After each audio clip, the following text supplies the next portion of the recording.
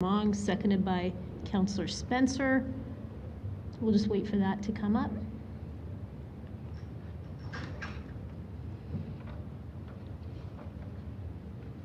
Is it frozen? There it is. Anyone opposed to rising without reporting? Seeing and hearing none, that is carried. All right, we are now going to take a motion to go into closed session for an item that was timed for 3:45. So just so everyone's aware of what's happening, the items that we were in closed session for, we are almost concluded with. We will come back out here and rise and report and debate those publicly. However, we have to go in for this one item. It's on the screen here. Can I get someone to move it? Councillor Sharp, seconded by Councillor Walcott. Thank you. It indicates that Sohail Tucker will be coming in with us. I don't see anybody in the queue for any discussion. Please go to eScribe to vote.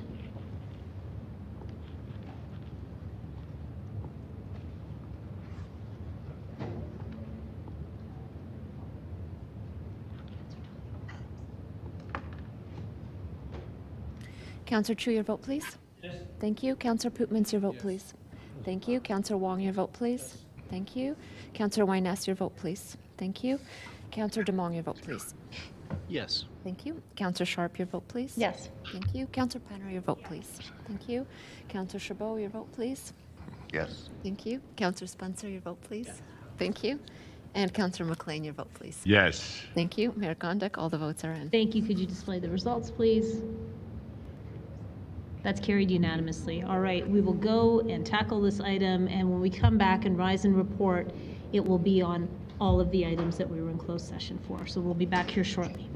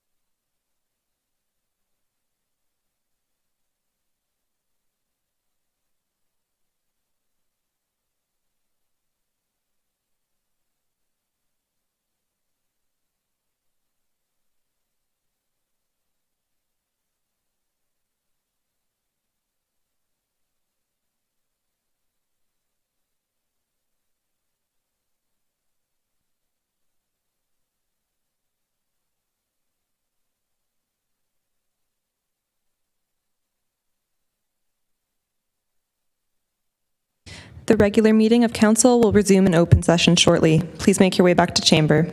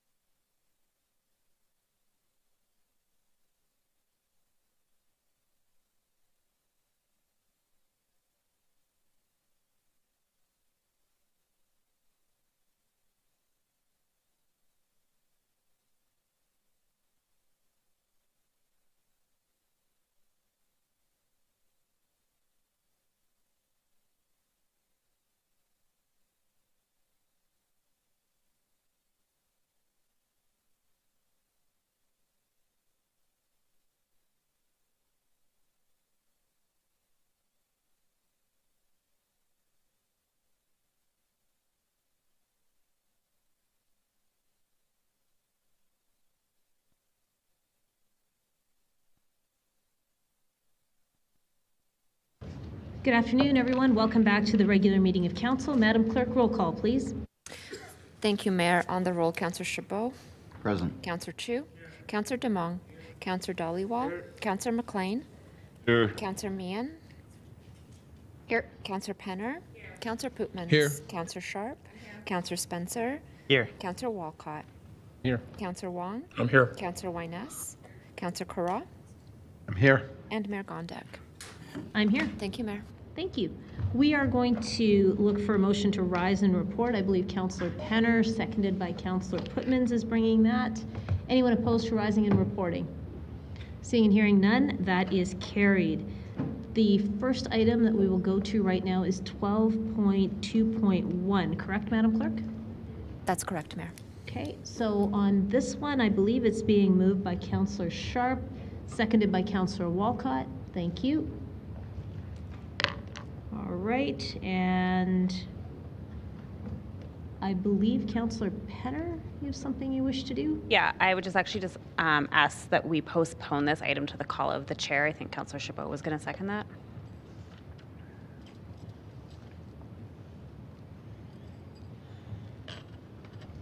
All right, we have that motion before us. I don't see anybody in the queue.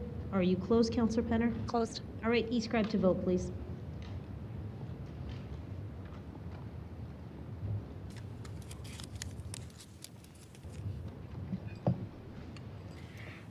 Councillor Demong, your vote, please.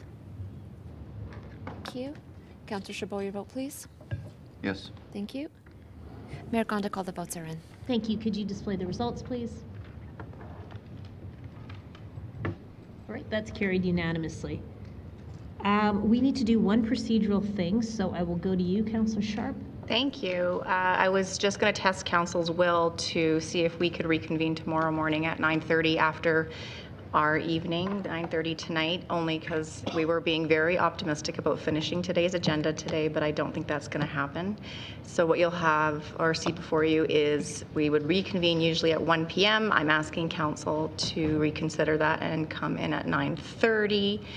And I know that there are some people that don't want that, but you better have a good reason. I'll second it. Yes, seconder, Councillor Penner. Okay, Councillor Chabot. Yeah, I'm not sure if Councillor Sharp would consider it a friendly, but maybe we could amend it to start at 8. 6 o'clock. Guess it's not a friendly.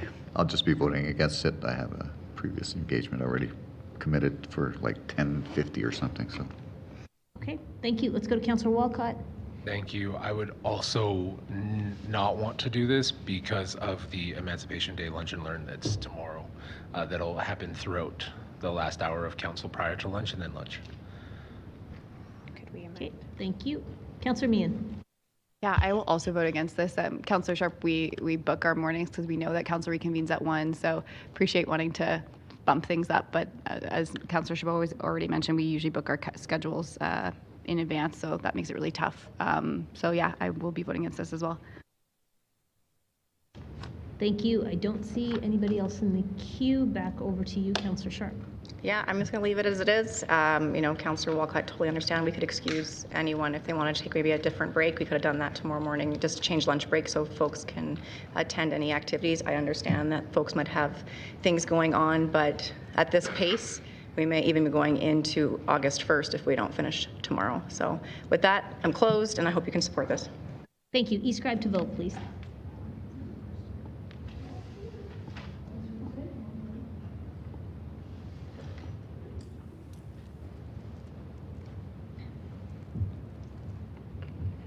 Councillor Chabot, your vote, please. No. Mayor Gondek, all the votes are in. Thank you. Could you display the results, please? That motion is defeated 7-8 with Councillors Walcott, Chu, Demong, Wong, Pootmans, Chabot, Carra, and Meehan voting against. So we will resume at 1 o'clock tomorrow. With that, we are moving on to the 3 items that we went into closed session for. All of these items pertain to the Green Line. We will do them in logical order. not necessarily numerical order. So we will start with item 12.2.3. When that one is done, we will go to item 7.20. When that one's finished, we will go to item 12.2.4. Just so everyone's aware of why we are doing that, item 12.2.3 is based on recommendations and a report from the Green Line Board.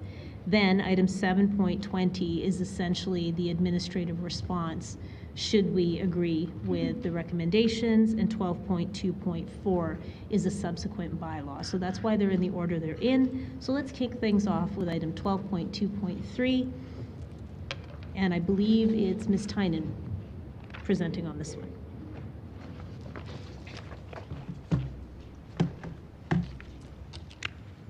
Perfect.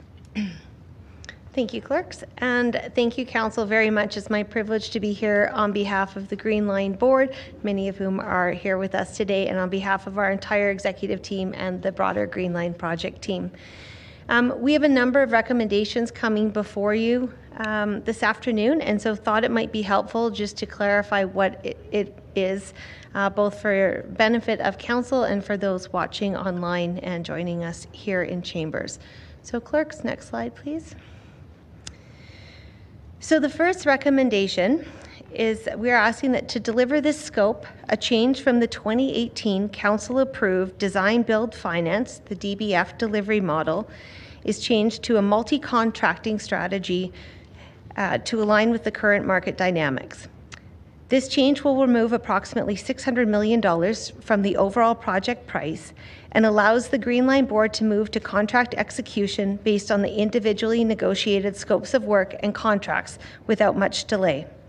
The new contracting strategy is based on current market constraints, ongoing discussions with contractors, as well as Green Line's due diligence and commitments to effectively deliver the Phase 1 project recommendations. Recommendation number 2. The board is recommending that Green Line Phase 1 main construction begins by building the core of the project from Linwood-Milliken in the southeast to Eau Claire downtown, connecting into the existing red and blue LRT lines in downtown Calgary with a new maintenance and storage facility at Highfield. This revised scope effectively facilitates for future phases to be constructed both north and south, brings riders into the downtown and to the red and blue LRT lines, and delivers the best long-term value for this investment.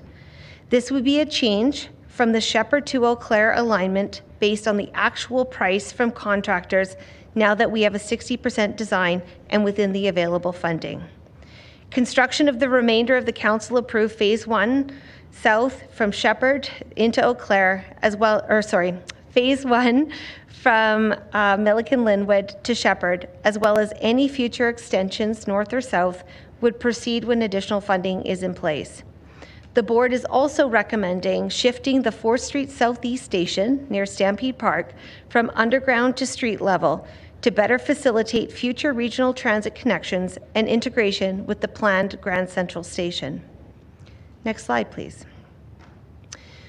Recommendation 3, while preserving ridership, development opportunities, and mobility benefits, the Green Line Board is recommending that construction of the Centre Street station be deferred, with only supporting infrastructure for a future station be built within this first phase. Recommendation 4, Green Line will continue to work with the Province of Alberta and Government of Canada to secure any amendments to the Investing in Canada Infrastructure Program funding agreement. From the letters received from both levels of government tabled earlier this morning, this work is already well underway, with some items already confirmed. Recommendation 5, next slide, please. This recommendation is to confirm that approvals from our funding partners must be secured prior to contract execution. And recommendation 6 is, should council approve these recommendations, Green Line would move to final negotiations and contract executions. During this period, all continuing projects and work need authorization to continue and to ensure the negotiated schedule remains on track to advance items on the project's critical path. Next slide. Recommendation 7, This recommendation is to amend the Green Line Board bylaw to update wording based on recommendations 1 and 2. And finally, recommendation 8 is to, as Green Line remains in active procurement and the board report contains commercially confidential information about contract negotiations, we ask that these materials remain confidential. And that, Madam Chair, concludes the overview of our recommendations, and we would be pleased to take any questions. Thank you very much. Appreciate your presentation. I'm just going to look to members of council to see if anyone's got questions in the queue. Let's start with Councillor Sharp. Thanks. I have a quick question for you, or whoever can answer this question. You mentioned the scope from Milliken to Eau Claire. Can you give us an understanding if you're starting at Milliken or you're starting in Eau Claire? So the answer is both, and in all places. And so with the scopes of the contracts that we would be moving forward with if this was approved, there are items on the critical path within the downtown. There are items to start working on in the southeast. And so we've never envisioned building out the project in a linear fashion. We wanted, as you may note with our land acquisition, the utility relocation, all of those early works pieces are so that once we have contract execution, we can hand over all parcels and expedite the schedule so that the contractors can begin wherever it best helps the schedule. Okay, that is it for me. Thank you. Thank you. And as we go through the queue, I'm sorry, Ms. Tynan, I was looking between screens. Was there a map that you provided as well? There was. I'm sorry. Next slide. Thank you for being way better. So thank you. So just for a visual, this is the proposed alignment as part of recommendation 2, where we are building the core of Green Line from Linwood Milliken in the southeast through to Eau Claire with the new MSF at Highfield. And so that is there as a helpful visual for all tuning in. Thank you, Mayor. Thank you very much. Let's go through the queue then. I believe Councillor Penner, you are next. Yeah, so just a really quick question because I know our media partners want to know this. In the building the core, any other scope changes or revisions in particular to either stations, tunneling, anything like that, just at a super high level that we can discuss today? For sure. So as we mentioned, we will be deferring the full station build out at Centre Street in the Beltline, as well as shifting the 4th Street station by Stampede Park from underground to at grade to facilitate that integration with the future Grand Central Station. Other than that, we remain whole in terms of tunneling through the downtown and building all the way through to Linwood Milliken, preserving the options to keep building as funding allows. Thanks. No other questions. Thank you. Councillor Wong, please. Thank you, Mayor. Thank you, Ms. Tynan, and everybody for being here. Just a quick question following up on Councillor Penner. When we talk about the downtown alignment, 2nd Street alignment, the concern of the public has always been about the technical considerations about tunneling. Are we confident we're good to go? Go ahead. Good afternoon again. Don Fairburn, Chair of the Green Line Board. Yes, we are. Thank you. Let's go to Councillor Walcott, please. Thank you so much. Just because, again, now that we're in public session, I apologize because all of these questions we've gone through often, but now that we're out, I know a lot of people in the Beltline would be curious to know the rationale for Centre Street. And I think that's going to be an important part of the story for that decision in particular. I think we have a good idea of 4th, but Centre Street itself might still be a little bit ambiguous as to how that was decided. For sure.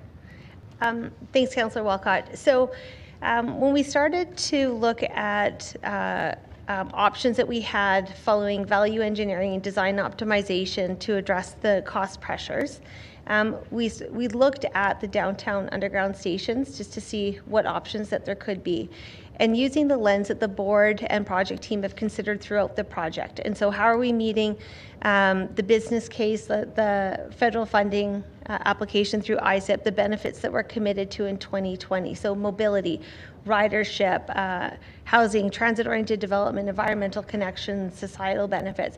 How could we still meet those requirements?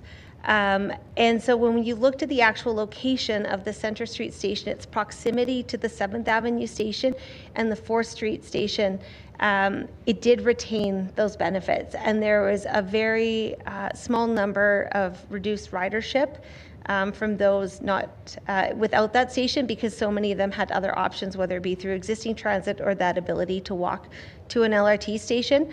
And so so that was really the analysis. It's a cost savings piece for sure at this time. We will continue to build the tunnel through where that station would be and put in the infrastructure to be able to ensure that a future station could be developed as that area gets developed out. And so we are future-proofing that area for to ensure that there can be future LRT. Thank you so much. I appreciate it. Thank you. Let's go to Councillor Craw. I'm going to wait on you because you're wishing to move it, correct? And Councillor Spencer, I won't come to you because you have an amendment, so we got to wait for a mover. Let's go to Councillor Putmans. Thank you, Mayor. Through the chair, are there construction timing details you can share with us? When can we start to see some activity? Well, construction on Green Line has been underway for a number of years, as those traveling through the downtown can certainly attest, and to community members in Ogden. But we will be moving forward into the implementation phase this fall, and so are anticipating main construction beginning later this fall, but Calgarians will really see a noticeable uptick next construction season. Thank you, Chair. Thank you. Let's go to Councillor Chabot. Thank you. Based on what you've indicated as far as scope change, looking at saving some funds by not going underground, why wasn't there further consideration given to maybe daylighting more of those stations, downtown in particular? In looking at each of the stations, if you look at 7th as an example, we have a tunnel. So bringing the tunnel up to grade, or having a station that somehow or other was submerged, not fully, is very difficult simply from the tangents or the design of the tunnel. You can't have steep ascents or descents. So it's very important anchoring from Eau Claire through to 4th and looking at the geometry and looking at the geotechnical analysis, of which there was a significant amount done. It was clear that we had to have an underground station at 7th. Eau Claire, we looked at various options for Eau Claire: underground, at grade, submerged being not completely underground. And we'll have ongoing design optimization at Eau Claire. But the reality, again, is you have to try to keep the geometry of the tunnel. Okay, well, that was part of the concerns that folks had, in that some of those areas have some challenges associated with them, especially in the tunneling portion, and looking at potential savings in the cost of the program to maybe extend further south. Now, in light of the fact that it's intended on ending way less far south, have you considered what the impacts on ridership that this will have versus ending at Shepherd? Yes, we have. We've worked closely with the city departments who run the ridership model, and the ridership has been updated to reflect the stations that will be constructed, and that information is available. The projected ridership on opening day is 32,000, and of course, as time progresses and development proceeds around the stations, that will increase. Thanks. Those are all my questions. Thank you. Let's go to Councillor McLean, please. Thank you, Mayor. Councillor Chabot stole my question on ridership, so you've given some numbers. I think we're good there. I wanted to go to recommendation number 5. Could you pull that up? So it's recognizing amendments and waivers and funding agreements, because maybe just for clarity, because I know there was certain waivers that were maybe issued by provincial and federal levels of government. As far as funding agreements, that's different. Maybe you can explain to the public the difference between those and the certainty that we are going to maybe get that funding agreement letter, and what would possibly happen if we don't. Maybe if you just could share that. Thank you, Councillor. So the waivers required are primarily confirmations with respect to the existing ISIP funding. The federal and provincial governments have funding agreements that we're the beneficiaries of, and those funding agreements relate to specific scope, and we need clarity, and it was addressed clearly in the provincial letter, and we believe that the letter from the minister federally addresses it and gives us sufficient comfort that funding will be fully available, notwithstanding the reduction in scope. That's point one. Point two, we are changing the contracting methodology. We're moving from a design, build, finance to a multi-contracting strategy. And again, we are looking for comfort from the senior government funders that funding will continue to flow and will not be allocated as a consequence of that. Now, if those letters did not convey that, and if we see governments failing to proceed, then of course we'll be working hard to understand why. But we have a high level of confidence that full funding will be available to us and that we will be able to proceed. Thank you. High level of confidence is good. So that's what we're looking for. We discussed maintenance facilities, and again, it doesn't talk much about that, but I think people are going to be, it was going to be maybe at Shepherd or maybe Ogden, it's going to be at Milliken or High. Could you maybe just run that down just again for everybody to know how that's going to unfold? Sure. The original alignment with the best value, moving from Eau Claire all the way down to Shepherd, had the maintenance storage facility at Shepherd. As a consequence of the phased approach, we will build a maintenance and storage facility at Sheffield. And as the line progresses, Highfield. As the line progresses further south, ultimately there will be need for an additional maintenance and storage facility at Shepherd. Excellent. That's all I have. Thank you very much. Thank you very much. Let's go to Councillor Wyness, please. Thanks. You kind of talked a bit about the numbers, but I'm just kind of curious, because we're building in phases, can you explain to Calgarians in the suburbs why we can't start there when they are kind of a driver for the number of people using this? And some of the assumptions we're making on those numbers are on the completion of build out of new developments, not actually build developments. Certainly. I understand the disappointment that some Calgarians will feel that the line is being built in phases and will not be built to serve their community when they had thought it might be. I think expectation has been expressed to us in any event is that there will be ongoing efforts on behalf of Council to ensure that funding is made available for future phases.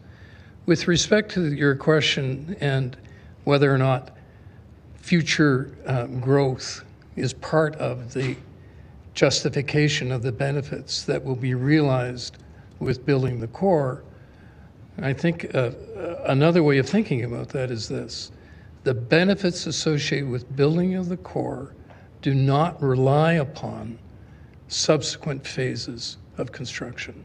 The benefits that we have analyzed and discussed relate only to the phase that we call building the core from Eau Claire to Milliken. It's clear that the line will become fully functional if, in fact, it is built further south and north. Could one not argue that we've kind of already oversaturated or built the core with trains? You got your red line, you got your blue line. Even some of your green line is a walkable distance from the red line. I'm just kind of curious again how a very saturated rail market is not going into new territory where we could really get our ridership up as a phase one. Right. So our view is build the core. Build the downtown section from Eau Claire through to Milliken. That is the best option from which to build incrementally phases north and phases south. It's particularly important to recognize that if you fail to move into downtown, say you were to end the alignment at 4th, it's a very difficult undertaking to integrate bus transit and bus services. The best terminus for this phased approach is one at Eau Claire and one at Milliken, particularly at Milliken, because we're in a better position with respect to connecting bus lines, as well as connecting bus rapid transit lines at that location than we would be, say, if you started at Shepherd and ended at 4th. That is a dysfunctional alignment from the perspective of either delivering people who are onboarding the train at 4th or taking them on to a different destination from 4th. I think some Calgarians will challenge us on that argument. I'll stop there. Thanks. Let's go to Councillor Thaliwal, please. Thank you, Mayor. Thank you.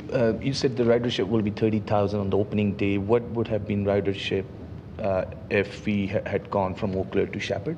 What is that delta? 55,000. So 25,000 people will be left behind. Okay. We, as part of the city's work, they are supporting, with as you will hear in CFO Mail's report, following an investment to ensure that bus and BRT service will be able to connect those Calgarians into the new Green Line. No, great. So they won't be left behind. Yeah, that's fine.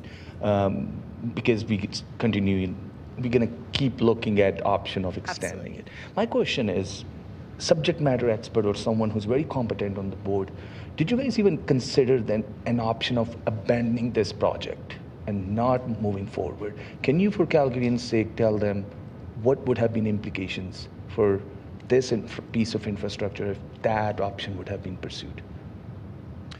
It's important to acknowledge that we have an obligation as a board to respond to the directions of council.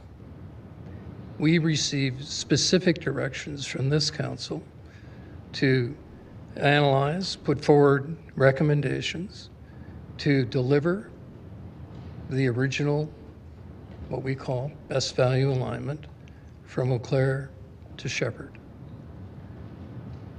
And in so doing, in considering that analysis, evaluate the availability of funding and the sufficiency of funding required to ensure that that could, in fact, be delivered. We were also directed to consider, as an alternative, based on available funding and based on the incremental financial capacity of the city, the next best option. And the way we think about that is it's really not the next best option. It's the phasing of Eau Claire to Shepherd. And I'll give you a further example. Never were we asked to consider simply abandoning the program. But in so evaluating other options in response to an earlier question, for instance, the ridership from Shepherd to 4th Street is 14,000. So you're beginning to get into the territory of, why would you build that? Because there is such a decline in benefits and very difficult to phase north from that point. So it really was never under consideration in terms of direction from this council for the board to answer the question of abandonment. It was give us your best recommendation based on best value. And Wendy Tynan has already shared with you the considerations around how to think about value. Okay, I have two more questions. The one is, there's people who might say, you guys are building a cold-plated project. I just want Calgarians to understand, how much is this because of the inflationary pressures, macroeconomic factors, and external factors that we can't control are affecting this, and not the scope, and not that we are trying to build a gold-plated product here? All right, thank you. Let me start with the macroeconomic first. I think it's clear, it ought to be clear, that Calgary is not in a unique position with respect to the pressures on cost.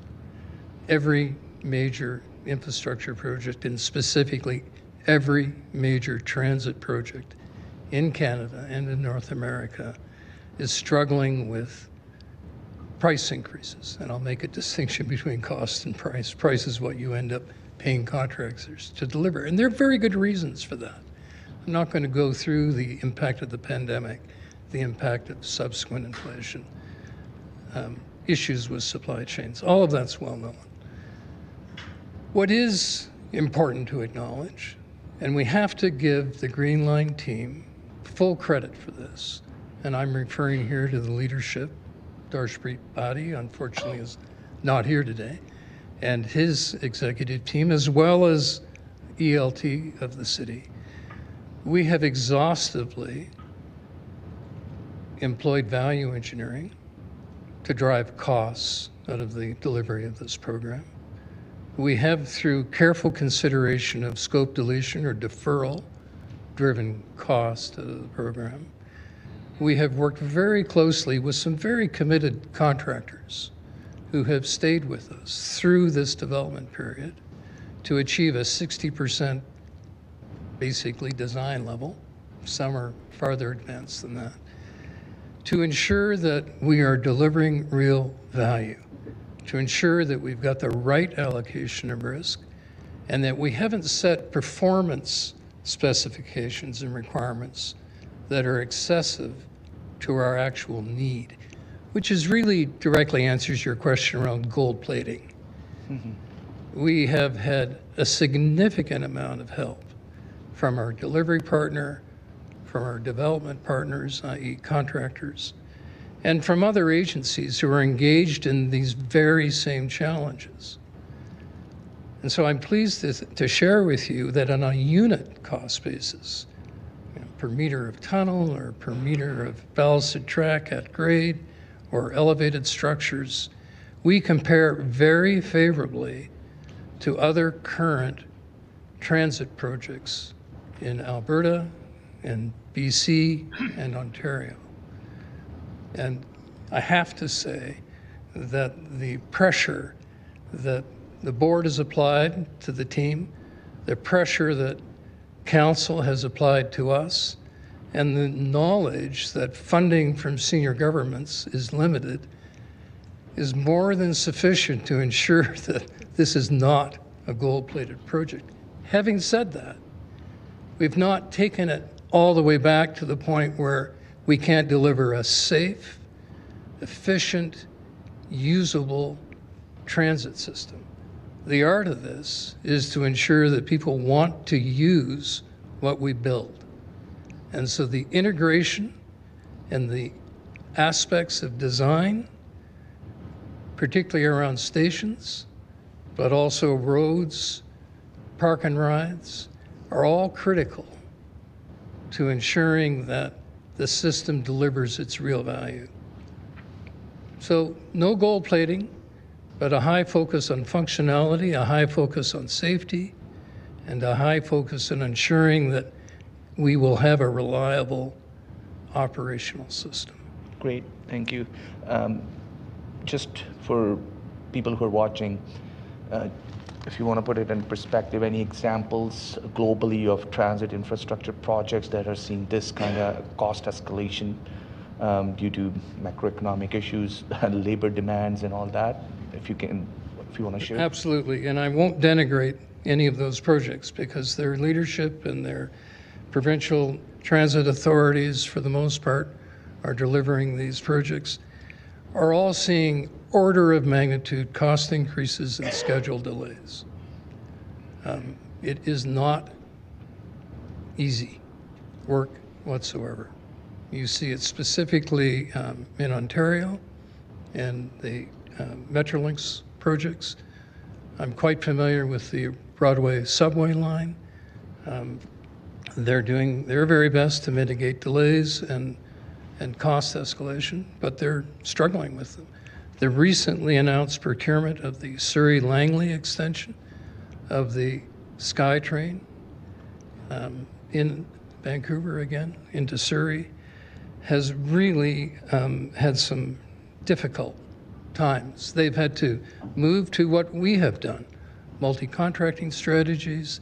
They've had to seek significant increases in funding, and so it goes. I have to say that we're confident, with the support of the contractors that we've been negotiating with and the strength of our team, that we will do well, notwithstanding this challenging environment. Great, thank you for answering all my questions. That's it for me, Mayor. Thank you. Thank you very much. I don't see anybody else in the queue, so I'm going to go to Councillor Carra to move the item, please. For us in totality, not just specifically this. And I'm going to make these comments as someone who has been involved in trying to get the Green Line built since before it was the Green Line, since before I was the city councilor. And I will say that it was conceived of in a much different age than we find ourselves in right now, in a number of ways. I characterize the time when I was first elected in 2010 as an age of politics in full sentences. This was conceived through deep collaboration on a regular basis between MPs, MLAs, and members of City Council in a way that doesn't occur in this political environment. It was conceived through deep engagement of the citizenry. We not only had town halls and design charrettes, but we had game shows where people like Brett Wilson presided, and we asked citizens, should we keep $53 million of tax year so we can afford to do this?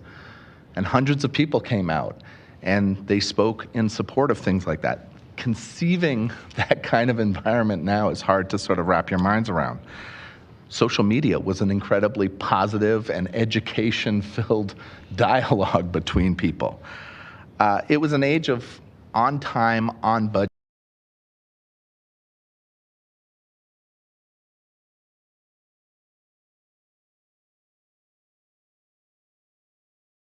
Mega projects. The last one we squeezed under the wire on that was, of course, the amazing BMO Center.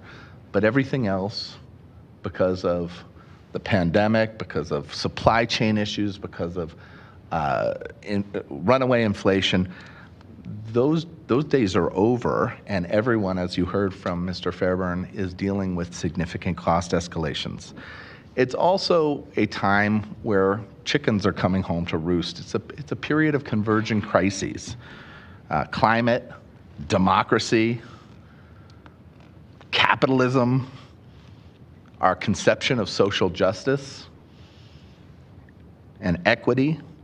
And it begs us to ask ourselves, is this project still relevant? Is it relevant as a total project?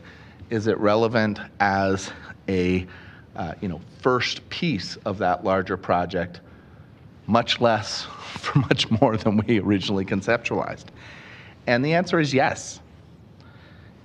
As it was originally conceived, as it remains now, it is incredibly relevant to our best future. The line that I offered years ago when we were fighting for the Green Line was that it is the backbone of our city's best future. And I believe that completely.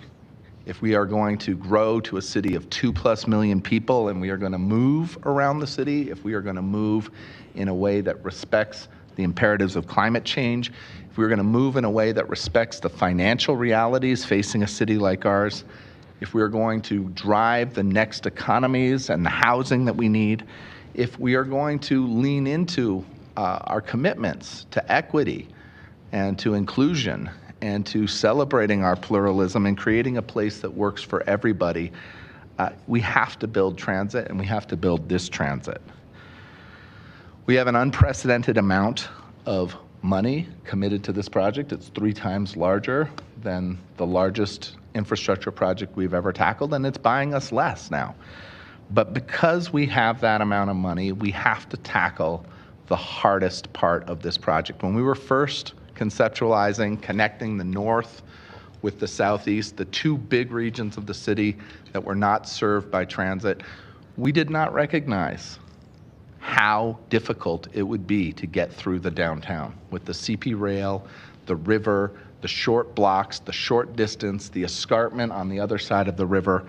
All of that is incredibly difficult.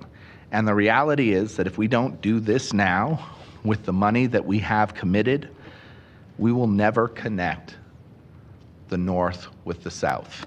People who live in the southeast will never be able to take a train to the airport or to a northern hospital that will eventually be built. People in the north will never be able to get downtown and get to the event center and to the South House campus and to everything in between that grows up along that. And we will hurt the north. I'm running out of time here. Done. I'm done. That was beautiful, though. Thank you. Okay. You still have a closing. I do have a closing. I will listen to the debate. I will finish in my close and maybe respond to any questions that arrive. Thank you. Let me ask, can I get a seconder on this, please? Councillor Meehan, thank you very much. Councillor Spencer, you have an amendment. Yes, please, Mayor. At risk of making the unreadable recommendations a little bit more so, I'd like to put two more into the fore. Council, you've had an opportunity to look at these from this morning. I know as I sit with these recommendations and I think about some of the conversations I'm about to have with neighbors, family members, people whose lives are intertwined with my own. They've lived with the promise of this project for an exceedingly long time. It dominates the politics down in my area of the city. 4 terms in a row, it has been a Green Line councillor that has been voted in to represent the constituents of Ward 12. So the why was one of those questions I knew I was going to have to answer, and obviously coming out of this is the what's next. For my ward and for the city and for the questions that this path forward begs and asks, I really felt it was important that we took a page from former leadership on this project. For a little bit of context, back in 2020, a very zealous council put 17 recommendations on the Green Line to try and steer it as true as possible before the Green Line board was fully formed and leadership was delegated to a team of experts. This is not 17, but I do believe it hits home in the places that we need to hit home. After nearly a decade of delays and setbacks, this project is moving forward, and I want us to immediately begin thinking beyond the core. While this is super important, and I agree with what Councillor Carra, a bunch of his points about just the necessity of getting the downtown figured out, the necessity of doing the open heart surgery that's going to increase the viability of this project into future iterations and to future extensions, we need to be immediately thinking about tomorrow. The hard work to get to this day isn't just about today. Thank you to everyone that has worked endlessly. I know Wendy, it was just one in particular that was here quite late, and I interrupted her dinner with text messages and endless questions. We've harassed and harangued ELT, the Green Line board, and the conversations that you just saw a little bit of. Sorry, I'm getting into debate. Back to where I'm supposed to be going. The amendments both signal council's intent to forge ahead, but then also immediately link future conversation to the parts of phase 1 that Calgarians will now be lamenting because the scope just changed. This is a link that we're talking about and a funding source that we can go after to specifically go for the people that Councillor Dhaliwal talked about that are going to feel left behind. This is for us to expedite a path towards the best value alignment, as has been recommended by our experts. I believe this is exactly what we need to have incorporated into the broader story of these the broader recommendations. I'm done. Thank you. I will look for a seconder on this item. Councillor Wong. Okay. Let's go to those in the queue on this amendment. If you are already in the queue on the main, but you wish to weigh in on this, please RTS again and just put an A beside it. Thank you. Let's go to Councillor Sharp. Was he? Yes, he was. Okay. Good. I didn't realize I was either, so thank you. The only reason I RTS on this one in particular is because of just the significance that is 8, right? And talking about building an advocacy position and a proposed funding strategy that includes, but is not limited to, the Government of Canada's Permanent Transit Fund by the end of Q3 of this year. This is significant because a lot of the work that myself, my colleagues across the country, the mayors, the Big City Mayors Caucus, has been working to advocate toward the federal government to actually build Canada's Permanent Transit Fund. This was such an important aspect of so much of our advocacy in the last several years, and all of the people who served on FCM before me, because there isn't an order of government who hasn't at one point in the last several years made a significant statement that transit is our future one way or the other.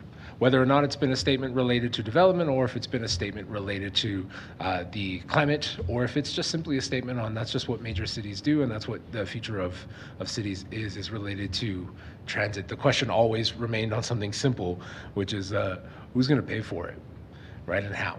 And so that advocacy position to create Canada's Permanent Transit Fund and see those announcements come out this year in such an integral year when we are actually building the train, building the project that we're talking about, that is the type of work that you can't really make up, because that's just simply for orders of government coming together to ensure that when we actually talk about these things, we can see them come to fruition. So I just really want to support that advocacy position, that proposed funding strategy. We know what the requirements are. We know who our partners are going to have to be within the region. And then we know, of course, that we're going to need that support from the province at the same time. But the idea is that there's a pathway that's been laid out for us to finish this project by the federal government and by our partners. And we just have to make sure that we're ready to take advantage of it right now. I would love to say that Q3 2024, when you think about that's only a few months away. And so we're ready to go. And then to further, to take a look at the future Green Line, I think is one of the more important things that we have to do, which is once you start building, you can't stop, right?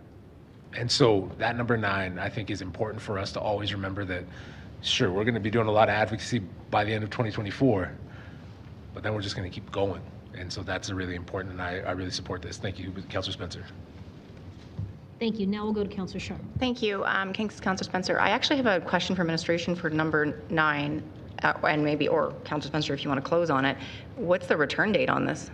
We don't have, just says direct administration to prepare a cost estimate and advocacy position for completion of the full Green Line as approved by Council in May 2017. When are we getting this report? So if administration can't answer that, Councillor Spencer, I hope you're putting a date in there, because I'll bring you a friendly. So if I could, I haven't had an opportunity to speak with my team on timelines, but I suspect, including the Green Line team, this would be a considerable ask. It would probably take some time. The first one I don't think is a problem coming back in Q3, but the second one's going to take a little bit more time, but I have not had a chance to speak with my team. Okay, so that's a problem for me. And the reason it's a problem for me is we're sitting here talking about the great things that this project's going to bring, and we want to finish it and scope it and phase it. We have no idea when we're going to get that information. So until I get that information, I'm going to need these two called separately. Love number 8, think it's great, but cannot vote for something I don't know when I'm getting and or how much it'll cost for us to get. So clerks, if we could call those separately, thank you. Before we do that, you mentioned something about a friendly, Councillor Sharp. Well, I can't do that if the CAO Duckburst has said it's such a substantial ask, right? I mean, I don't know what your friendly is. So well, my friendly would say, if we're starting this project and once you build, you can't stop. If we wait for numbers, let's just say we don't get numbers and costs escalate, then the numbers will change. If it's a substantial ask, I'm saying, are we giving them 6 months? Are we giving them till July 2025? We are putting a lot on administration's plate just with today's work and moving forward. I'm wondering if maybe number 9 comes later. Maybe we don't actually ask them to do this right now. But if I could, Councillor Sharp, I wonder if Chair Fairbairn or Ms. Tynan couldn't comment. But we don't need a guesstimate. Like, that's the other thing. we need solid understanding of how much work this entails. It is a significant amount of work, but I can say this, our first priority is to deliver on getting this project moving forward. And we cannot be distracted from that. The second priority clearly would be this topic. And working with City ELT, our delivery partner, and our contractors, we could move forward into a planning process, certainly for points south of Shepherd and points north of Eau Claire. Some of the work has already been done, north of Eau Claire, up center to 16th, and some consideration has been implied for points north of there. Less has been done from Shepherd down to Seaton, but there was historically work done on that. So we're not starting from ground zero. And I would say, and I'm looking at Michael Thompson as I say this, that between the Green Line team and City ELT resources, and this is going to border on a guess because a considered response would require us to scope the work and come back to you with a full considered view. But I think it's fair enough to say, and I'll look for Michael Thompson to concur or not, that we could deliver on a planning exercise by the end of the second quarter of 2025, and we could probably scope that by the end of the first quarter of 2025. But I'm interested in Mr. Thompson's response because, of course, you know as well as I, his plate is also full. Your estimates on time were exactly what I was thinking, as we're already working on this with respect to some of the applications for funding that we're working on right now. So that timeline would make sense if we put Q2 2025 for the second bullet. So then, Councillor Spencer, are you good with Q2 2025 for a scoping report to come back to, I guess it would be executive committee, correct? GM Thompson? We'd go back to executive committee, I'm assuming? Or infrastructure planning? That's what I was just wondering, if it would be through infrastructure planning or to executive. I could weigh in for a moment. Generally, the Green Line updates come to executive committee. It would provide for consistency if this came there. Fine with that. Okay, so Madam Clerk, are we able to recognize this as a friendly? Absolutely, Mayor Gondek. The procedure bylaw does require, though, that the member making the motion does require general consent to make this a friendly amendment, given that it's already been moved and seconded. So general consent. Okay, and so we've got the language up there. Working on the language right now. Okay. So as soon as we have the language up, Council, we are looking for general consent to do a friendly amendment as proposed by Councillor Sharp to Councillor Spencer. He's already indicated he would be interested in this, so we'll just give this a minute. While we're doing that, why don't I go through the queue? Let's go to Councillor Carra, please. Yeah, just to offer a little bit of debate, this is great because the promise of the Green Line is to be something that links the far north with the deep southeast.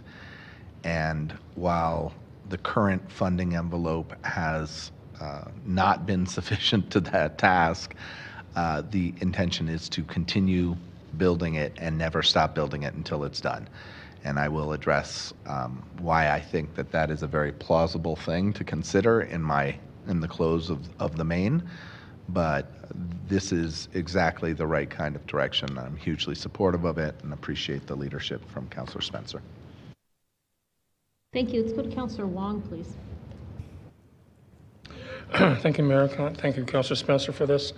You know, when we talk about the full extent of the Green Line, we're talking everything from the far north right down to deep south. And as much as today we're approving an abbreviated segment, there is that burning question that everybody's going to ask. You know, when are we going to finish the rest of it? How much is it going to cost? And, you know, when can we start riding it? So I do appreciate this amendment. I do have a question, though, for administration, and that is in both item number 8 and number 9. Number 8, it makes reference to as approved by council in June 2020 20, and number 9 is, it makes a statement, Green Line is approved by Council May 2017. Do you see a conflict in those two dates?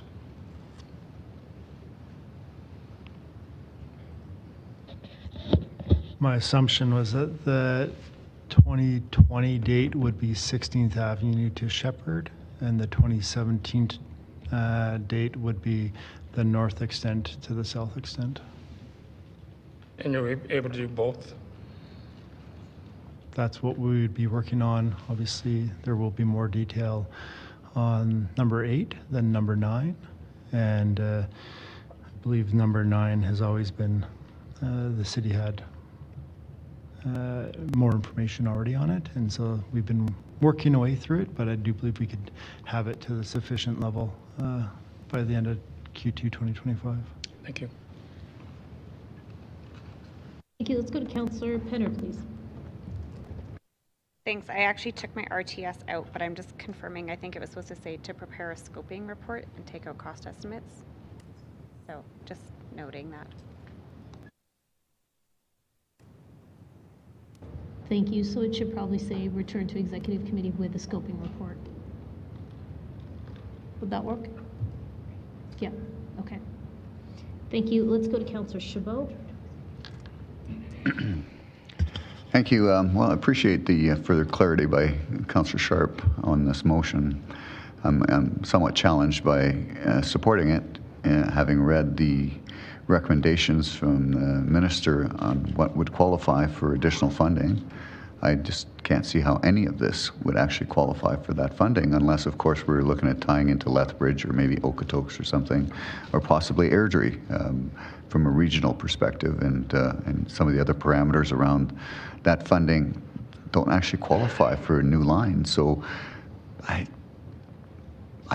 can't see myself supporting this because I don't think it's achievable. I think first and foremost, if council is going to move forward with this project, we should focus on delivering what's before us before looking beyond it as to what else we can do, because there are operational implications to capital expenditures, which is another thing we'll have to consider after the fact. Don't see anybody else in the queue, so I'm just going to comment for a minute. I don't think we can lose sight of the fact that we are voting on a phase of this project today. There's still a whole schwack of it left to build.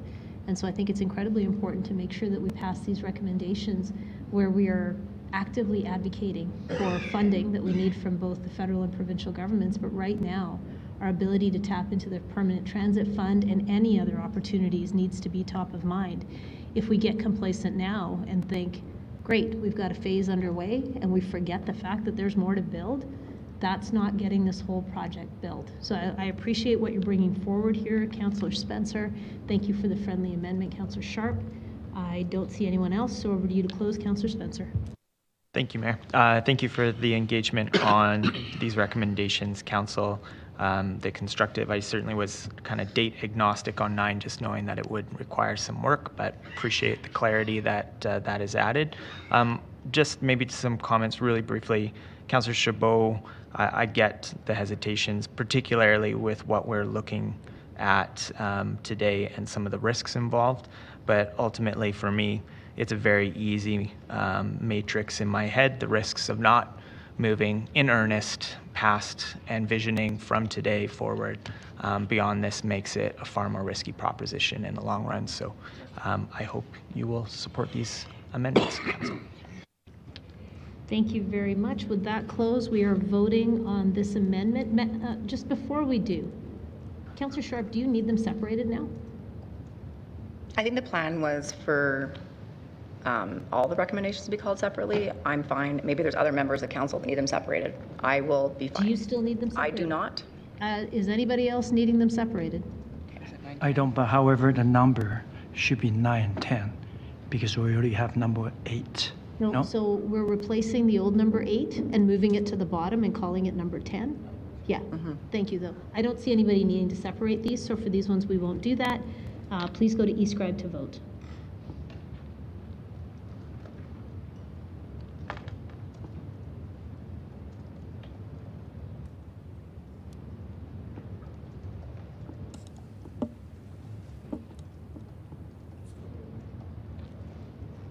Councillor Pootmans, your vote, please. Yes. Thank you. Councillor Meehan, your vote, please. Thank you. Mayor Gondik, all the votes are in. Thank you. And while you are displaying the results, I'll just say to members of council, if you press refresh, it'll come up quicker. That is carried 14-1. All right, so we will go back to the main as amended. Next in the queue, we had Councillor Wong. Thank you, Mayor. Thank you, Councillor Carra, for your open on this. I think the greatest thing that I'll add to Councillor Carra's open is that, you know, there's a number of things that we are looking for, and, you know, not just from a city building perspective, but also an economic diversity perspective. There's an opportunity by starting the alignment at Eau Claire and continuing it south, but even going further south, there's an opportunity at Eau Claire eventually taking it up north, and that is, again, rebuilding our downtown core. Our downtown core, as we know, when we take a look at the fact that, you know, we've had office vacancies that reduce the assessment base, tax base. We would take a look at the downtown core and the number of vacancies relative to, you know, businesses that, you know, could have been in place. We take a look at the downtown core and what we want to do with the downtown strategy of having it, you know, again, a revitalized downtown core. We need a green line. We need a green line that takes people north, south, east, west to the airport, everywhere around that. So with that, you know, again, we've had a lot of conversations, consultations in different sessions here relative to, you know, is this the right alignment going just down to, you know, Linwood, Milliken? And as we've heard from the Green Line presenters today, this is just a start. And as I talked to during our session to some of the board directors, this is the equivalent of building the chassis to the ultimate engine. If you don't start the chassis, you don't start with building the roof or the trunk. This is the starting point. So coming from the downtown core, working our way down Milliken is constrained only because of the fact of costs, only because of the fact of inflation, and then, you know, labor shortages and everything else and such. Ideally, we all wanted to get down to Shepherd. Ideally, we want to go down to Seton. Ideally, we want to get to North Point, but we've got to start somewhere. I know a lot of people would challenge me by saying, you know, geez, you know, as a conservative, why would you do this? It's about city building. That's what it's all about. And with that, I want to commend the team. I want to commend the administration for bringing this forward to us for consideration. Thank you. Thank you. Let's go to Councillor McLean, please. Thank you, Mayor. It's been a long journey here for a lot of people, and it's a tough one for me because I support mass transit. I think most of us do. But again, at what cost? We haven't even got to that part yet because that's going to be next. I will support the reconsideration. Something has to be done. So I agree with that, but I'm not a big fan of the realignment, mainly because I was hoping, like many people, to see trains or the BRT going from the deep south to downtown to at least City Hall or the Stampede grounds. The new plan doesn't do this. Of course, it's shorter. And my main concern, again, to cost, is the tunneling downtown. We've had a lot of reinsurances, but again, that's an unknown, and cost could escalate. So that is the biggest reason behind this realignment that I'm worried about, that I'm thinking about not supporting. We've already invested a huge amount into this project, and if costs balloon, we might not be able to fund, or even as it is, fund new projects in the city, or our basic services that we have that Calgarians rely on. So again, great project, a lot of work being put into it, support the reconsideration, alignment, maybe not so much, but thanks anyways. Thank you. Let's go to Councillor Demong, please. Thank you, Mayor. We have invested hundreds of millions of dollars in the Event Centre, East Village, BMO Centre, Downtown Library. We need to protect those investments. We need to work toward meeting the transit needs in the north, offering a transit option to the south, and bring all those people downtown. We need to build a city and prepare for its future. It would be foolish to stunt the city's growth by delaying this needed infrastructure. I would be foolish to allow costs to rise any higher before we move forward. There will never be a cheaper time to build the Green Line than today. Let's make the wise choice. Let's move forward. Thank you. Thank you, Councillor. Let's go to Councillor Meehan, please. Thanks, Mayor. I'm happy to support these recommendations today, and there were some really good comments by Councillor Carra. And it's tough to build a project in 2015 dollars, many years on after a pandemic. But I think setting all of those cost considerations aside for a second and just thinking about how we've brought transit online in the city before, we get to look at a brilliant map right now of the red and the blue line, which spans from 69th Street in the west on the blue line to Saddletown in the east. That's not how it originally looked on the map, and I think people sometimes forget that. It went from 3rd Street, I believe, to Whitehorn, which is a much shorter version of the blue line. And same with the red line. We have the luxury of going from Tuscany in the northwest to Somerset Bridlewood in the south, but the line didn't always look like that. It actually was built from 10th Street near the planetarium to Anderson. And so I think one of the biggest challenges on the Green Line has been its vision. It has a beautiful, beautiful vision like all of the rest of our lines do. And it has to start somewhere. And I recognize when we show people the beautiful future vision map, they want to see that built today. And I do too. But I think what's really critical in these recommendations is that we're building the most essential and core part of this line. And we're doing it very well. I have full confidence in this project. City building is not without its risks, but as a governor, I believe that we have the correct controls here. And I really think that in every possible way, the Green Line Board has done their due diligence in terms of making sure that we are delivering value, but that we're not building something that we don't absolutely need to build that will be a good return on investment for Calgarians. So with that, I'm really excited to support this, and I hope that the rest of council sees this great vision.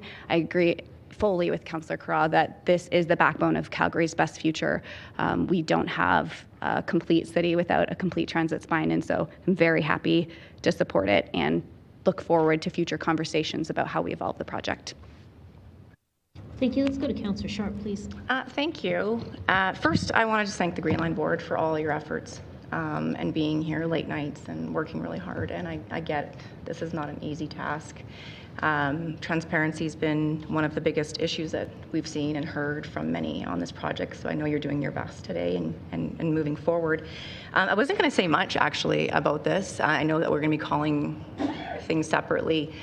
But I do have to say something, and it's not against anyone on this council, but I find it rich that there's previous members of council out there right now calling out this project on us. And to think that they were the ones that don't work here anymore, pushed and approved a monster of a project that was impossible to finance, and why we're here today.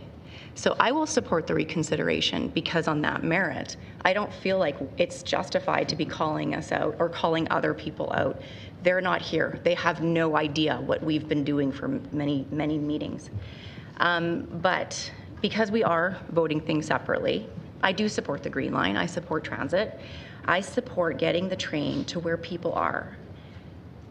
And the people are in the south. And my biggest issue with this is there's no legitimate phasing for the north or the north part or south part. Councillor Spencer, I totally approve of your motion moving forward and your amendment, and I get why you're doing that, and I appreciate it. We told Calgarians to expect a train to the south. There's an op-ed out from Deb Yedelin today saying, can't wait to see the train to the south, and that's not what we're giving out. I will get into debate on the financial part of this in the next report because it's not appropriate at this time. We already have a train system downtown.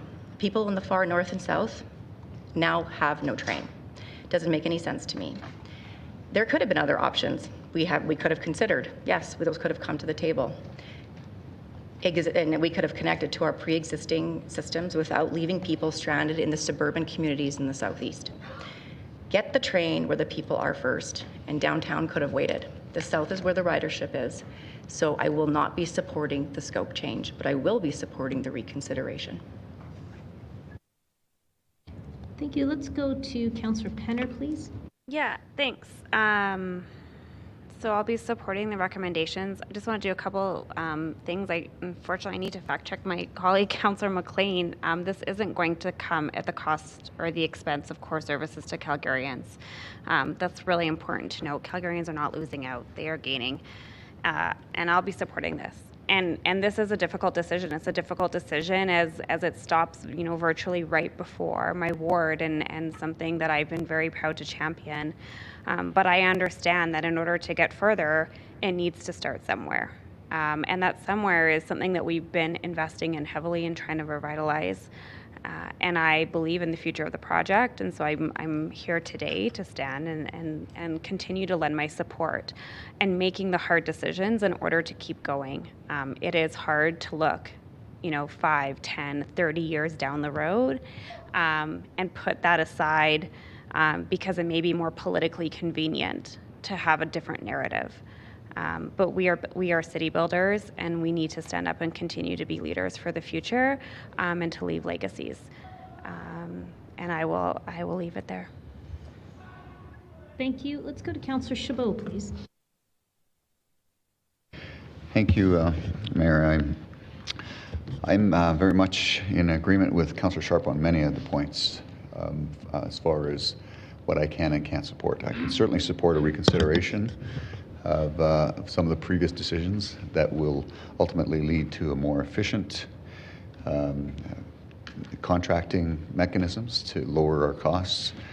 I can agree to looking at alternatives. I'm a bit challenged by the projected ridership that's being proposed here right now. I do also agree that we should be focusing more on getting people from location to location where we can actually capture a much larger number of new riders. While it's been identified as 33,000 potential riders in the previous proposal of Eau Claire to Shepherd, there was only going to be 18,000 new riders. And that was on a projected number of riders of 55,000. Now with 33,000, I can't imagine how many new riders that's going to be. I just can't see the cost benefit for this kind of an investment for so few new riders. The amount of revenue that's going to generate is nominal. It's got a net negative operating cost day one of $60 million a year. It's got projections on how much it could facilitate on as far as new development is concerned. But we've got numerous existing LRT lines with significant amount of redevelopment opportunities currently in the queue.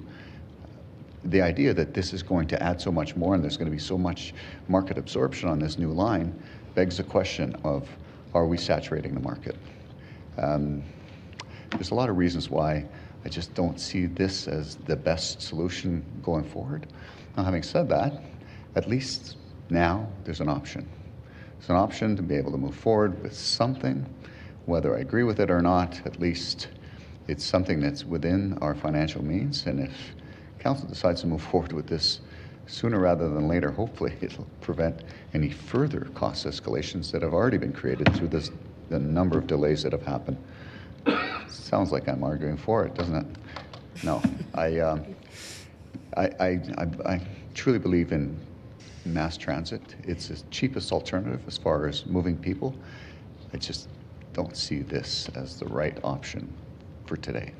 So I will be voting against some of these recommendations. Hopefully they'll all be called separately so I can vote based on what I think is right. Is that a formal request then to call everyone separately? Okay, thank you. Let's go to Councillor Putmans. Thank you, Mayor. We need to knit Calgarians and their assets together more effectively for our city to realize its potential. For example, in Toronto, their horizon has clusters of tall buildings evenly spaced in the distance along their transit line. The goal is to provide residents with most everything they need, provided by services at the various stations, some of which are 50 years old. In conclusion, this is a short speech. This project will enable Calgary to continue to be a beacon in the world for opportunity and a terrific standard of living. Thank you. Thank you very much. Let's go to Councillor Spencer, please. Thank you, Mayor.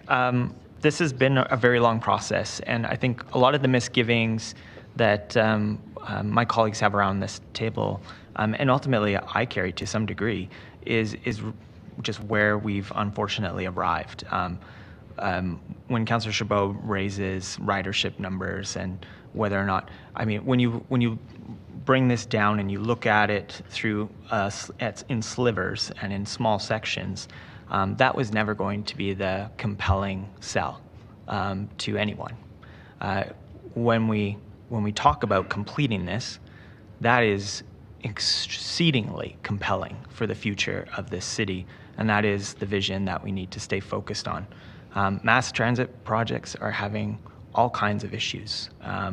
We spent an awful lot of our time talking about them and trying to work with our experts to find a way forward that works for Calgarians. When it comes right down to it, and even Councillor Chabot, you alluded to this, that it's the most efficient way of moving people. And incentivize a more compact urban form that directly impacts long-term financial outlook of our city. Means more Calgarians life cycling our considerable infrastructure gap. There's been extensive studies on ridership of this line, and the value proposition from our experts, again, is exceedingly high. And I should remind all of council, as it hasn't been said yet, that Calgary has one of the best ridership for comparative LRT lines across Canada, and I believe even in North America. Calgarians embrace LRT. They've made it a part of their daily lives and rhythms, of the way that they go to work and the way that they recreate, and we are not fully serving a sizable portion of our city, but we are now hopefully en route for that. I would also mention that there is BRT for Southeast residents, even the ones that we already have it. We want to get that LRT a whole lot closer in a much shorter time frame. And thank you for everyone that's pushing getting mass transit out to the south. I really, really appreciate that.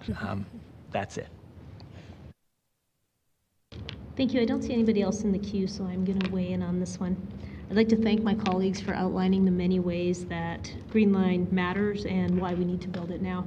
Rather than echo everything that has already been said so beautifully by so many people, I'm going to take a moment to amplify the voices of many people who generally cannot be here in chambers to advocate for projects like this, and the people whose lives really rely on a strong, reliable transit network. We tend to speak about transit being critical for people to get to work, to get to school, medical appointments, and recreation facilities, and those are all great reasons to have strong transit options in a city. And I would like to highlight some others. I want you to think about the single parent who is presently living in a community that provides them with an affordable place to live, just barely, but it's not close to the kids' schools or childcare, it's not close to work, it's not close to downtown for access to the fair entry program at City Hall, and it's not close to the food bank. It's not close to the food bank. I want you to think about the critical nature of people's reliance on public transportation. This isn't fiction. This is absolutely a reality for many people who live in our city. They're just getting by with the supports that we're able to provide to them as a municipal, political, or provincial and federal government. But they're walking a thin line, and the added expense of having a personal vehicle is simply not something they can afford.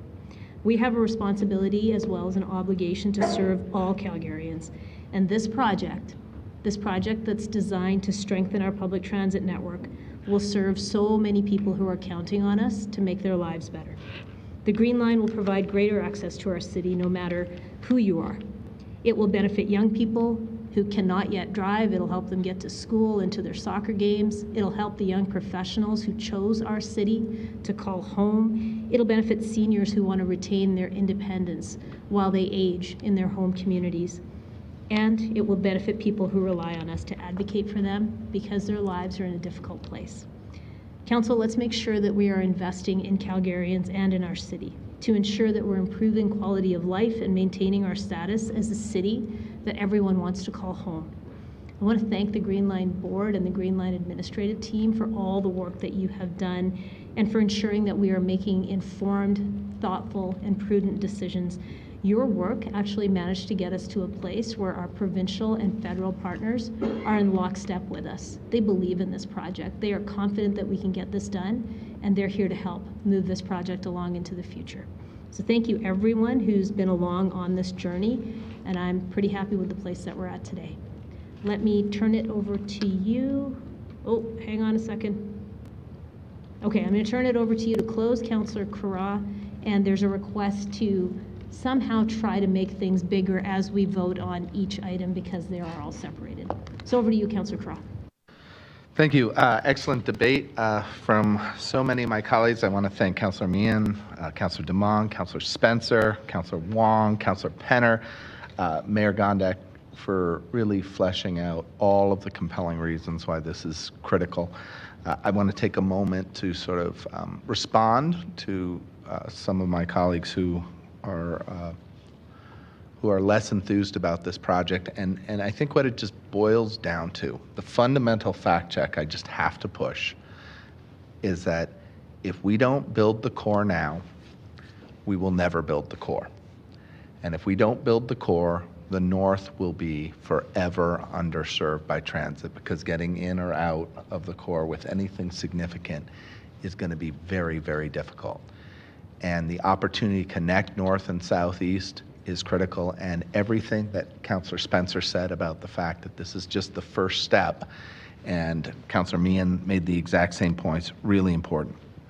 To close off my debate, and I'm going to say thank you in the next debate on the next item that addresses all of this, to so many people who have to be thanked. I'm just going to stop. I'm going to focus on the fact that I made the argument in my opening debate that we are in unprecedented times, and I think that that is completely true. But I also want to argue the fact that when you have a project of this size in any city in the world, it is going to create its own political weather, and it is going to amass naysayers regardless of what political age you find yourself in. If you go back and you read the stories about the Red Line, it's like you're reading the stories of today, right? This is not going to serve the city of tomorrow, say the naysayers. This is going to bankrupt the city. This is not going to be something that we need. I think that history will prove we are a place that is worth investing in. I think we all love this city, and this is something that the city needs. The other thing I just want to state is that I think the world will change again within the very near future. I think that a lot of big moves are being made to respond to the conversion catastrophes and crises that I talked about.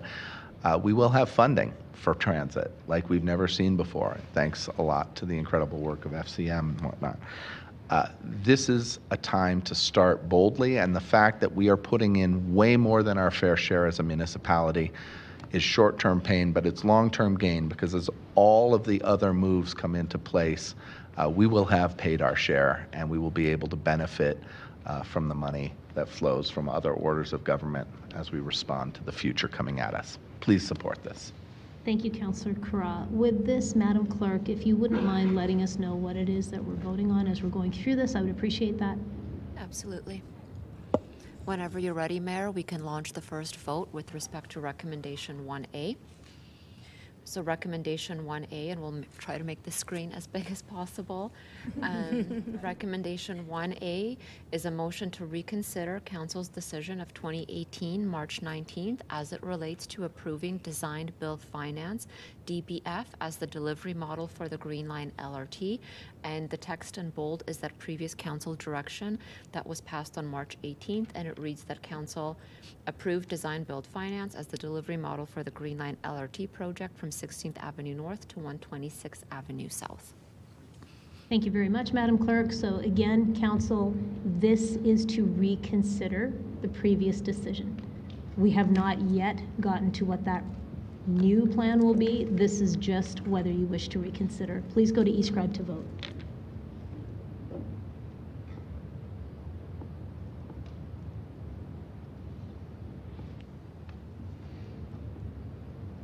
Mayor Gondik, all the votes are in.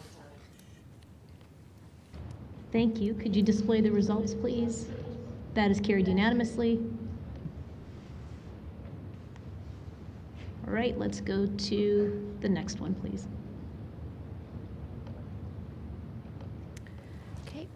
The next motion before Council is recommendation 1B, which reads that Council approve the multi-contracting strategy as outlined in section 5.0 of attachment 1 in report EC 2024-0871, which is today's report. So council, we just voted to reconsider the decision to do design build finance, and the replacement for that is before you to do a multi-contracting strategy. Please go to eScribe to vote.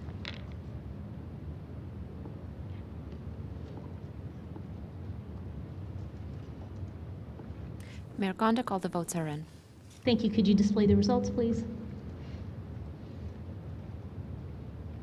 That's carried 13-2 with Councillor McLean and Councillor Chu voting against. Let's go to the next one, Madam Clerk.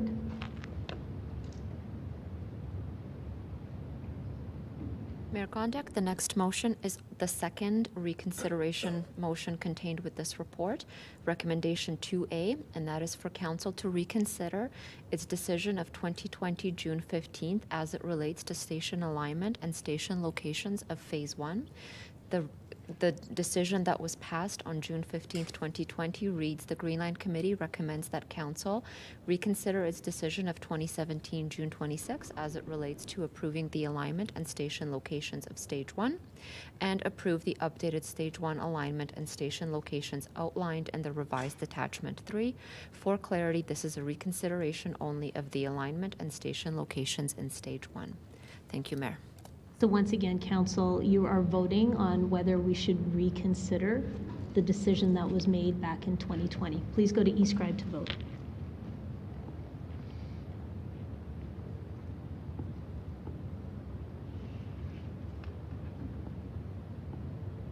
Mayor Gondik, all the votes are in. Thank you. Could you display the results, please? Thank you. That's carried 14-1 with Councillor Chu voting against. Let's go to the next one, Madam Clerk.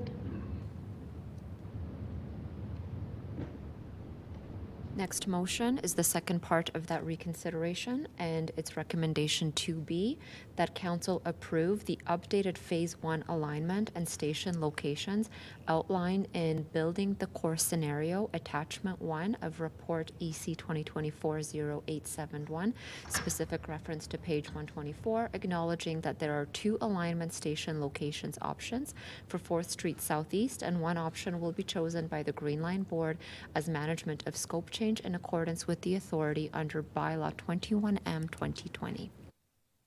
Thank you very much. So Council, you are now going to be voting on an alternative alignment as we learned about in closed session. Please go to eScribe to vote.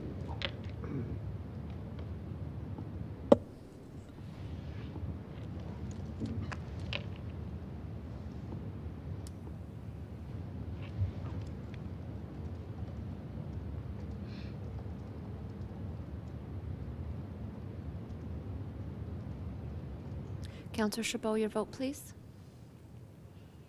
Thank you. Mayor Gondik, all the votes are in. Thank you. Could you display the results, please? That is carried 10-5 with Councillors McLean, Winus, Chu, Sharp, and Chabot voting against. Let's go to the next one, Madam Clerk. The next recommendation is recommendation number 3, that council direct the deferral of certain Phase 1 alignment and station locations as outlined in Building the Core Scenario Attachment 1, EC 2024-0871, reference to page 124. Thank you, everyone. eScribe to vote, please.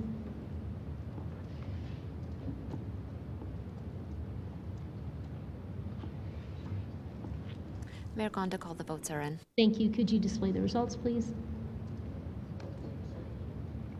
It's carried 10-5 with Councillors McLean, Winus, Chu, Sharp, and Chabot voting against. Let's go to the next one, Madam Clerk.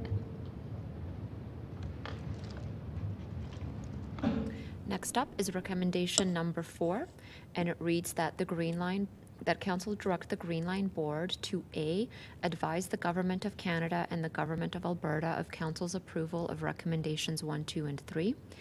B, secure any required amendments to the funding agreement, such amendments to include but not limited to Sub 1, new contracting strategy, Sub 2, any council-approved revisions and deferrals to the scope, Sub 3, confirmation of full funding despite any revision and deferrals to scope, and Section C, secure any required written waivers related to procurement and awarding of contracts.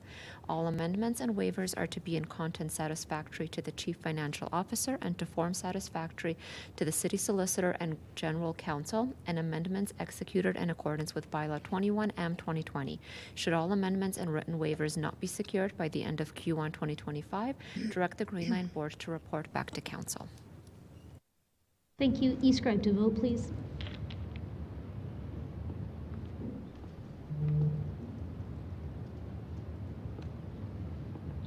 Mayor Gondik, all the votes are in. Thank you. Could you display the results, please? It's carried 14-1 with Councillor Chu voting against. Let's go to the next one, Madam Clerk.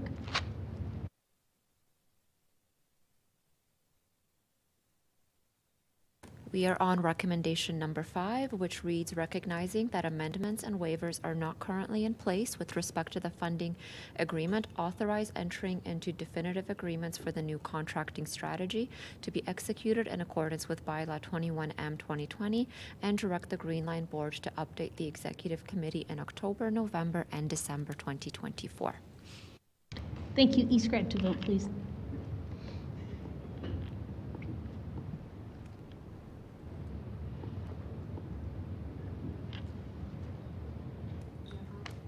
Mayor Gondik, all the votes are in. Thank you. Could you display the results, please?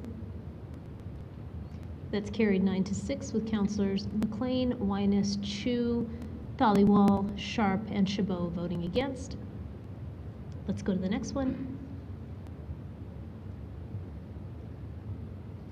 We are on to recommendation number 6, recognizing that definitive agreements will need to be negotiated and executed, and an amended borrowing bylaw passed, authorize the continuation of A, current enabling work projects, B, any contracts entered into pursuant to 2024 June 18th Council direction, and C, LRV supply agreement phase, and authorize critical path work, construction preparation work, including independent safety certification work, pre-construction planning and pre-construction work, testing and investigation, geotechnical and environmental, and sourcing of long lead items. Thank you.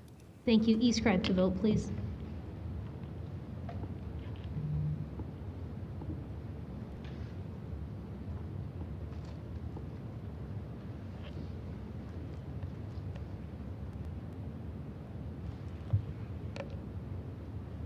Mayor Gondik, all the votes are in. Thank you. Could you display the results, please? It's carried 14-1 with Councillor Chu voting against. Let's go to the next one, please.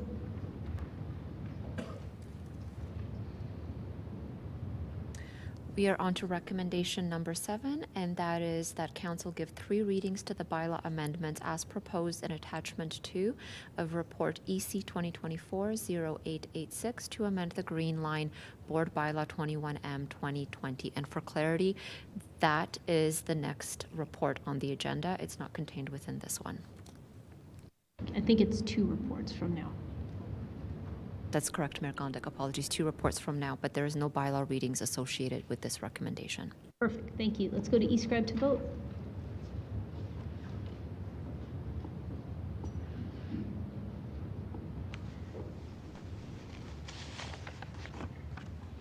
Mayor Gondik, all the votes are in. Thank you. Could you display the results, please?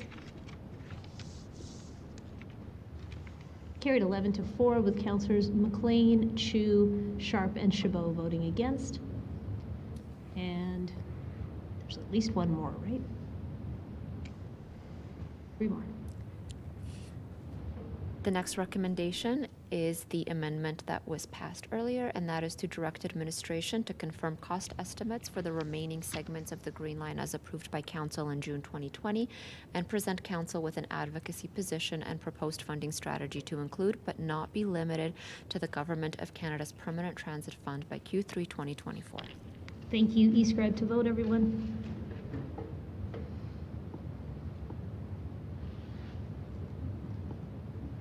Mayor Gondik, all the votes are in. Thank you. Could you display the results?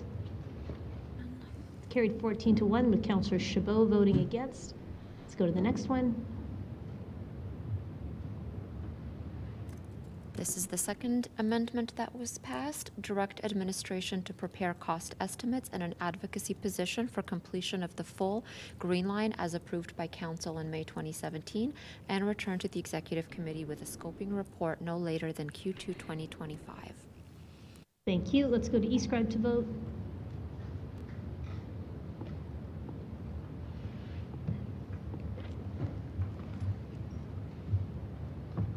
Gondik, all the votes are in. Thank you. Could you display the results, please? It's carried 14-1 with Councillor Chabot voting against. Let's go to the next one. And this is the last recommendation. Direct that the confidential report, attachments, distributions, and closed meeting discussions remain confidential pursuant to Section 16, disclosure harmful to business interests of a third party, Section 24, advice from officials, Section 25, disclosure harmful to economic and other interests of a public body, and 27, privileged information of the Freedom of Information and Protection of Privacy Act. Thank you. E-scribe to vote, please.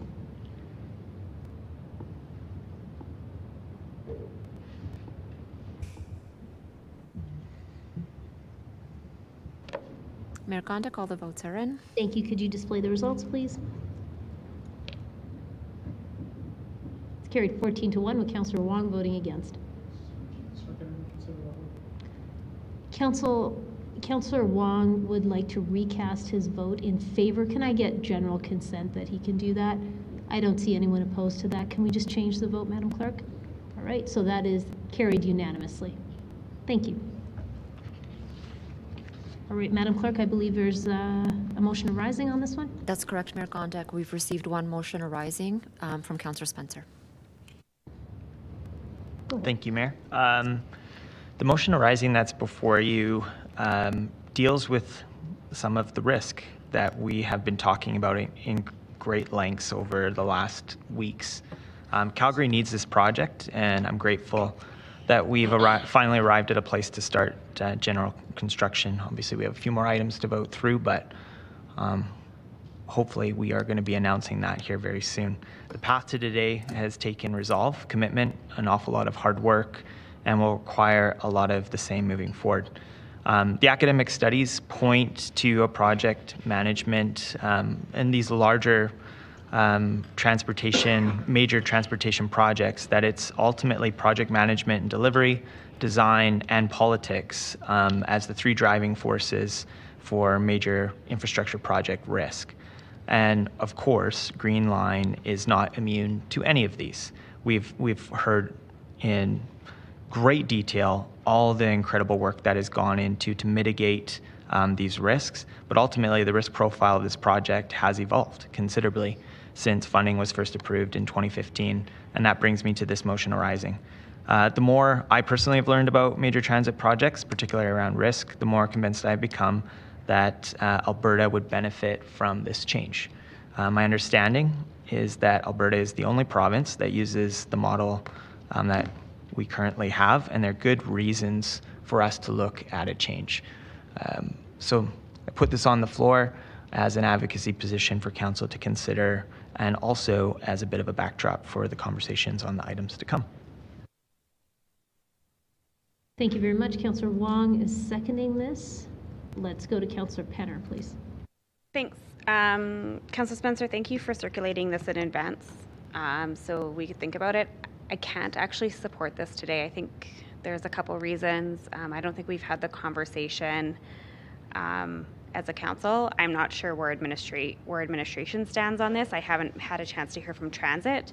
And I actually think if something like this were to be a conversation, I think this would be a really well-placed resolution through Alberta municipalities in conversation with other municipalities to see if they would like to explore something similar. So I'm not saying never. I'm just not right now.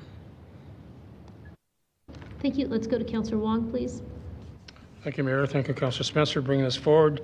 As Councillor Spencer highlighted, we are the only province that does this differently. Having experience in the Lower Mainland Vancouver area, knowing some context in the Greater Toronto area, there is great success in the model there. I think what this has demonstrated in this last little bit here, when we talk about Green Line and all the complexities that goes with it, there's a lot to learn about the Green Line, a lot to learn about transit, a lot to learn about the alignment of the two, a lot to learn about how this ties to heavy rail, a lot. And that's a lot that we have to deal with here. This is something that should be delegated to a different group, having a conversation with the province, creating the authority to have that.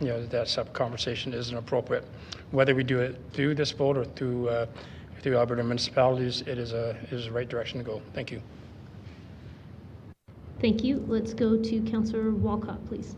Thank you. I also want to support this for several reasons, but one of them is actually just because I believe that our provincial transportation structures are a little disjointed as they are. If you think about some of the major transportation projects that we've seen in the city and how people move throughout this city, the two of the biggest projects that we've seen in a very long time are Stony Trail and the Deerfoot expansion. The Deerfoot expansion on its own was $615 million to add a lane on both sides. That would save roughly I believe the story at the time was 15% of your commute would be reduced. And then the story associated with that is that it would bring with it a $23 million a year economic boost. So $23 million a year and 15% off of your commute time for $615 million just for Deerfoot. Now, that's not to say that that's a bad project. It's actually just to say that in isolation, when you have a provincial authority that is looking at transportation and spending money on Deerfoot, it actually makes sense that all transportation should be viewed together by a provincial body. And now I know that their transit body would be separate from general transportation, but the idea that they would have that responsibility shared amongst a single order of government on these major infrastructure projects, it merits the question of, let's say we were to, like if our goal is to have a singular order of government or a singular body to have more control about how we move appropriately, quickly, and ones that have a relationship with economic boost, I would say that a provincial transit body is probably going to lead to more than $23 million a year in economic boost. And I think it's something that's going to help connect us regionally. And it's going to be something that already fits with some of the directed passenger rail plans that the province has already announced. And so while all the details are still to be worked out, and we're going to probably, as council, work with the mayor on the specifics of the letter, the fact is that I really do believe that this is a transit model that is required to make sure that the future of transit in this city and the future of how we connect to our region is all inclusive. Thank you. Let's go to Councillor Carra, please. I'm torn on this one, and not because I don't think it's potentially the best governance system for the future, but I think it's also fraught. I agree with everything that Councillor Walcott said about Alberta transportation just being 100% about automobility and not about other important modes. This maybe gets us there. I think eventually it'll get us there, but I think if we were directing us to have a conversation rather than advocating for an outcome, I'd feel a lot more comfortable. Having said that, I think we do have to start the conversation. I think that the nature of this letter is maybe something that we should work with the mayor on as a council. So actually, I think I've convinced myself in my own debate. I'm gonna be quiet and listen to the debate and maybe suggest a slight amendment to get us more to there rather than this being a little more absolute. Thank you. Thank you. Councillor Putmans, please. Yes, thank you, Mayor. I agree with what has been said to date, but I'd add a bit more edge to it. I think that we have productive meetings with the Calgary Metropolitan Regional Board. We have active discussions with the intermunicipal committees with the various counties on our border and throughout the area. And I think that if this city existed anywhere else in North America, it would probably be 5 different cities. We have already a gigantic footprint. And I think we have to understand the mechanics of that, how it cooperates with the regional boards in a very different way than just about any other city in its regions would report to each other. So I think it's almost a bit premature to be looking at directing the mayor at this point, but very productive to get into the discussion. Thank you. Thank you. Let's go to Councillor Sharp, please. Thanks. Councillor Spencer, I think you're trying really hard to make sure that we get on the right track for transit. That was funny. That was a good pun. I laughed at my own joke. I will support this, and I really don't think there's harm in having the mayor write a letter. I think we can work with the mayor if we have to put certain, words in there, but it's our job to advocate. It's our job to make sure that we're supported by other levels of government, and especially the government of Alberta. So I'm happy to support this. And if we need to assist the mayor and Councillor Craw bring anything that he thinks that would help, happy to support that as well. Thank you. Councillor Demong, please. I'm going to agree with this because, you know, it's a Canadian thing, a strongly worded, terse letter to be written. But this is just the beginning. I believe Councillor Penner is absolutely right. There needs to be a resolution brought forward to AB Munis. I'm going to be working with several others to do that.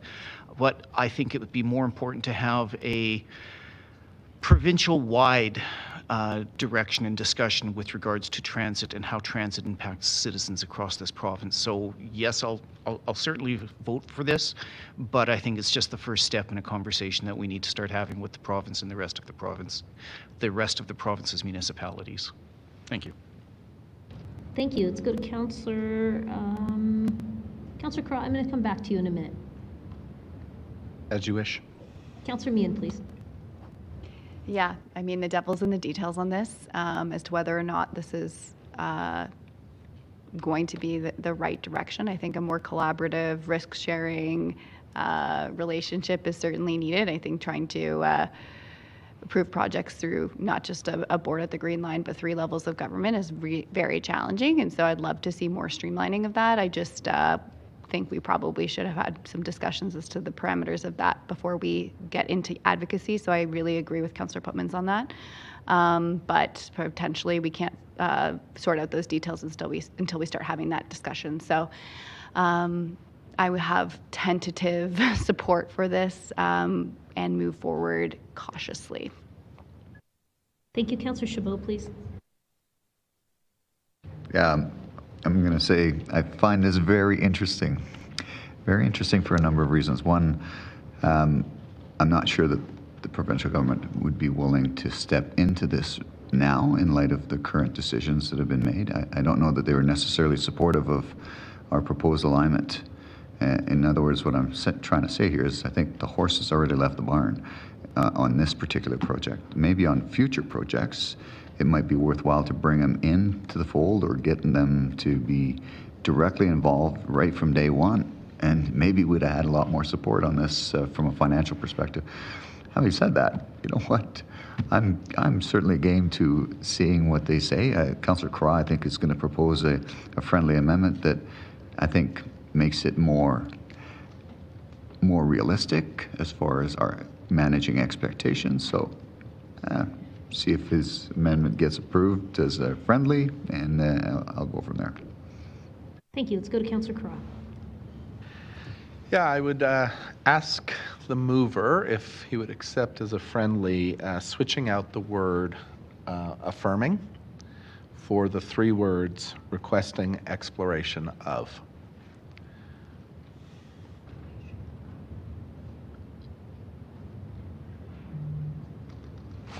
Sounds like he's good with that. I'm happy to support them. Thank you. Okay, so it would be request the mayor write a letter to the government of Alberta requesting exploration of the merits of a provincial transit body. Madam Clerk. And just general consent, please. Thank you. Is there anyone opposed to that friendly amendment? Not seeing anyone. Seems like it's good. Back over to you to close, Councillor Spencer. Thank you, Mayor. I'm happy to affirm the change in the language. Certainly the use of that was to speak to the fact that the provincial transportation right out of the Premier's office is indicating that they're potentially interested in this conversation. So that was the inclusion of that in particular. I do think this conversation is vital, and I'm really grateful to hear about all the different ways that council sees these tangential opportunities and maybe the proper track, say through Alberta municipalities, to really push this forward in a concerted and thoughtful way. I think this is a super important conversation for us moving forward, and will have direct impacts on our future planning, because ultimately the Green Line as it is conceived will hopefully someday connect into a very robust regional rail network. I get excited about those prospects, but as we've seen, cities, well, the relationship is not equal. Let's just say that. We have partners that have an entirely different ability to carry risk than we do as a city, and we need to have a robust conversation about that. So thank you, Council, and I hope you vote for this. Thank you, everyone. E-scribe to vote, please.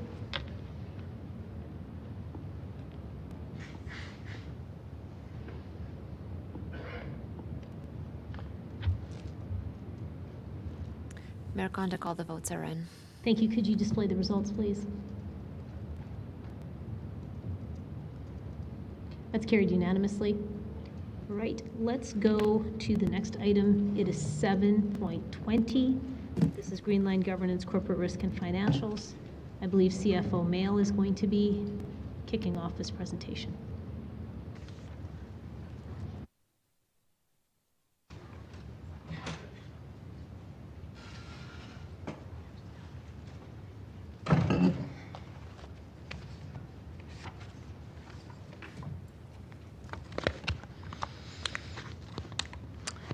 Thank you, and good evening, Council.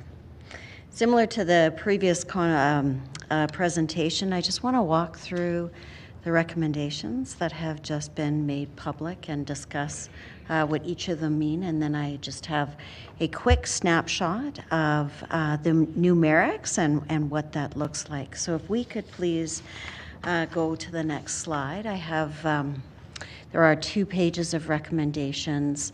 Like many other good budget recommendations, they are complex, and so I'll walk through each of them. The first one is to confirm the direction to phase the construction by building the core. And the reason why this recommendation is here is it's 2 separate reports. It's one that we just heard from the Green Line team, and then this one here. And so anybody reflecting and looking at this recommendation in isolation without the other report, it's just to reconfirm that alignment. The second one, and we spoke about it in the previous report, is just to continue to recognize that written confirmation of funding commitments from the Government of Canada and the Government of Alberta are expected. And so that is just part of the natural next steps that we will have to take. We then will move into the cost side of what this means. Firstly, we need an increase in the budget for a certain budget ID that's 869000. And what that is the control budget that is owned by the Green Line Board and the financing costs. So the first request that we have as a result of the recommendations that had just been approved in the previous report is an increase for $503 million for the Green Line Stage 1 program. There is also some additional budget requests, as there's some capital costs that will reside in certain city departments in order to make this next part realized.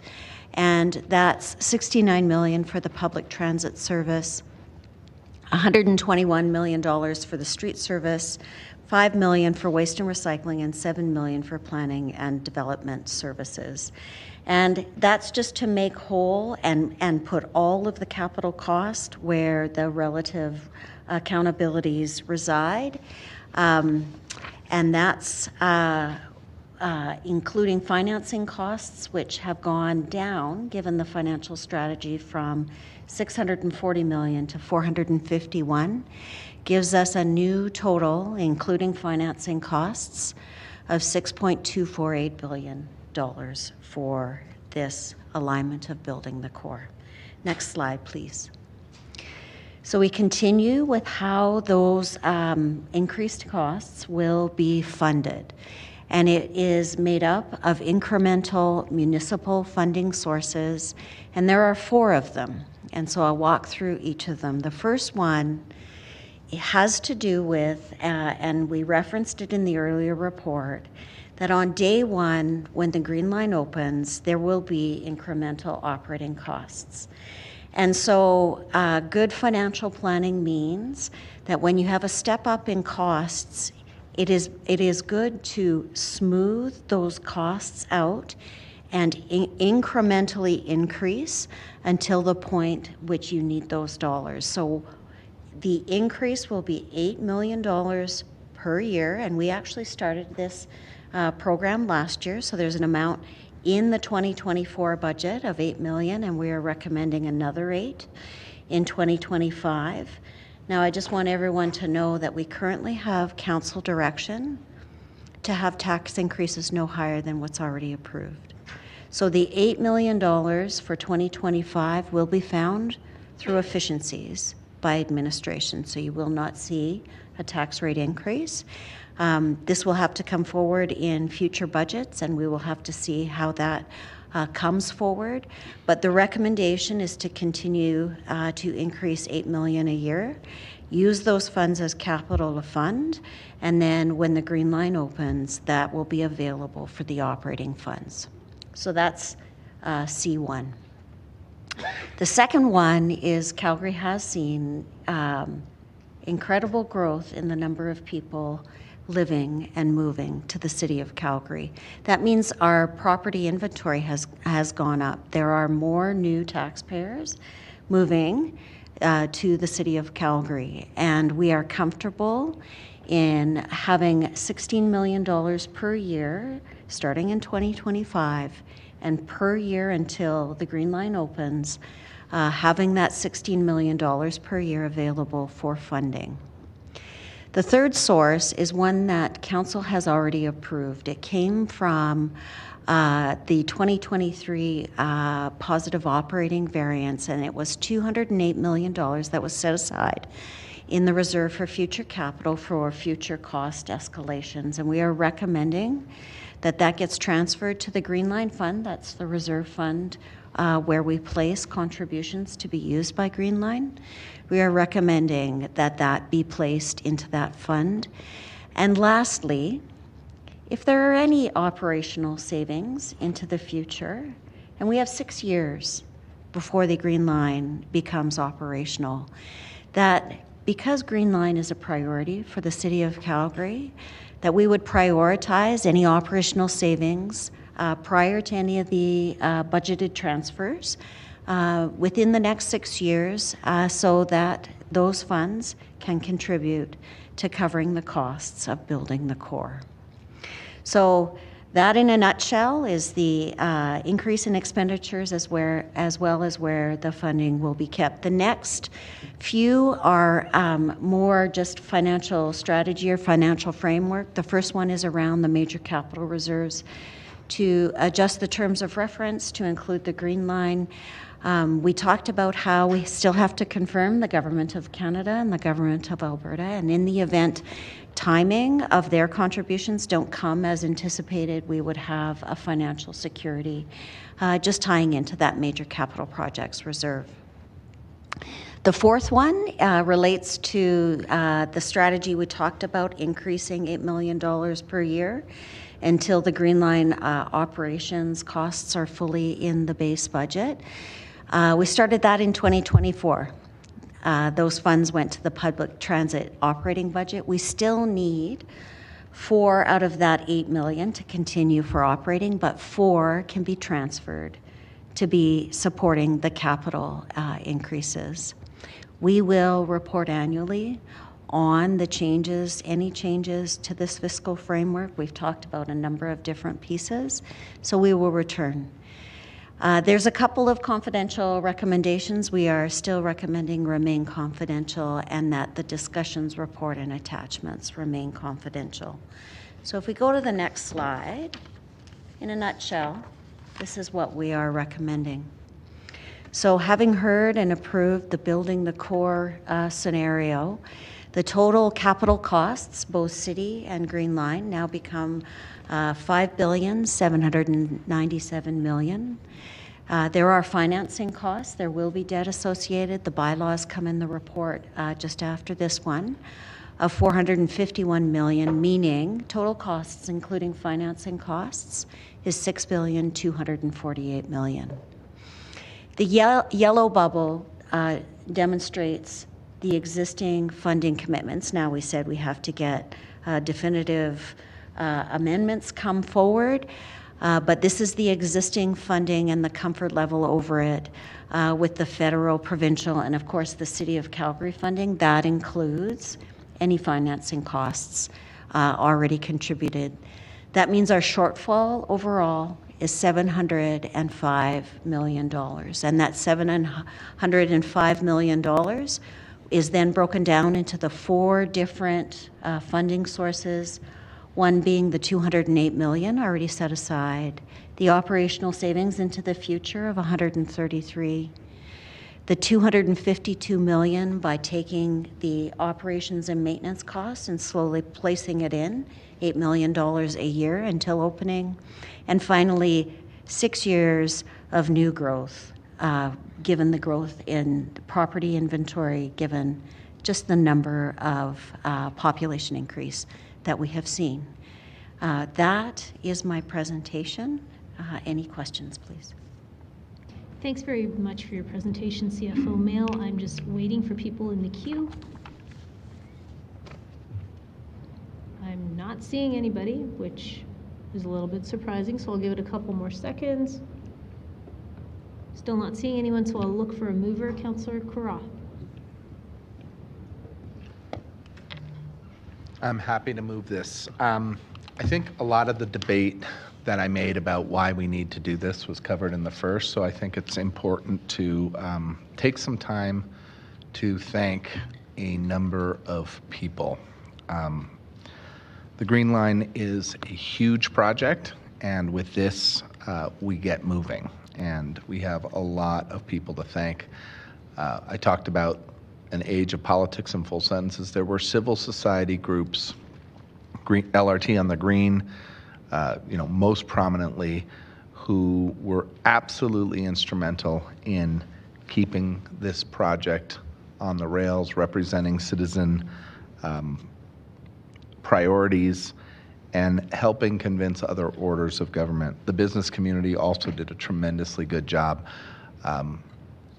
in understanding and advocating for a project that will shape the future of our city in tremendous ways. Our funding partners need a tremendous shout out. We wanted to see more immediate funds flowing into this project right now, but the funds that we have and the comfort letters that we have speak to a deep appreciation of how this will fuel the economic and cultural engine that is Calgary. The Green Line Board is an exceptional group of people who have done a tremendous amount of work, and they oversee an incredible Green Line administration. And particularly for this report, we have to shout out our city administration, and most particularly the financial wizards that Ms. Mail gets to lead. When you have a $4+ billion a year organization like the City of Calgary, you can undertake wizardry with liquidity, and that's what this report is before us. We are proposing, in the face of significant overages, to deliver far in excess of what a municipal responsibility should be. But as I said in my last debate, this is short-term pain, long-term gain, because the pendulum will swing back. And to do so without significantly negatively impacting all of the other priorities of the City of Calgary while keeping the tax rate low in these trying times. And it is absolute wizardry, and so a tremendous amount of gratitude. I'll listen if there's any debate and respond to any questions or concerns in my debate, but I just wanted to say thank you, and it's an honor to move this and get this project fully on track. Thank you. Councillor Walcott, please. Thank you. I just want to add to the gratitude. This should be a gratitude session, if anything. I know there'll be a diversity of opinions that'll come forward, but I think that at the core of it, I had a conversation with some members of the finance team, and the answer was about our dedication to doing what many would have considered one of the most challenging and most complex financial strategies to commit to this work in the time frame that we needed, and actually making the decision that we have to start. Like, you just have to start. When I think about the history of the Green Line from just like as a citizen or as an elected official, I think the story has always been a simple one, which is the tactic to make the Green Line go away was never to say no to the Green Line, never to say that this isn't good for this city. That was never been the tactic. Rather, the tactic has actually always been, for those who were opposed to it, delay it until it was so expensive that no one could handle it. That was always the strategy, delay it. What we're doing here today in particular, and what this council kind of should be able to stand very proudly on, is the idea that we're not really willing to accept any more delays. Is it the full line? No. Is it where we wanted it to go fully? Absolutely not. But remember, we lost years to this project because of delays at different orders of government, years just waiting for business cases to be approved, for us to fight over the same things over and over again, all for the same outcomes to come back, which is people reviewing our business case over and over again saying, yeah, you're right, this is good for the city. Hold on, let me look one more time. Okay, it's good for the city. Hold on, let me look one more time. Delay and delay. And so my appreciation here is that this is a moment here where we had an opportunity to simply just say, we need to get these tracks in the ground, we need to start building this train so we can keep building. And so my gratitude is toward every team member involved in getting us to this point, to simply just say, it's time to start, so that we can stop talking about the Green Line and start riding that train. And this is a really exciting opportunity to see all of the different ways and the complexities that this team has gone forward to ensure that we do so in a way that's respectful of the current funding situations that we see at the city, and anticipating that there's going to be future challenges going forward. So I'm extremely grateful that we're here. I'm extremely grateful that we have an opportunity to get started, and that we don't have to talk about another delay. We probably will with regards to the rest of council and some of our opinions, but the reality is there's a choice in front of us that we can get this program started, and that's a powerful one that I'm happy to support. Thank you. Let's go to Councillor McLean. Thank you, Mayor. I'll jump on that train of thanking the Green Line Board. I know how hard you guys have worked and how long it's been and how much work went into it to try to shoehorn this into that, working to get money from other levels of government, rescoping. I'm happy to help to see what we could do on that. Also like to thank administration. I think you guys worked really hard to minimize the cost for this, to find efficiencies. And there was earlier projections that probably looked worse than this. So I think you guys did a really good job on that as well. But I have to say, we're going to be paying for this. Most of it shows through reserves, other tax revenues, other tax growth, which is, I guess, that all of it's taxes. It's residents, taxpayers' money. So what I think, to be clear, that although this is important, there's all sorts of other projects out there, infrastructure projects that might be put on hold or canceled completely. Maybe things that I would still call services, like libraries or fire stations or recreation centers, or those things may be put on hold. There's going to be a lot of belt tightening in a lot of different areas that there's some sacrifices that are being made here. So again, that is all I wanted to point out. As much as I think you guys all did a great job, the only reason it's just that to me is the real tough part of how we're going to, what might be sacrificed, what might not be able to be done. And then of course, if we go over budget, then what happens then? So anyways, thanks for everybody's hard work. Thank you. Let's go to Councillor Penner. Yeah, thanks. I'll just, I want to pick up on where Councillor Crowe was going, because I think so much of the public has wanted to come along this journey in a very fulsome way. And I think the challenge that many of us have faced is, if this was an easy decision, we would have made it months ago. It has been difficult. We've had difficult conversations with our partners at the Green Line team. We've had difficult conversations with administration. We've had difficult conversations with each other. but we had to make a decision, and I'm really proud of the decision that we made today to get going on that. So I just want to acknowledge that there is disappointment in the decision that we've made today, because it is not what Calgarians are expecting and promised. But I think they should take heart in the commitment from those of us around this horseshoe and on the other side, that this isn't the end, that this is the beginning, and we really need to continue. So thank you. Thank you. Let's go to Councillor Wong, please. Thank you, Mayor. Again, given that we're handing out accolades, I want to again thank you, the Green Line Board, the Green Line team, our administration, our CFO, for bringing this out particularly. As Councillor McLean kind of made reference to, there's a lot of pushing, pulling, and stretching that needs to be done financially to make this work. One of the items that is on the agenda there is item 2C4, which is effectively using future tax-supported variances or savings, or whichever you want to call it, as a way to fund this to the tune of about $134 million. I want people to understand that by doing that, this is capacity that we were taking away for other things that may come up that we didn't plan for.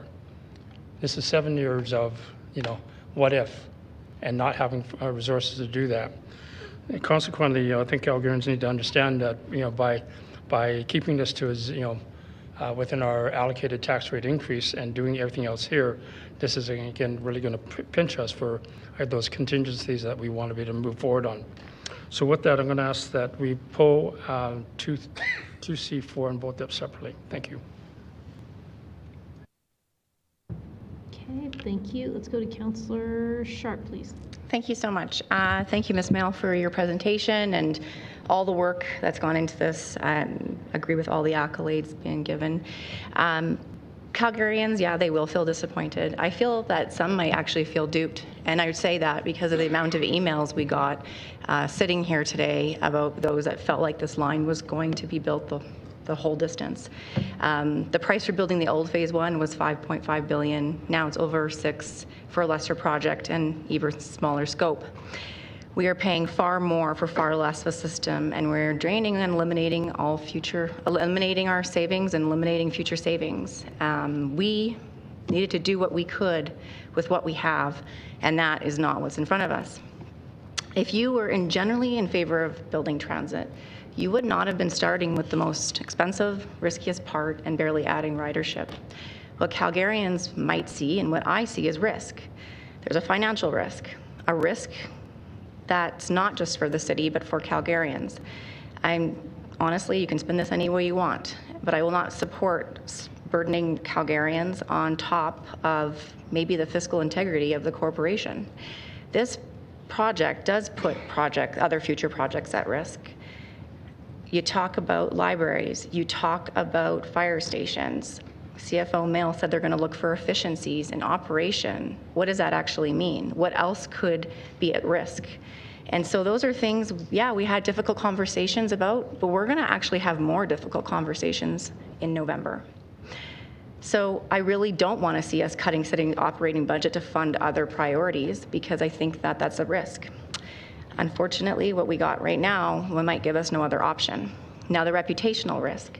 Calgarians will begin to question Council's ability to manage public funds and deliver on promises made more than that we say that we are delivering. Reducing the size of this project was not what they were expecting, and especially not for more money. Of course, there's a construction infrastructure risk. I'm not an engineer, but tunneling downtown can't be an easy feat, and the complications could be irreparable.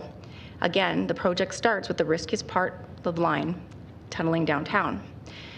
As a council, we're hearing that we've lost trust in Calgarians. Ultimately, we're responsible for this decision, just like previous council were responsible for theirs. Like I said, I'm not against the Green Line, but I would have liked to seen the money go towards a portion of the line that would have tied into the Red Line and Blue Line and better serve the South. I have confidence to say that I think this project lost its value proposition. So with that, I won't be supporting this, but clerks, can I have number 3, 5, 7, and 8 called separately if possible? Okay, thank you. Let's go to Councillor Putmans, please. Thank you, Mayor. I'd like to add my voice to the chorus, thanking the Green Line I was particularly impressed over the past week the breadth of skill sets that were brought to the table, from governance, legal, engineering, construction, finance. Significant breadth that was what it took to get us here, and thank you very much for that. I hadn't anticipated the full breadth of my predecessor's comments.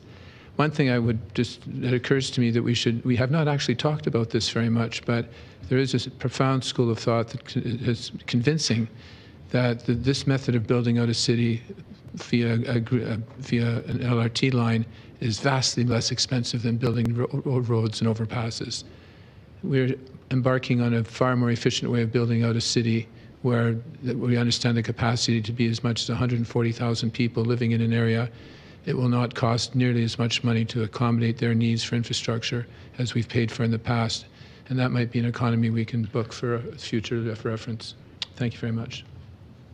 Thank you. Let's go to Councillor Spencer, please. Thank you, Mayor.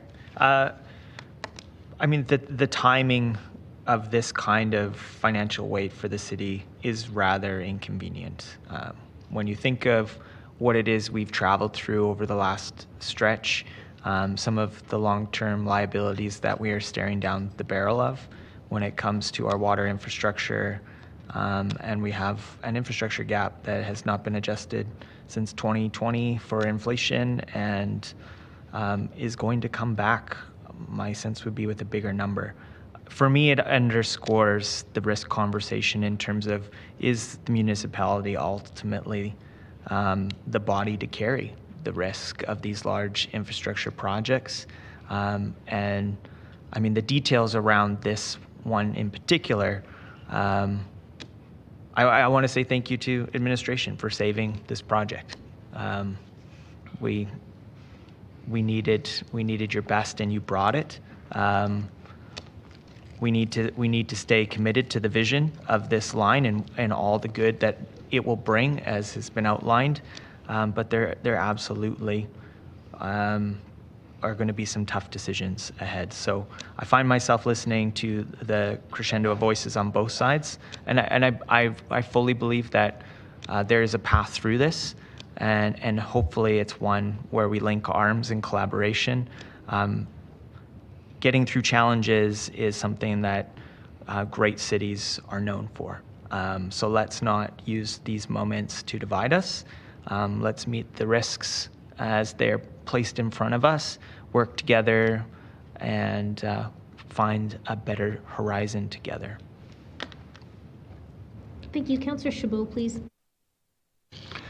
Thank you. I echo some of the sentiments of some of my colleagues around the table as far as giving recognition to members of administration in particular, because of the timing and how quickly this financing agreement was rushed through. And I commend Ms. Mill specifically in being able to come up with an option that has no tax increase implications, notwithstanding the fact that I'm not necessarily supportive of some of these financing tools, because I'm a little concerned about how we're drawing down things like Reserve for Future Capital, when one of the primary funding sources for that is variances in the franchise fee, which we're now going to go to a fixed model, which will eliminate that funding source for that particular reserve. So drawing it down when there's no current direction on how to supplement any of that particular reserve, for me, I find challenging. I find challenging using growth revenue to help to finance the capital projects. We talk a lot about how growth doesn't pay for itself, and here we are using growth to actually pay for other stuff. So it's just, you know, honestly, I get that it's a challenging situation that we're in because of the timing. I would certainly have preferred different options, but we don't have that amount of time right now, and that's part of the challenge that I have with this, with the funding mechanisms. Looking at future, you know, savings again, I find that challenging as well. But in the end, I guess I would have preferred to have seen things like delaying some of our current capital programs, pushing them out, to use that, some of that one-time funding to finance some of these shortfalls, because we're talking about one-time funding options here. Looking at maybe reducing the amount of money that we have contributed to income support programs that ultimately are the responsibility of another order of government. We've got that built into our base budget. That base budget amount could go a long ways to financing a lot of this, and by extrapolating that funding over a longer period of time. These are just some thoughts. It's not something that I'm prepared to do today.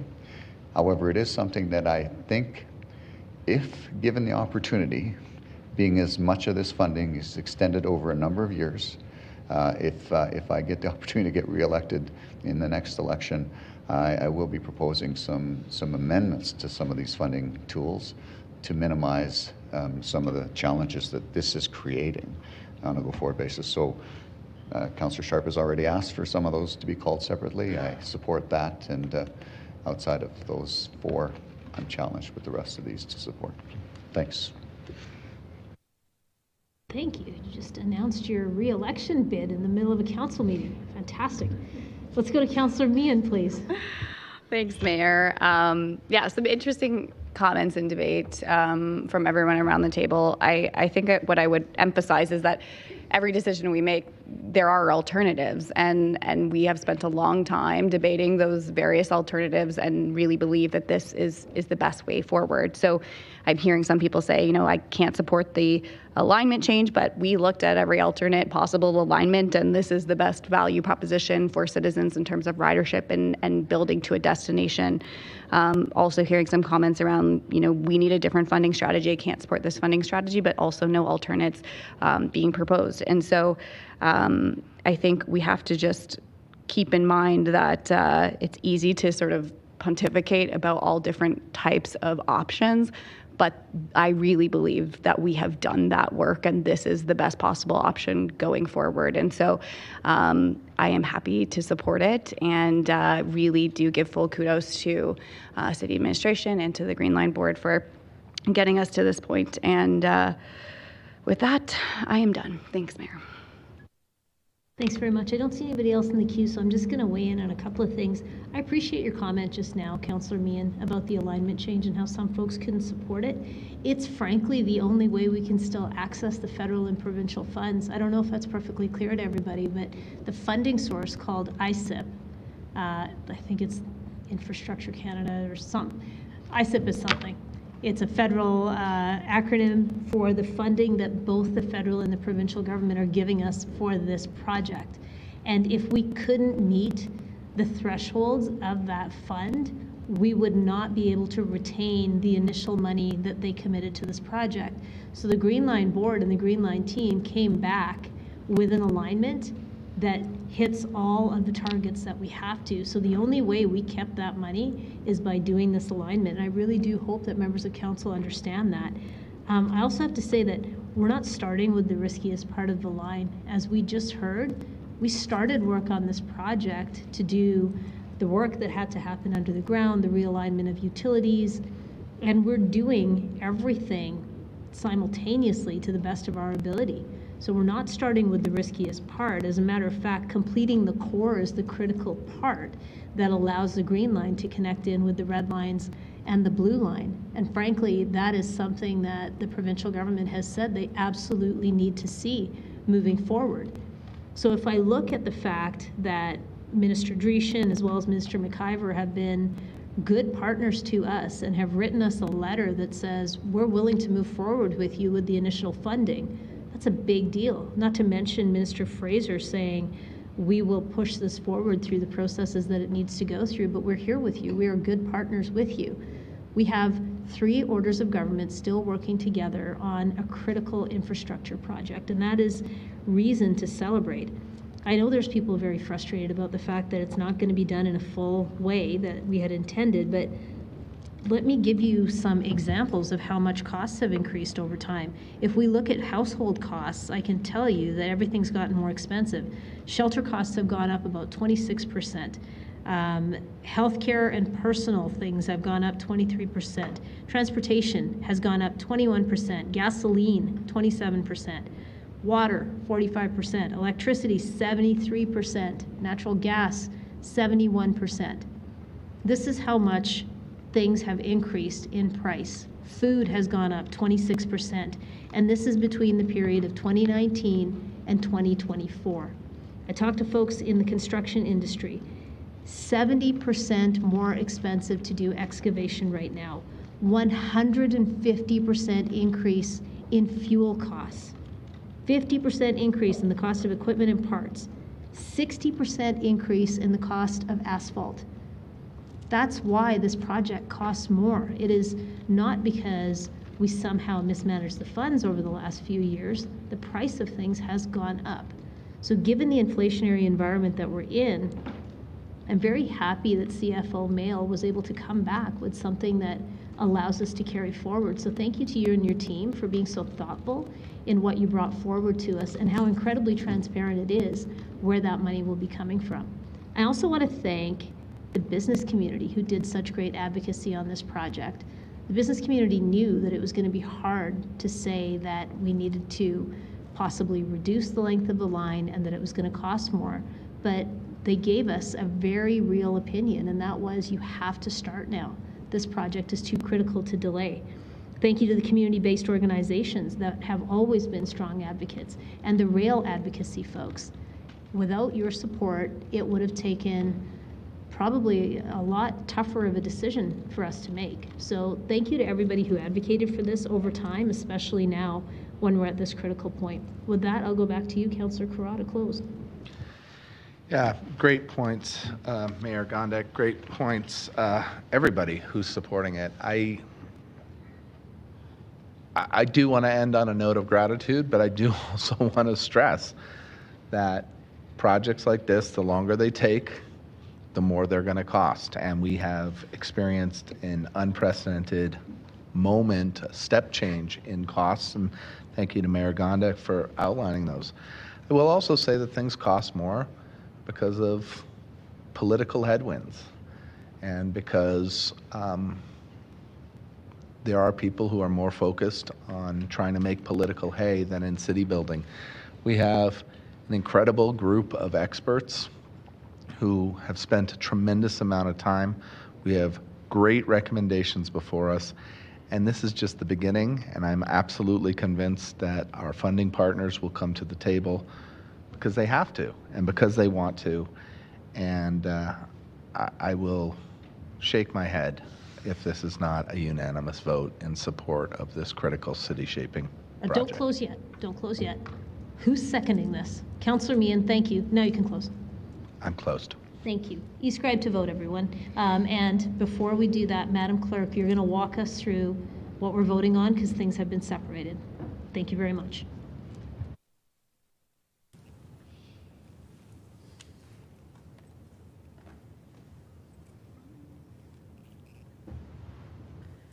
So Mayor Gondek and members of council, the motion that you see on the screen right now has removed the motions that we've been requested to call separately. So what is on the screen are the remaining items that no one has asked to separate out. So you're looking at recommendation number 1, confirm the direction to phase construction by building the core from Eau Claire to Linwood Milliken as set out in EC 2024-0871.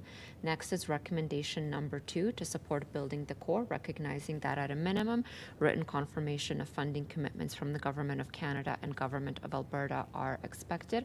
It includes a couple additional provisions. There's also 2A, an increase in budget for budget ID 869000 of $503 million for the Green Line Stage 1 program. 2B, additional capital budget allocations to city service lines. The approved funding to be distributed to the appropriate budget identifier for the service by the Chief Financial Officer. 4 components there. A, B, C, and D remain. 4 related increases to capital costs for a revised cost, including financing costs of $451 million for building the core of Green Line Stage 1 of $6,248 million. C is also remaining, and again, that's 2C, increase in the incremental municipal funding consisting of the following sources. 1, 2, and 3 are there. 4 has been removed for a separate vote at the request of Councillor Wong.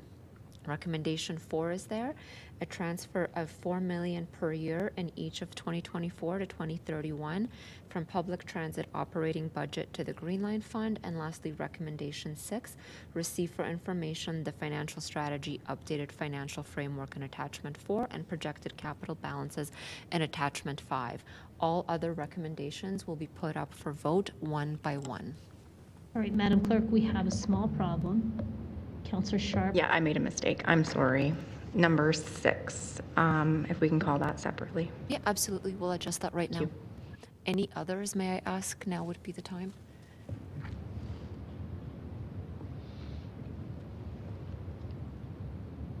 Okay, so Madam Clerk, rather than having to go through it again, everything that Madam Clerk just went through is being voted on together with the exception of number 6. Okay, so this is what's before you, everyone. E-scribe to vote, please.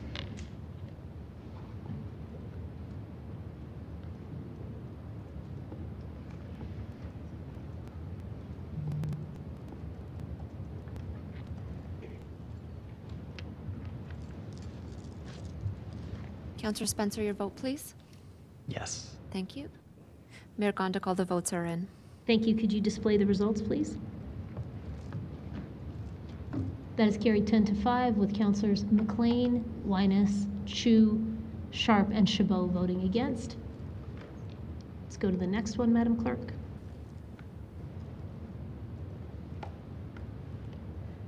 Next recommendation is recommendation 2C, part 4, and it reads that administration prioritizes 75% of any tax-supported operational savings prior to unbudgeted transfer to reserves in 2025 through 2031 for the Green Line Phase 1 program to be determined by the Chief Financial Officer and as required to address funding shortfalls, minimize financing costs, and optimize cash flow for a total funding for Green Line Phase 1 of $134 million and municipal funding for the Green Line. Thank you. Let's go to e-scribe to vote, please.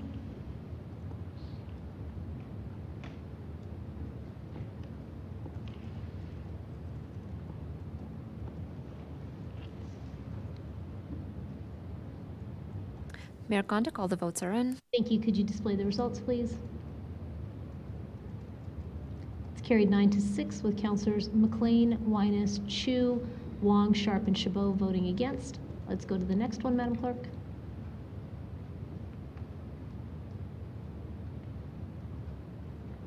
Next is recommendation number 3, and that is that Council revise the terms of the major capital projects reserve to include the Green Line program with the purpose of providing a financial backstop if amounts or timing of the funding from the Government of Alberta or the Government of Canada does not materialize according to the financial framework in this report to the satisfaction of the Chief Financial Officer.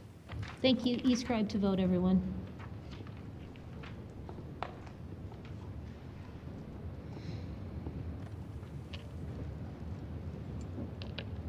Mayor Gondik, all the votes are in. Thank you. Could you display the results, please? That's carried 14-1 with Councillor Wong voting against. Let's go to the next one.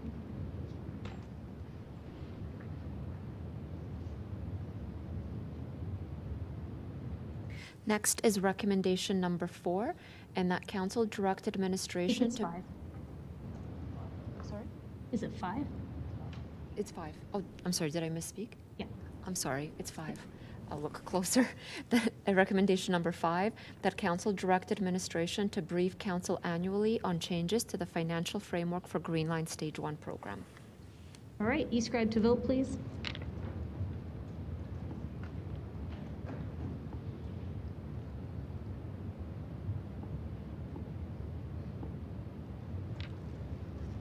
Mayor Gondik, all the votes are in. Thank you. Could you display the results, please? That's carried unanimously. Next one, please.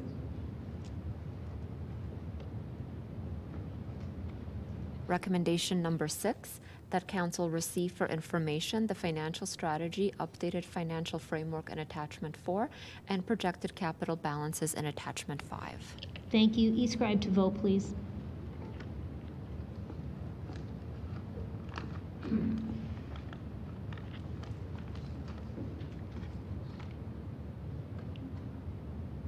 Councillor Chabot, your vote, please. Thank you. Mayor Gondik, all the votes are in. Thank you. Could you display the results, please? That's carried unanimously. Anything else, Madam Clerk?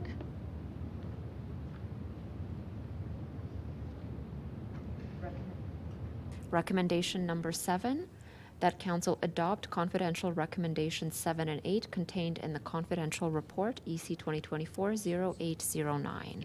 All right, e-scribe to vote on this one.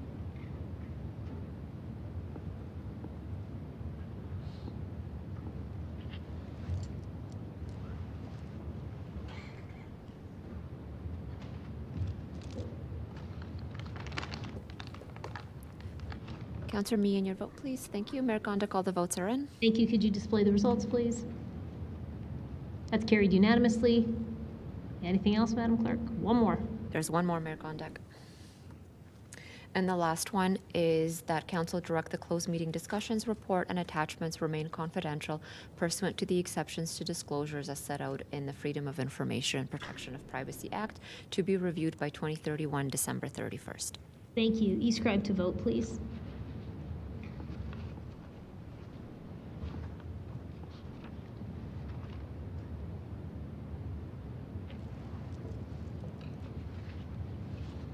Mayor Gondik, all the votes are in. Thank you. Could you display the results, please? That is carried unanimously. Thank you. All right, I know it's been a long haul, everybody, but we have one more item related to this. So let's go to item 12.2.4, which is a green line related bylaw amendments. I imagine this will be quick, CFO Mail. Yes, I do not have a presentation. There are 2 bylaws that go with all of the recommendations that you just had. The first one is the Green Line Board bylaw. It's more housekeeping changes around changing terms like capital budget to control budget or reference to the procurement strategy. So that's the first one. The second one is we are asking for first reading tonight on the Green Line borrowing bylaw. So we needed to update how much the project costs, the capital cost, as well as how much will be paid for through borrowing. One thing I would like to highlight as a result of the financial strategy, the overall amount or the threshold of indebtedness that we are asking for remains the same.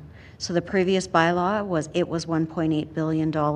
This one continues to be $1.8 billion, just given the strength of the financial framework. Thank you. Thank you very much for that. I don't see any question. Oh, I see a question in the queue. Councillor Chabot. Thank you. Sorry, Ms. Mail, one of the adjustments you were talking about, the amount for the borrowing, that's incorporated in there, and that's the reduction in the costs for borrowing, is that correct? So in the whereas clauses, it talks about how much the stage 1 will be funded by sources other than borrowing, and because the overall cost of the capital cost has changed, that figure also needs to change. So it goes up? Yes. Okay, thank you. Thank you. I don't see anybody else in the queue. I'm looking.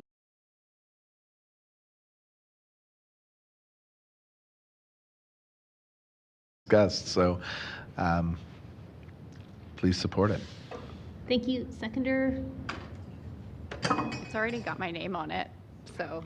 Okay, Councillor Meehan, you're seconding this. Do it. Thank you. Councillor Sharp. Sorry, can I just get number 1 called separately, please?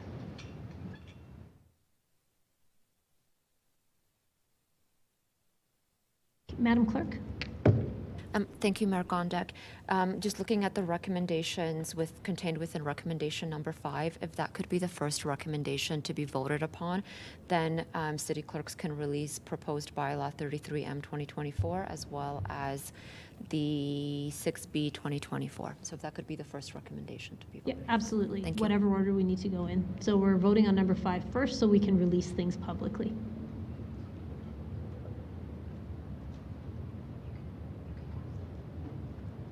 So do we need to bring it up on its own, or can we just go with the understanding? No, it's coming up right now. All right. All right, everyone. This is the one that says we can basically release the information. Correct, Madam Clerk? That's correct. So this one's directing the proposed bylaws both of the bylaws to be held confidential until council rises and reports, but that was a recommendation that was coming over from the executive committee. So we're just looking for council to confirm that recommendation that we can release these two bylaws publicly now. Okay, perfect. E-scribe to vote, please.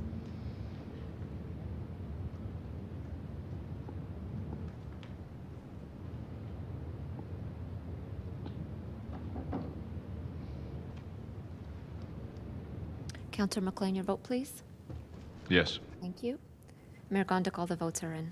Thank you. Could you display the results, please? That's carried 13-2 with councillors Sharp and Chabot voting against. Let's go to the next one, Madam Clerk. So we've prepared the recommendation 1 as per Councillor Sharp's request to be the next vote. Okay.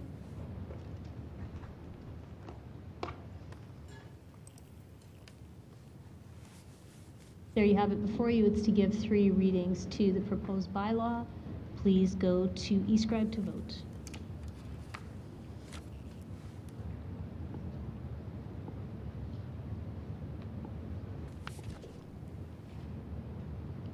Mayor Gondik, all the votes are in. Thank you. Could you display the results, please? That's carried 12-3 with councillors McLean, Sharp, and Chabot voting against. Let's go to the rest of them now, please.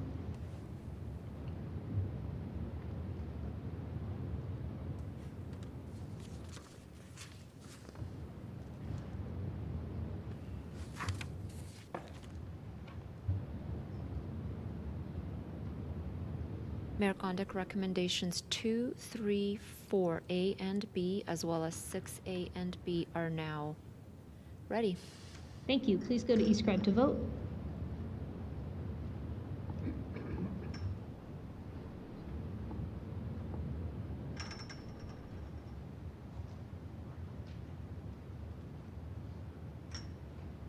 Mayor Gondik, all the votes are in. Thank you. Could you display the results, please? That's carried 12-3 with councillors Chu, Sharp, and Chabot voting against. I will now turn to the bylaw readings.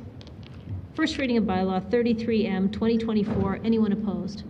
Councillor Sharp, Councillor Chabot, and Councillor Chu are opposed. Okay. And that is carried. Second reading of bylaw 33M 2024. Anyone opposed? Same division of councillors is opposed, and that is carried. Authorization for third reading of bylaw 33M 2024. Anyone opposed? Hearing none, that's carried unanimously. Third reading of bylaw 33M 2024. Anyone opposed? Same division of councillors are opposed, and that is carried. I'm going to go to first reading of bylaw 6B 2024. Anyone opposed? Councillors Sharp, Chabot, and Chu are opposed, and that is carried. Madam Clerk, for those 3 items, are we done? Okay, so we are going to take a break, everybody. Let's come back at 8:15, and we will run until 9:30 tonight. Okay, we'll see you shortly.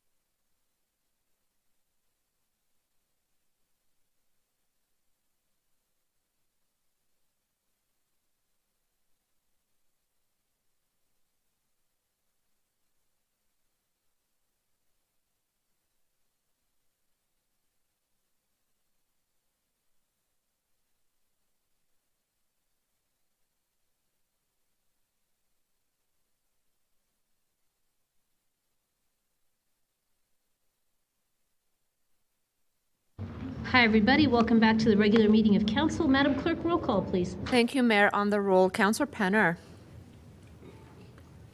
Here. Councillor Pootmans. Here.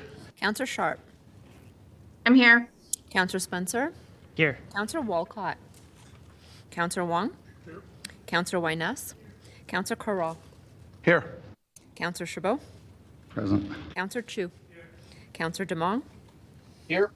Councillor Dhaliwal. Here. Councillor McLean. Councillor Meehan. Here. And Mayor Gondek. I'm here. Thank you, Mayor. Thank you. Madam Clerk, what are we on? Mayor Gondek, council is on agenda item 8.1. That's in the postponed report section, and you are starting with intergovernmental relations update. Okay. So let's go there, please.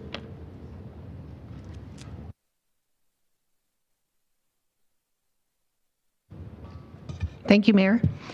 Item 8.1, we are hoping that council will support a motion that was put forward at the 2024 May 7th public hearing of council, which was in fact to reconsider its decision with respect to confidential report C20240593, recommendations 1 through 4. Correct me if I'm wrong, please, Madam Clerk. That's my understanding.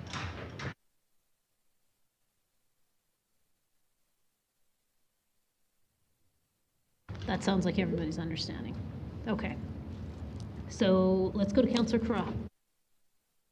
Yeah, this had to do with a advocacy position that this council proposed to take in the face of a unexpected lack of funding for a core program, and that has been shored up. And so we don't have to take that advocacy position anymore. And so the recommendation that I would like to move is to abandon an advocacy advocacy position that's no longer required. Do we have to do it as a reconsideration? Sorry. Thank you, Mayor Gondek. So it will be two parts. Because the reconsideration was already moved at a previous meeting, that is the motion that needs to be dispensed of. So we want to, council will need to reconsider the decision, and then Councillor Corral was just starting to introduce the motion that would be required following, and that would be to file the recommendations. At some point, I would like to explore whether we need to reconsider things that are no longer viable or pertinent, and whether that actually forms a reconsideration, but I won't fight that fight now. Let's just reconsider it. Thank you. So this is being moved by Councillor Meehan and seconded by Councillor Chabot, it looks like. It was moved back in May. Okay, because it was moved in May, and we're going to go with that. Okay, lovely. I don't see anybody in the queue for debate, so you are going to go to eScribe to vote on a reconsideration, please.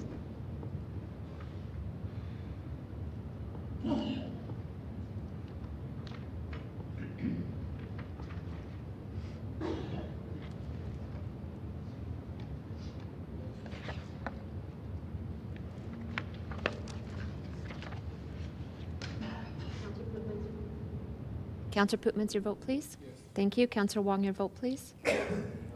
Thank you. Councillor Sharp, your vote, please. Yes. Thank you. And Councillor Corral, your vote, please. Yes. Thank you. Mayor Gondek, all the votes are in. Thank you. Could you display the results, please? That's carried unanimously. We will turn to Councillor Carra to bring the new motion.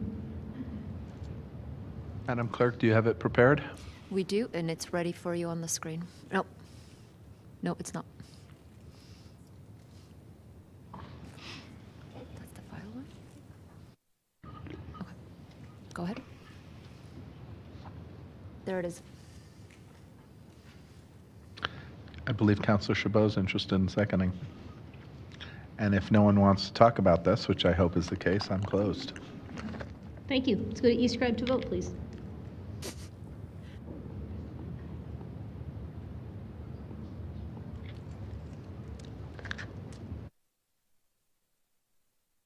Councillor Pootmans, your vote, please. Thank you. Mayor Gondek, all the votes are in. Thank you. Could you display the results, please? That's carried unanimously. All right, we are now on to 8.2. This is a transit update, verbal.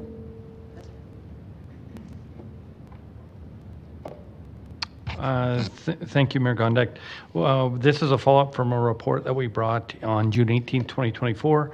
It does have some sensitive information, and it would make sense to move in camera to have this discussion. All right, should we move, well, should we keep this until we go into closed session for anything else? There are additional closed session items on today's council agenda, so we can certainly further postpone this item to be heard in closed session. I think that makes a lot of sense. Sure. All right, thank you for that. Do we just need general consent for the postponement? For the postponement, sure. All right. Council, is anybody opposed to postponing? Nope, not seeing any. We will postpone this item until the other confidential items come up. So, Madam Clerk, I think we're now on to 9.3.1, is that correct? Mayor Gondek, there were two items that were pulled off of consent agenda, that's which right. brings you to 9.1. 7.14 is That's first. correct. 7.14, I think that was you, Councillor Carra. Yeah, this pertained to, as you know, we are negotiating some, regional servicing with regional partners, and a conversation arose surrounding those conversations about how we were sure and whether we were sure that we were doing full cost accounting. And when we charged regional partners for services, whether we were getting full value for that.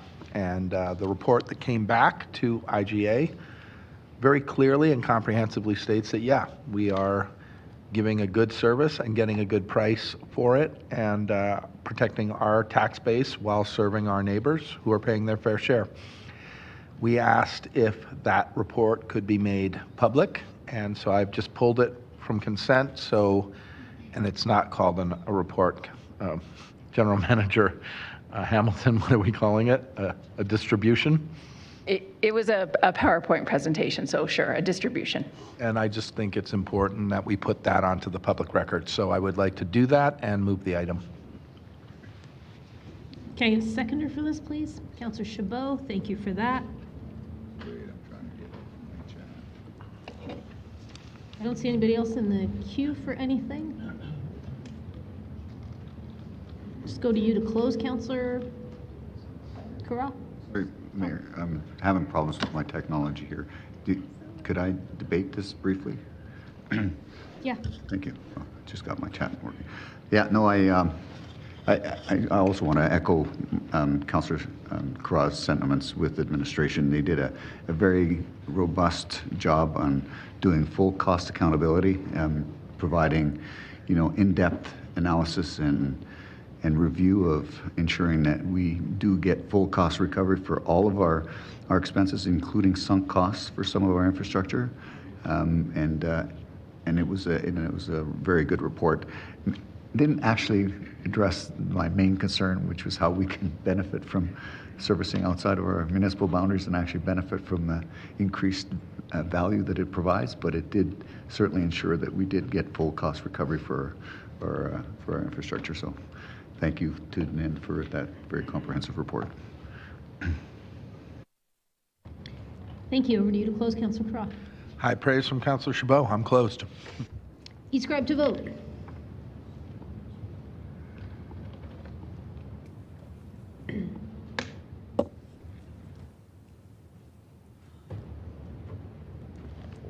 Mayor Gondek, all the votes are in.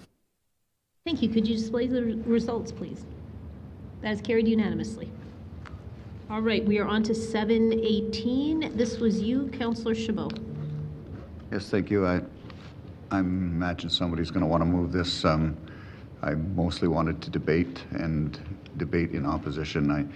I did vote against it at committee, and I didn't really weigh in too much on my rationale, but when it comes to anything to do with education, educational institutions, even if it's post-secondary, I see this entirely as something that falls under provincial responsibility. Funding, increased opportunities in the downtown core, while it may be very beneficial to the city, I still see this as 100% provincial responsibility, which is why I'm not keen on using City of Calgary property tax dollars to incentivize post-secondary institution development within our downtown core. Even though I see a tremendous benefit to those citizens that want to live, work, and play in the downtown, I still see this as a provincial responsibility, which is why I'm going to vote against it and encourage others to consider following suit. All right, can I get a mover? Councillor Wong, seconded by Councillor Walcott. Thank you. Do you need to do anything, Councillor Wong? Yes? Thank you, Mayor. This is well debated in the executive committee meeting. This benefits associated with that is obviously to try to remove some of the low-class BC type office buildings into other uses. Post-secondary use is certainly one of those where there is a expected demand by different post-secondary institutions to place more students downtown. Thank you. Thank you. There's no one else in the queue. Just look to you to close. All right, e-scribe to vote, please.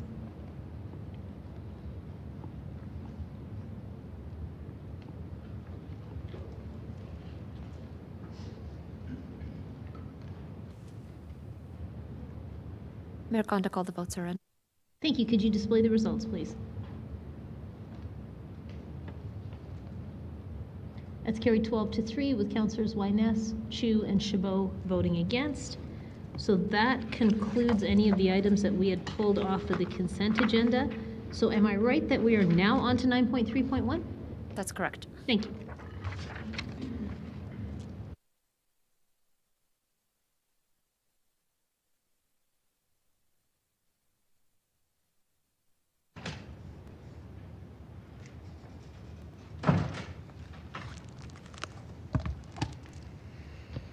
Good evening, Mayor and Council.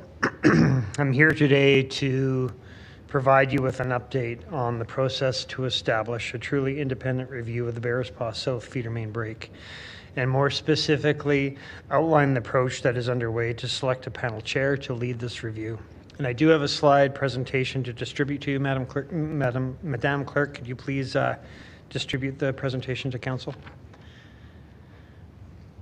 And as the slide presentation is being distributed, I'll move to the next slide to outline what I'm recommending to Council today. So next slide, please. So in doing this review, we have an incredible opportunity to learn and improve on our extensive water system. These learnings will not only set the city up for the future, but will provide valuable insight for other municipalities across North America when it comes to their water systems and infrastructure. And with this, I'm recommending that Council receive this presentation for the corporate record. Next slide, please. You're way ahead of me. Nope, so we're one back. Or am I on the wrong slide? Am I good? Okay. I just ate, so my head's just starting to come back. So before I begin to walk you through the approach we'll be taking to select a panel chair, I want to once again acknowledge the tremendous work our city teams, crews, and contractors have been doing to ensure that the feeder main and operations are functioning smoothly.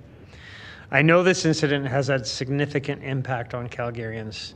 The feeder main is a crucial part of our city's water system, and it unexpectedly failed. The disruption affected the delivery of reliable potable water to both Calgarians and residents in nearby communities. This is why the review is so important. We want and need to learn what happened so that we can take action to reinforce the reliability and resiliency of our water delivery for years to come.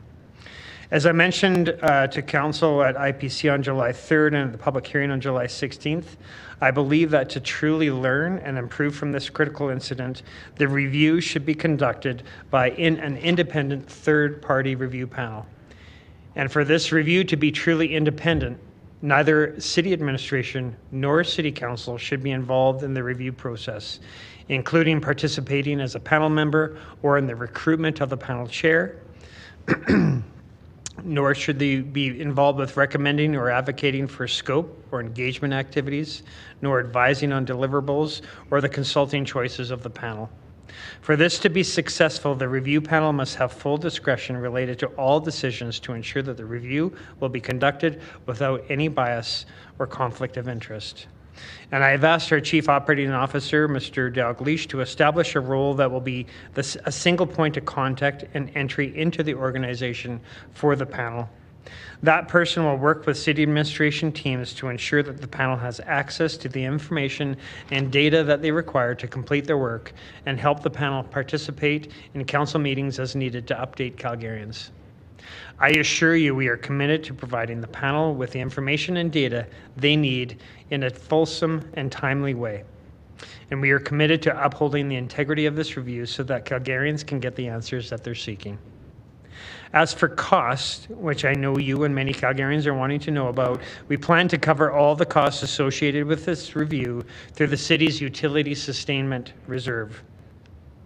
At the July 3rd Infrastructure and Planning Committee, I shared that the Utility Sustainment Reserve provides financial flexibility to fund unplanned operating and capital expenditures and helps manage the financial risks of short-term shortfalls in projected revenue.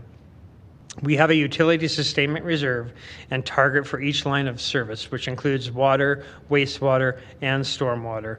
And the target for each line of service is a reserve balance equivalent to 120 days of operating expenditure. The Utilities Sustainment Reserve is funded through utility rates, not property taxes. And at the end of 2023, the Utilities Sustainment Reserve balance for the water line of service was $42.9 million. Next slide, please. So as shown on the screen, the approach is to recruit a panel chair through an extensive executive search firm. The chair will then establish the panel. 3 prominent community leaders who are impartial to the city have stepped forward to volunteer their time to find the executive search firm who will recruit the panel chair. These leaders are shown as the voluntary advisory group in the image on the screen, and I will introduce you to them shortly. As I said, the role of the advisory group will be to find the executive search firm and work with them to recruit a panel chair. The advisory group will be dissolved once the panel chair is selected. It will then be up to the discretion of the panel chair how they would like to establish the panel. Again, for this review to be truly independent, I strongly believe and recommend that there is no involvement for administration or city council in this approach. This also aligns with what I heard from members of the Infrastructure and Planning Committee on July 3rd. For this to be successful, the review chair and panel must have full discretion on the scope, including the engagement and communication activities, deliverables and recommendations, and who they consult with throughout the process. This review is about growth and understanding and setting our city up for success in the future. And I'm looking forward to the valuable insight and learnings the review chair and panel will offer. Next slide, please. So I'm excited to share with you today the 3 prominent community leaders who have stepped forward to find the search firm who will recruit for a panel chair, and they are as follows. Don Farrell, who's the President and CEO of Trans Mountain. Dr. Ed McCauley, President and Vice Chancellor at the University of Calgary. And Wayne Stensby, the Chief Operating Officer at ATCO Energy Systems. I'm so grateful to these 3 leaders for their willingness to serve the community and thank them for volunteering their time and expertise to ensure this review is handled in a professional and independent manner.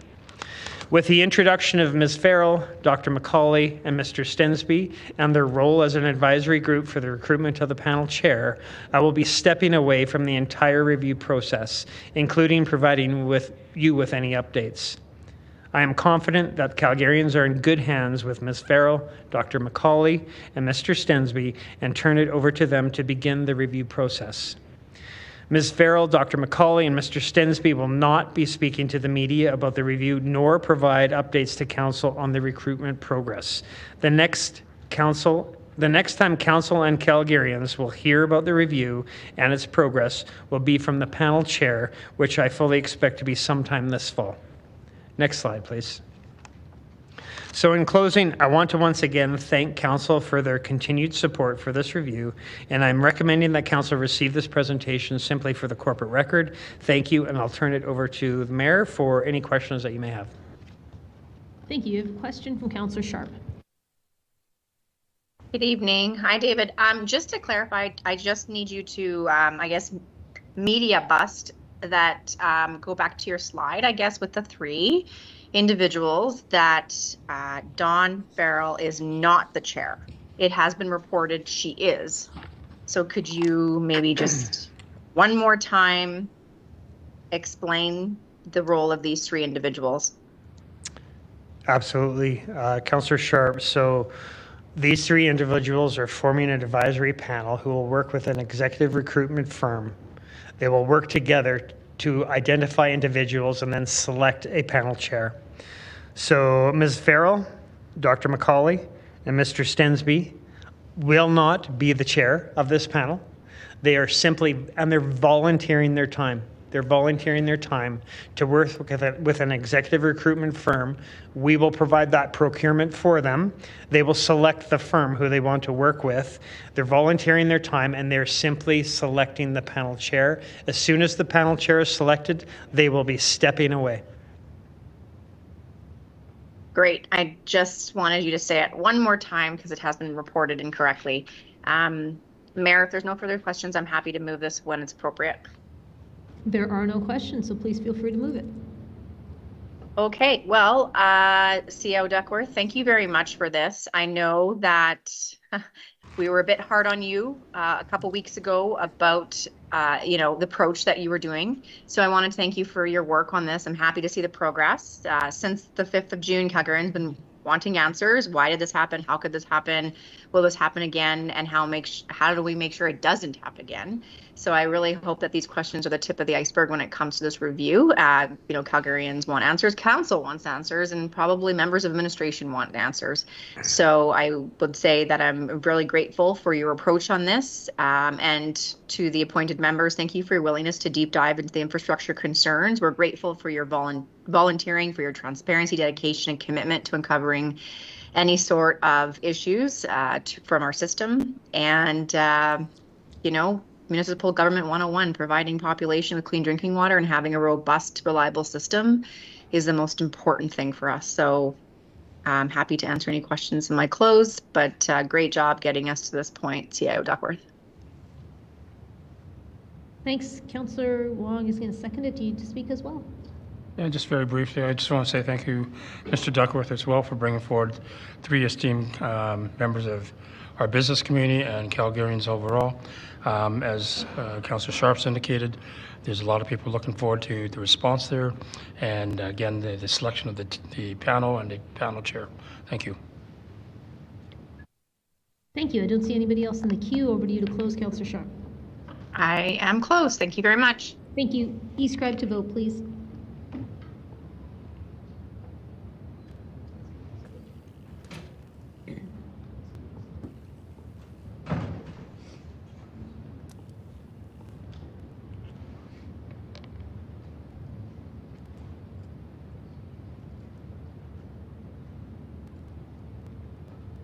Mayor Gondik, all the votes are in. Thank you. Could you display the results, please? That's carried unanimously. All right, from that, are we on to 9.3.2? This is the Future of Biodiversity Advisory. Hi. Good evening, members of council. My name is Rehana Rajabali, and I am the leader of environmental planning and policy within the city's Climate and Environment Business Unit. I'm here to offer a presentation in relation to Report C-2024-0803 regarding the future of biodiversity advisory. All right. Next slide, please. We are bringing this report forward in response to the direction that Council provided at the July 4th, 2023 meeting. The motion was originally brought forward in a closed session. However, the relevant part of the motion has since been released and consists of Council's direction to administration to return to you with the proposed bylaw to merge the Biodiversity Advisory Committee and the Climate Advisory Committee.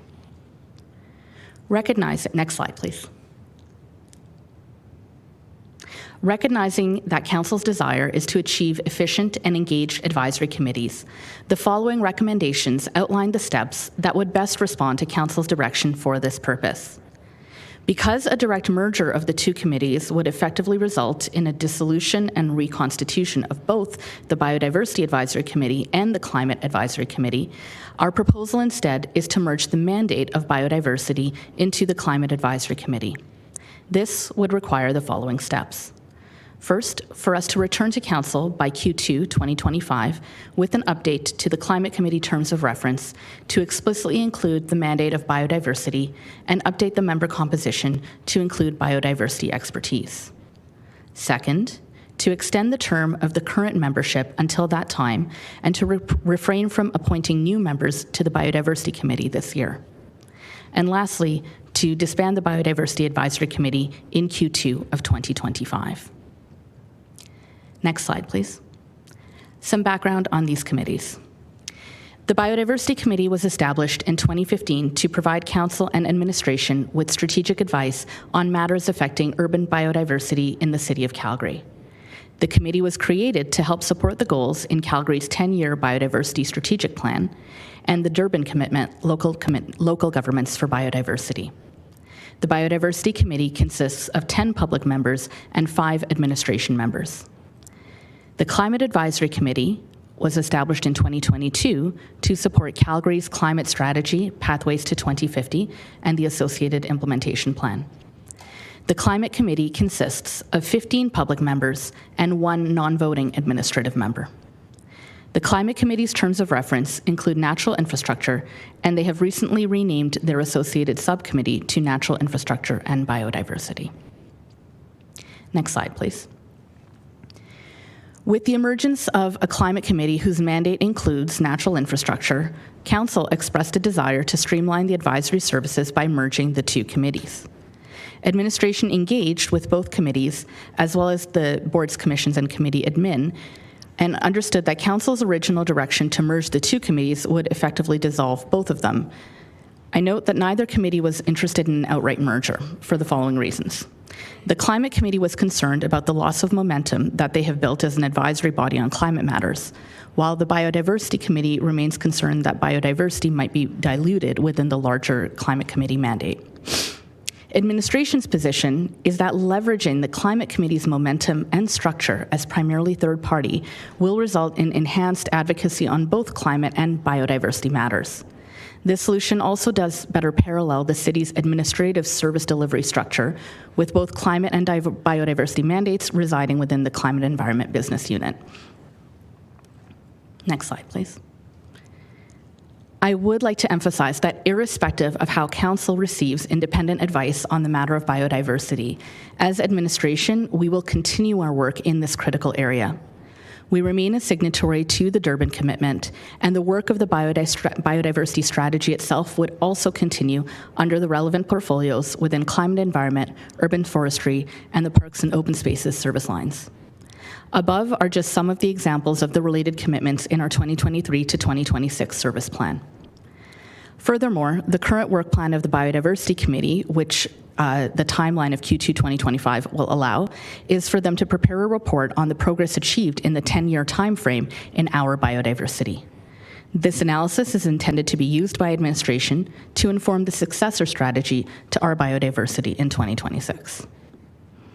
To close, administration's recommendations, which are before you, respond to Council's direction in a way that enables more efficient integration of biodiversity and climate work than would result by completely dissolving both committees and reconstituting a new one.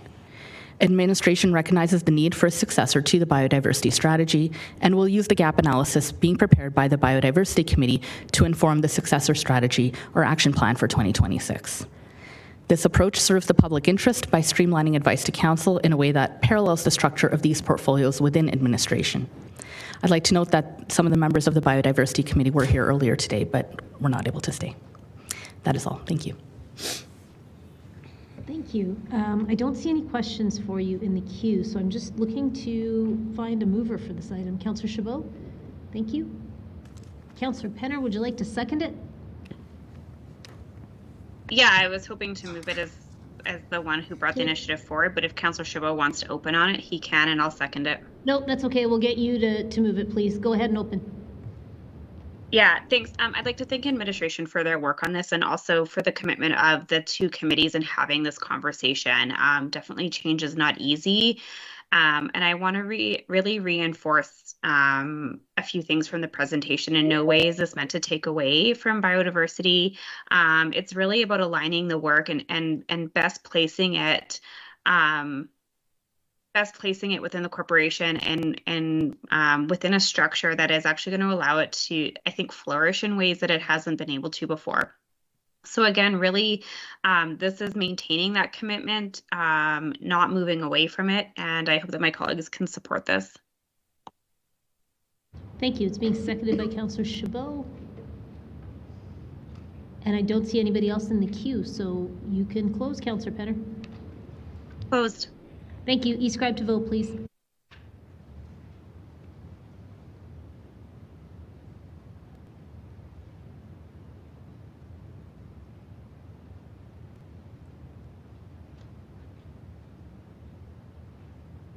Mayor Gondik, all the votes are in. Thank you. Could you display the results, please? That's carried unanimously. All right, next up is 9.3.3, but I think this one requires us going into closed session as well, right?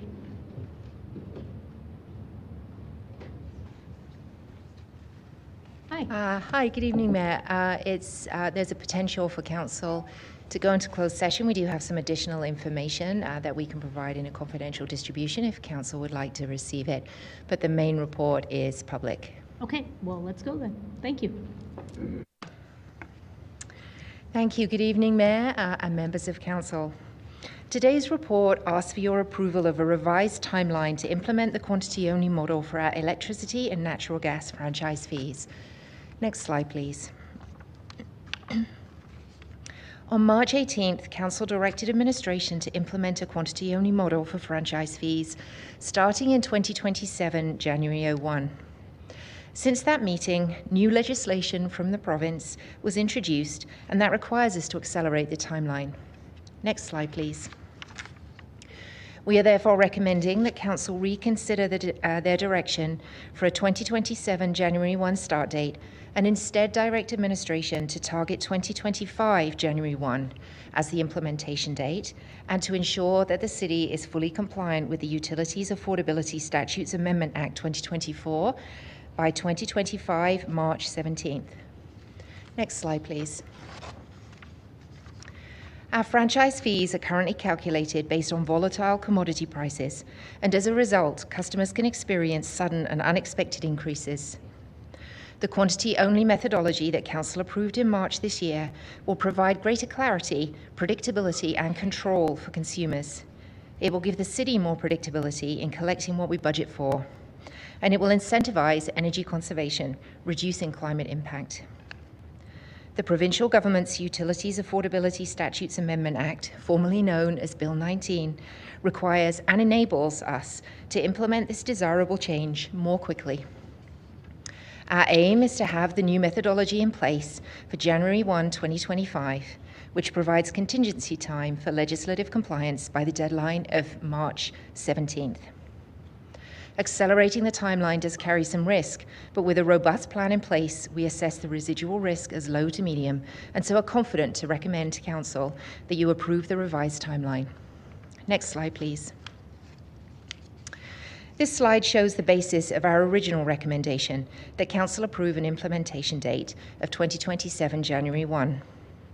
The timeline allowed ample contingency given the involvement of multiple third parties outside of the city's control. Next slide, please. Administration considered alternative approaches to managing the changes to the timeline, including implementing other methodologies.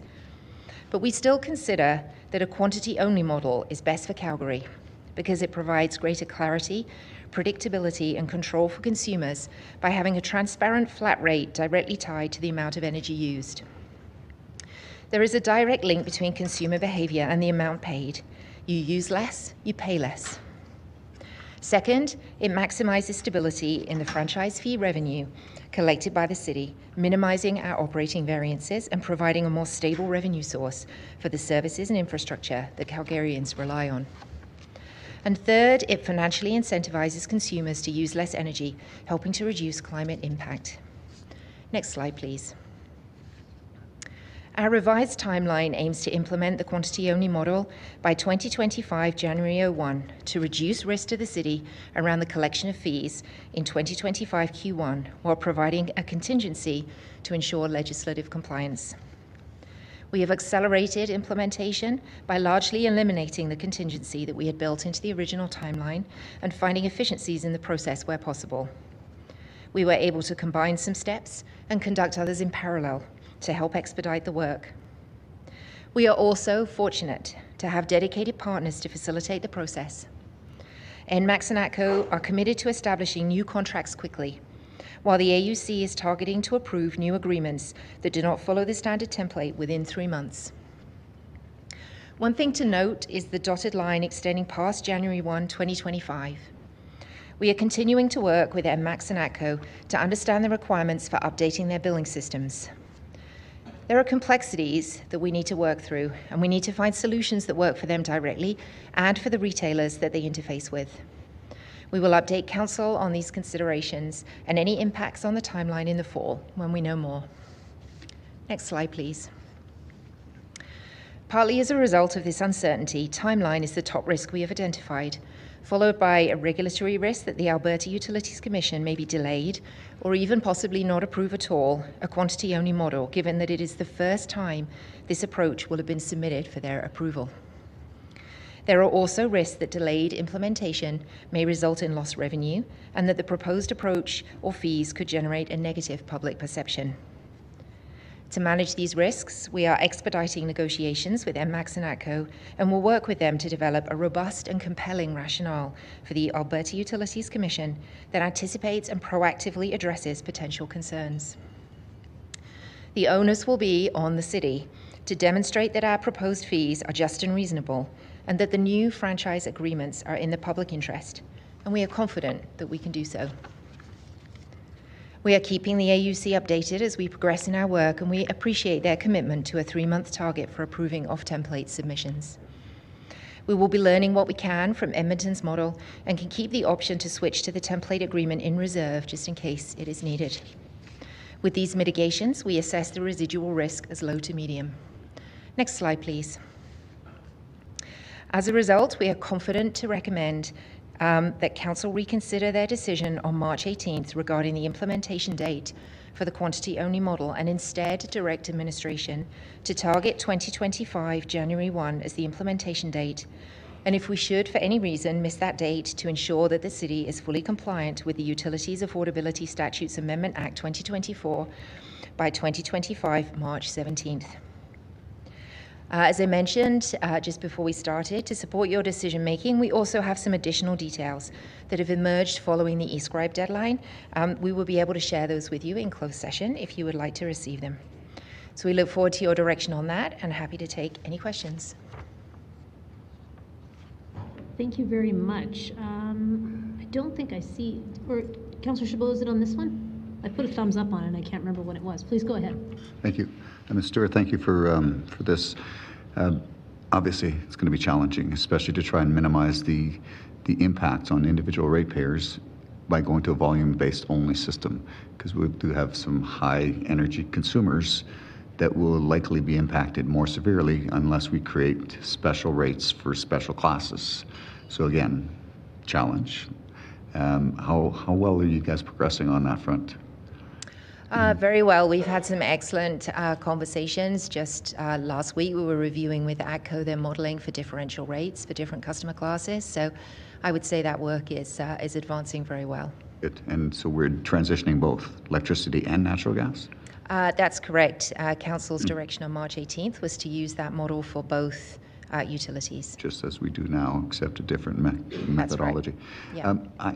I heard recently from a pretty well-known individual and that Edmonton might actually be going to a distribution model. They've been using a volume-based model, but apparently they're looking at going to a distribution model, and again, to align with Bill 19. And I don't know if that's true. I'm just hoping to get some clarification from you on that. That would obviously be a question for Edmonton. I personally am not aware that that matter has been before their council yet. And I just don't understand the rationale as to why they would feel that they would need to go to that method, because they're currently using a volume-based system, which is a non-volatile mechanism, which is what the minister asked for specifically, right? That's correct. It's the legislation specifically prohibits the use of market rates in the calculation of franchise fees. So there are a number of different models that could be used that will be compliant, but the one currently used in Calgary is not compliant because we reference the RRO and then the gas cost flow-through rates in the calculation. Right. And do most other municipalities use a distribution model? Like Yes, they do. distribution model, not a volume-based model like Edmonton.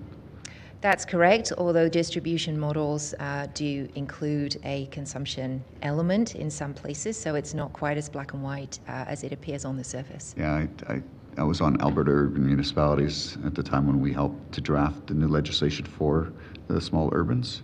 And so that's why I thought that's the methodology they use predominantly, which begs the question as to whether or not maybe Edmonton might be moving to that model to be more consistent with all other municipalities. Anyways, maybe somebody can answer that question in camera?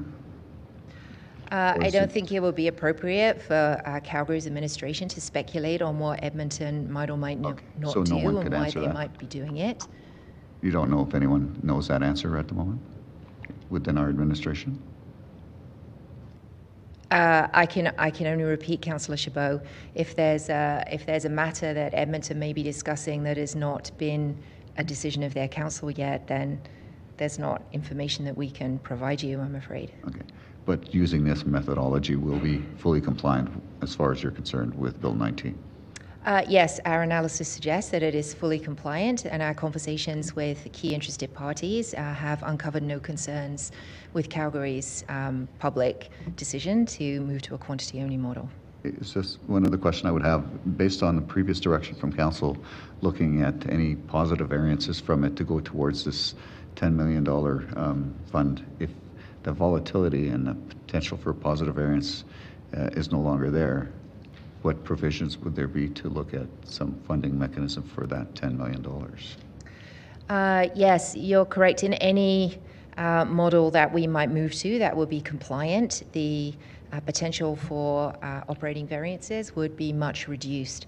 So what we are doing is working with the relevant areas within administration to bring forward a proposal through the mid-cycle adjustments that looks at an alternative funding source for that $10 million.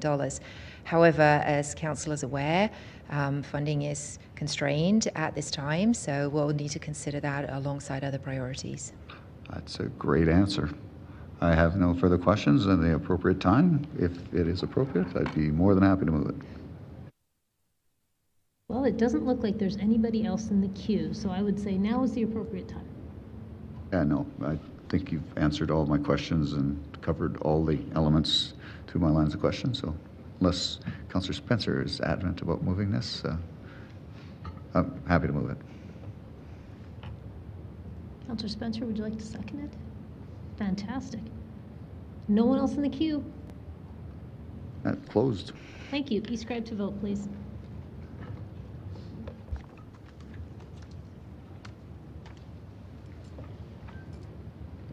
Yes. Thank you, Mayor Gondek. Just to clarify, we will be launching the vote on the reconsideration motion first as a standalone. Sorry, yes. Thank you for clarifying that.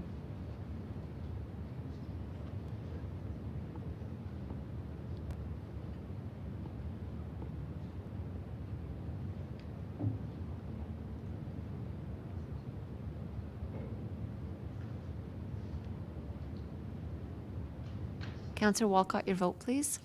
Thank you. Councillor Carraw, your vote, please.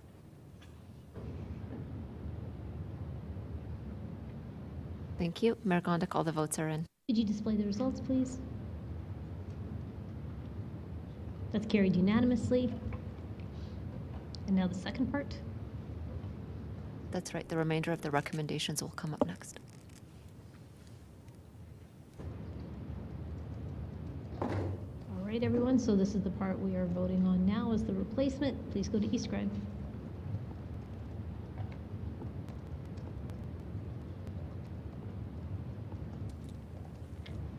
Mayor Gonda, all the votes are in. Thank you. Could you display the results, please? That's carried unanimously. All right, with this one done, we're on to 9.4.1, proposed amendments to the Audit Committee bylaw.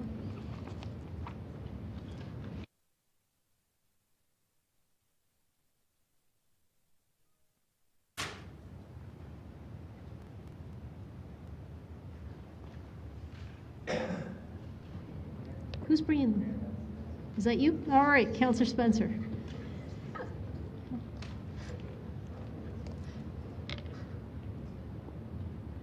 So these amendments that are before you, there's two sets. Both sets came to you from a working group that included Councillor Pootmans, Councillor Wong, and former public member of the Audit Committee, Michael Lambert.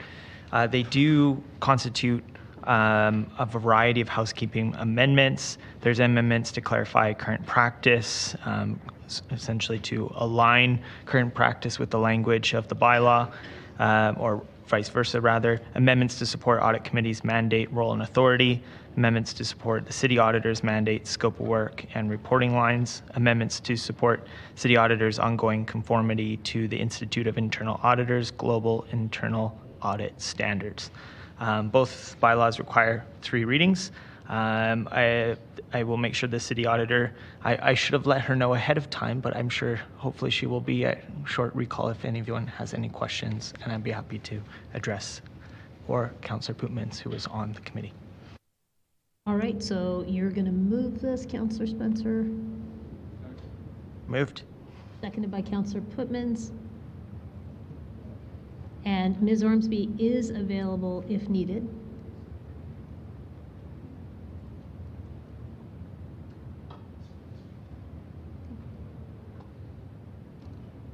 Okay, I don't see any questions for anybody. Councillor Wong, do you have anything to add? No, I was going to say. Okay, nobody else in the queue? Closed. Thank you. E-scribe to vote, please.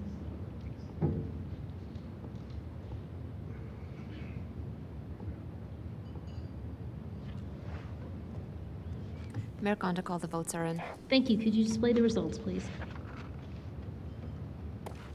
That's carried unanimously. And I'll go to the first reading. First reading of bylaw 30M 2024. Anyone opposed? Hearing none, that is carried. And do we now need to bring an amendment, Madam Clerk? That's correct, Mayor Gondek. Following first reading, we have been notified that there is an amendment, so a mover and a seconder is required for the amendment that is on the screen. Right, can I get a mover for this? Councillor Walcott? Okay. Seconder? Councillor Thaliwal, thank you very much. I don't see anyone in the queue to debate this one, so let's go to e-scribe to vote.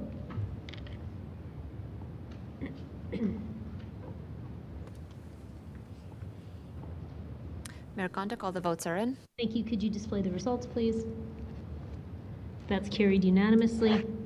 Second reading of bylaw 30M 2024 as amended. Anyone opposed?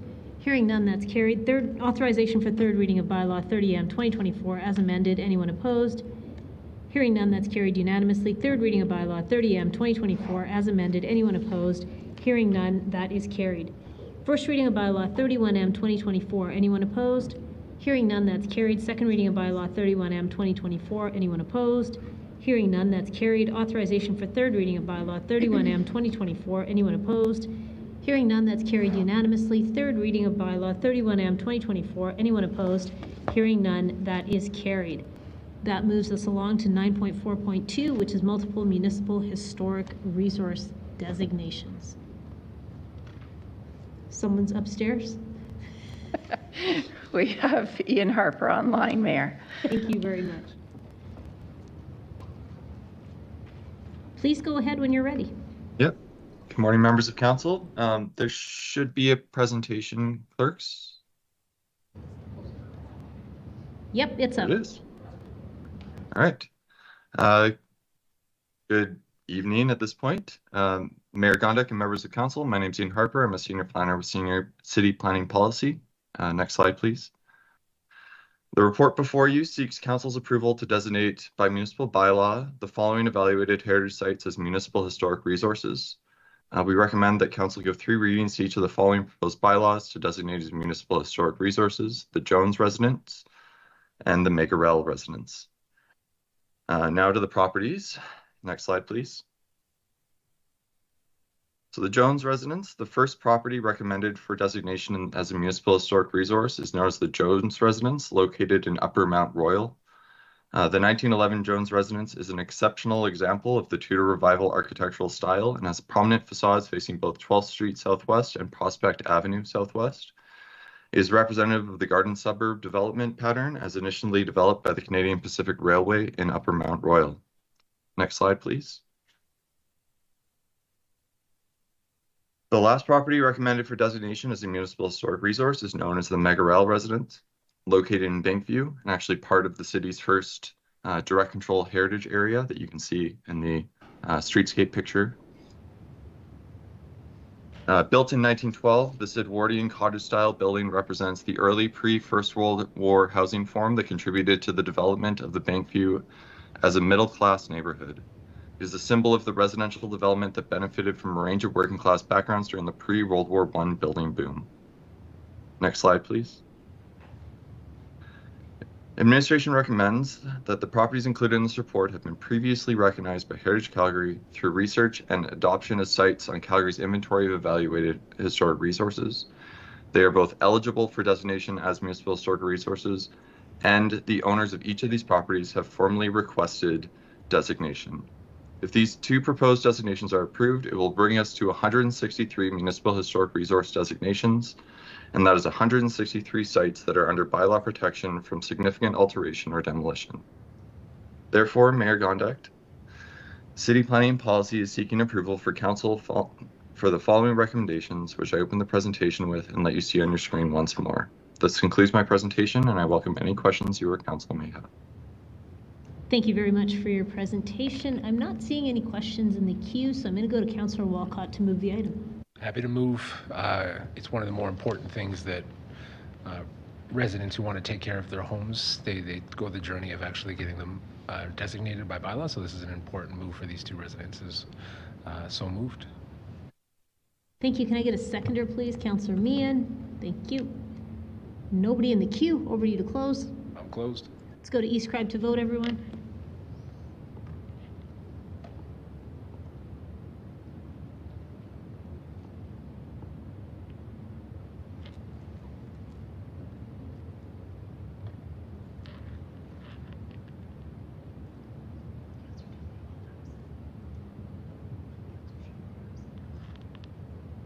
Mayor Gondek, all the votes are in. Thank you. Could you display the results, please? That's carried unanimously. First reading of bylaw 20M 2024. Anyone opposed? Hearing none, that's carried. Second reading of bylaw 20M 2024. Anyone opposed? Hearing none, that's carried. Authorization for third reading of bylaw 20M 2024. Anyone opposed? Hearing none, that's carried unanimously. Third reading of bylaw 20M 2024. Anyone opposed? Hearing none, that is carried. First reading of bylaw 21M 2024. Anyone opposed? Hearing none, that's carried. Second reading of bylaw 21M 2024. Anyone opposed? Hearing none, that's carried. Authorization for third reading of bylaw 21M 2024. Anyone opposed? Hearing none, that's carried unanimously. Third reading of bylaw 21M 2024. Anyone opposed? Hearing none, that is carried. We are now on to item 9.4.3, which is the Calgary Planning Commission Governance Review. Good evening, Mayor Gondek. Can you hear me okay? Yes, we can. Wonderful. I'm Jen Maximatis-White with Community Planning, and joining me on the line today is Steve Jones, Acting Manager of Planning Advisory and Coordination, and we'll be presenting the Calgary Planning Commission Governance Review. Next slide, please. The recommendation before Council is that 3 readings be given to the amendments to the Calgary Planning Commission bylaw. Next slide, please. Work on this project began in 2023. An external consultant was hired to conduct a governance review of Calgary Planning Commission. It's been many years since a full governance review was completed on this board. The purpose of the review was to ensure efficiencies and value add from CPC meetings, to provide opportunities to increase value in decision-making processes, and to explore opportunities to strengthen processes and structures. Next slide, please. To support this work, 44 individuals were interviewed who have direct contact with Planning Commission. On this image, internal groups are shown in red and external groups are in blue. Interviewees included the mayor and members of council, current and past members of CPC, members of administration, members of the development community, and members of community groups. In addition to the interviews, our consultant completed a jurisdictional review on other municipalities to determine how planning commissions were operating throughout North America. Next slide, please. Following this work, 4 options were explored on the future of CPC. They include making small incremental changes over time, modernizing CPC as a technical review body, delegating more approval authority to CPC, and limiting the role of council on certain planning matters, and finally phasing out CPC entirely. Ultimately, it was determined that option 2 should be pursued based on the research and the interviews conducted. Next slide, please. The recommendations to modernize CPC are separated into 3 main themes. The first is to strengthen the purpose of commission. It was found that the role of CPC was not well understood and that improvement should be made to ensure that this role is clear and concise for all interested parties. The second group of recommendations were around improving governance, as there were concerns expressed on various governance matters, including onboarding, the recruitment process, and the workload and workflow of CPC. The final set of recommendations are around adding value. We found that there was an uneven sense of value added by CPC. Improvements to processes around CPC's review of development permits, land use items, and outline plans are needed to ensure there is increased value for their review in the decision-making process. Next slide, please. To implement these recommendations, a 2-phased approach is recommended, with phase 1 occurring this summer and focusing on membership and board composition. We wanted to ensure that bylaw amendments are heard prior to recruitment starting for boards, commissions, and committees later this summer. Phase 2 will continue throughout the rest of the year and will focus on improvements related to CPC as a technical review body. Next slide, please. Various changes to membership are proposed in Phase 1. We are recommending that council members be removed from CPC as well as the mayor as an ex officio. We have heard through the research that including councillors can politicize decisions and is not aligned with the vision of CPC as a technical review body. Councillors would still be allowed to attend CPC and ask questions as they do currently on items of particular interest. As a result of the removal of councillors, we are recommending that 4 new public members be added for a total of 10 public members. We're also proposing that new members begin their terms in January. Commissioners currently begin right after the organizational meeting of council, which doesn't allow for comprehensive training and onboarding. Moving the start date to January will provide this needed time and is consistent with other boards, such as the Subdivision and Development Appeal Board. Next slide, please. The Phase 2 recommendations will be completed by the end of the year and include a variety of items related to the 3 main theme areas discussed earlier. They include development of a new purpose statement, improvements to onboarding, development of a skills matrix to assist in recruitment, and a better definition of the role CPC plays on various application types, including land use amendments, development permits, and outline plans. We do expect to be returning to the Infrastructure and Planning Committee later this year with additional details on the second phase of recommendations. Next slide, please. To conclude, we are recommending that Council give 3 readings to the amendments to the CPC bylaw for these reasons and those outlined in the report. Thank you. Myself and the team are available for questions. Thank you very much for your presentation. Councillor Wong, do you have a question on this one? Yes. Please go ahead. Thank you, Mayor. Thanks, Ms. Maximus Wade. Thanks for also the opportunity to be interviewed on this. I have just 2 questions. You made reference to the removal of the 2 council members and the mayor as a way to depoliticize the conversations. I guess the other question I have is with regards to the 10 members there, how do we ensure that there is no politicizing amongst them?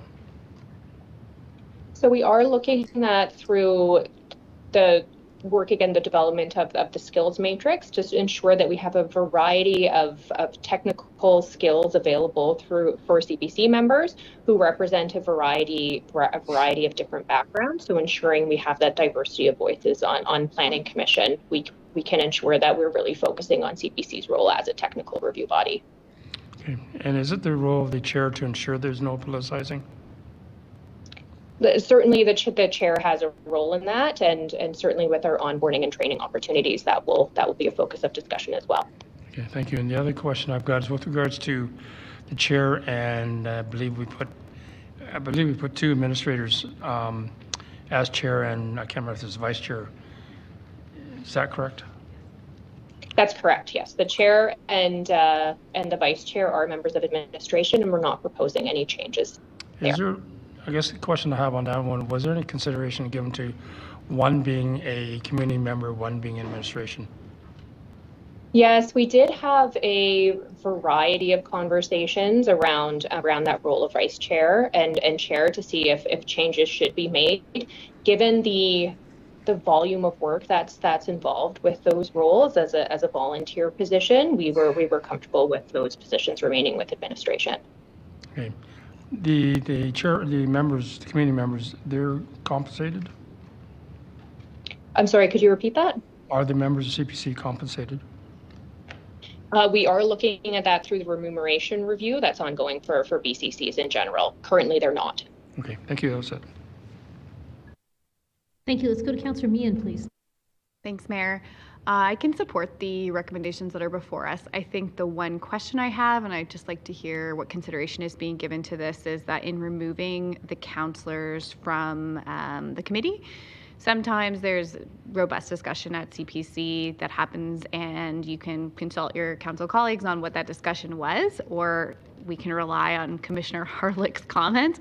But outside of that, there really isn't a lot of communication between CPC and council. And so if the commissioner landscape changes and we don't have a keener on comments, what is the proposed plan for communication between CPC and council beyond the fact that it may be just past CPC? Is there some consideration of how to qualitatively communicate what happened at CPC to council?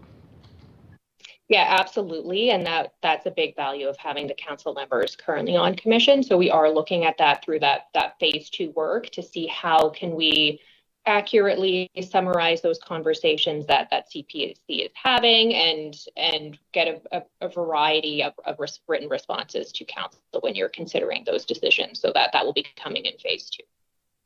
Okay, yeah, I really look forward to that because I think those qualitative comments are actually really critical. And I know that it's a big lift for our public members to do that. So I don't know if that can be done in some other way or documented in some other way, but I would love to see that. So Mayor, I'm happy to move this if there's no other questions or if someone else wants to. Sorry, I see Councillor Sharp does. I can second. Thank you very much. We'll go to Councillor Sharp to move, and I'll recognize you as seconding it, Councillor Meehan. Go ahead, Councillor Sharp. Sorry, I'm just like, it's late, I'm getting tired. So thank you very much. Actually, Councillor Meehan brought up a really good question. And so I think that was something that we wanted to make sure that there was still connection in the work between CPC and councils. That's really important. If we want to speed up parts of the planning process, I do believe we need to take the politics out of it. I know there's been some hesitation with files that are at CPC being sent back. And so having councillors on this has kind of introduced the risk of bringing politics into what should be just a planning decision and a technical body review. I am looking forward to the next phase of this, a report, so that'll be really good. And I hope we can all find some common ground on this one. And there's always different political choices being made, but I think this one in particular on this committee should stick to a technical review and technical merit, other than trying to overcomplicate it with maybe some of our own rationale. So I'm happy to answer any questions in my close. Thank you. You're seconding it, Councillor Meehan. I don't see anybody else in the queue, so over to you to close, Councillor Sharp. I'm closed. Thanks so much. Thank you. E-scribe to vote, please.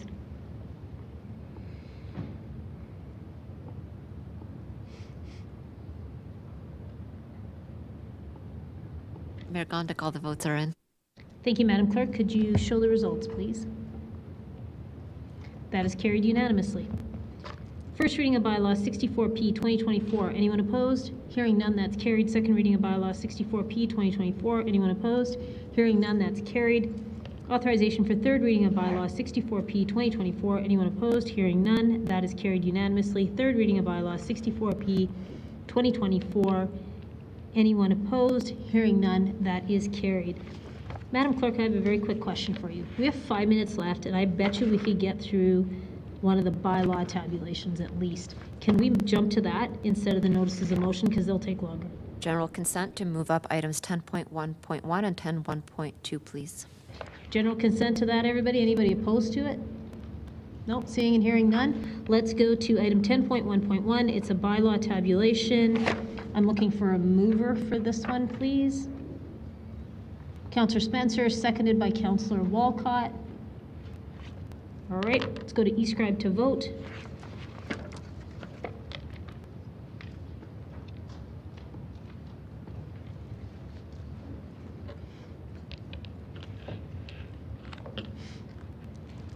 Councillor Wong, your vote, please.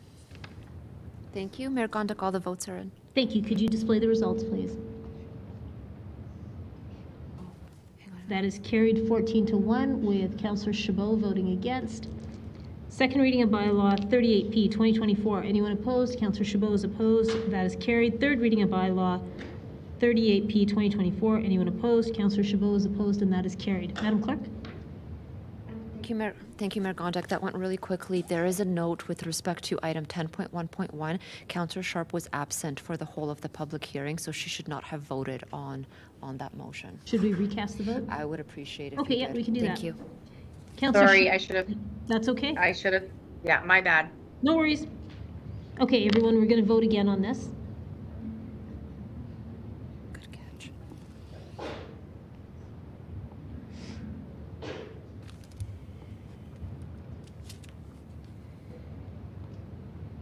Mayor Gondik, all the votes are in. Could you display the results, please? That's carried 13-1 with Councillor Chabot voting against. Now, before I go to readings of the bylaw, Councillor Carra, you had a procedural question. Yeah, I'm just curious as to how much we have left and to potentially test everyone's will to just push through and finish. I think it's going to be tough to do. There's 2 notices of motion. There are 1, 2, 3 items left. It's up to you. You can test everyone's will. I would like to test reading? everyone's will that we just suspend the procedural bylaw. We get it done tonight. I think that we will get it done quickly if we go forward tonight. And if we have to remobilize tomorrow, we'll open up a whole nother can of worms. Then give me a minute. I'm going to get through the readings of the bylaw. Second reading of bylaw 38P 2024. Anyone opposed? Hearing none, that's carried. Oh, Councillor Chabot is opposed. Sorry, that's carried. Third reading of bylaw 38P 2024. Anyone opposed? Councillor Chabot is opposed, and that's carried. Second reading of bylaw 163D 2024. Anyone opposed? Councillor Chabot is opposed, and that's carried. Third reading of bylaw 163D 2024. Anyone opposed? Councillor Chabot is opposed, and that is carried. Madam Clerk, do I need to, can I waive the break so we can vote on whether people want to continue? Just general consent, please. Yeah. General consent to carry on past 9:30 to just see if people want to stay. Anyone opposed to that? You're opposed? Give general Okay. So it's not general consent then? That's correct. A formal motion is required. General consent? Okay. Councillor Carra, go ahead. Yeah, I understand that everyone's tired, but I really think that this is worth pushing through. I think that 30, 40 minutes tops. If we do it tonight, it'll be an hour and a half more, and we'll remobilize tomorrow. Let's get this done. I would like to move that we suspend the procedural bylaw until we conclude the meeting's agenda. Second. All right, that's been moved and seconded. I don't see anybody in the queue. Over to you to close, Councillor Carra. I'm closed. Okay, we're just going to bring the motion up. Okay, you're voting on suspending closing time tonight and just completing the agenda. Please go to eScribe.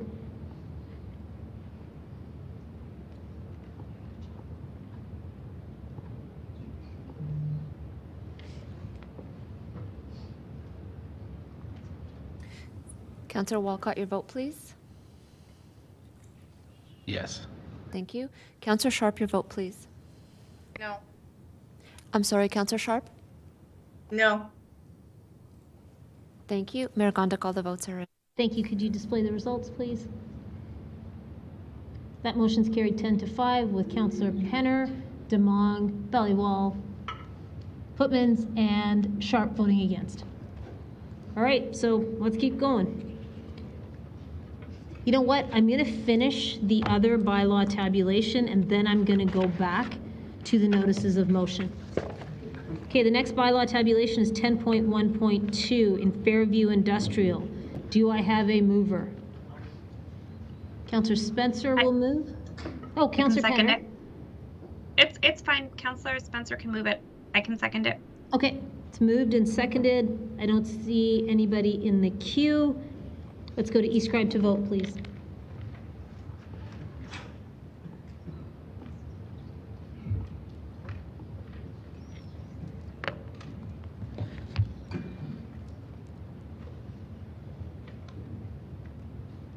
Councillor Demong, your vote, please.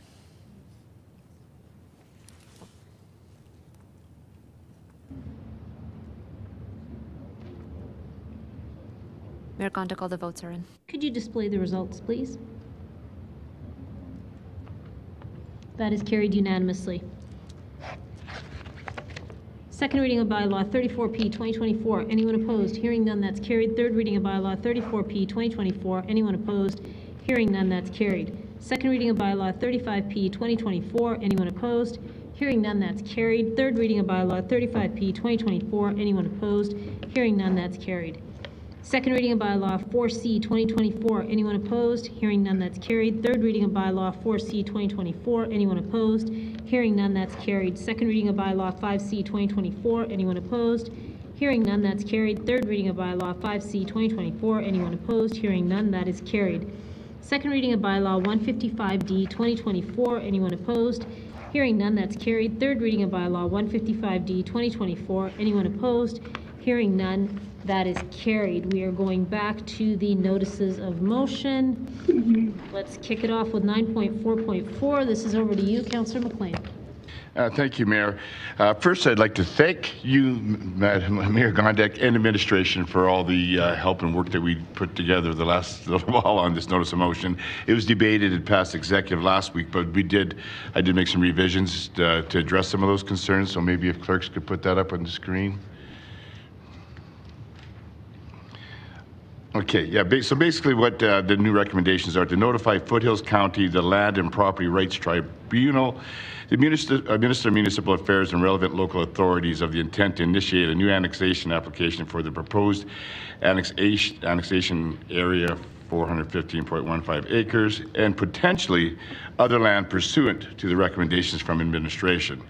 Number two, to work with Foothills County to establish and appoint members of a new Foothills County/City of Calgary Annexation Negotiation Committee. Three, direct administration to initiate discussions with Foothills County administration to identify potential opportunities for annexation that are aligned with the Foothills County and the City of Calgary Intermunicipal Development Plan, which may include but not limited to the proposed annexation lands as identified in the letter of May 20th, 2022, and lands that may provide for logical planning boundaries which can be serviced by infrastructure already required and or built by the approved West McLeod Area Structure Plan. C, other lands that may form a logical comprehensive annexation area. Number four, direct administration to evaluate the budgetary and work plan implications of an annexation project and options for funding the work, including but not limited to potential contributions from participating landowners. And then number five, direct administration to report back to Intergovernmental Affairs Committee with an update, including summary of the discussions, findings, and recommendations for potential annexations no later than Q1 2025. And that's it. Thank you. Councillor Chu, you're seconding it? Okay, let's go to Councillor Penner, please. Yeah, I have a couple questions. The intergovernmental affairs team that worked on our initial, so when we went through this process, were you consulted about this notice of motion? Councillor. Sorry, Karen Holtz here from Regional Planning. I can speak to this.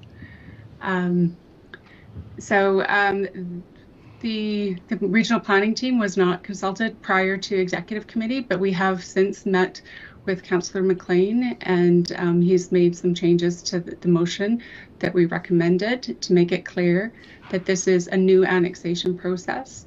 We can't restart. It's a provincial process, so we can't restart the old one, which is the way the previous motion was worded. Okay.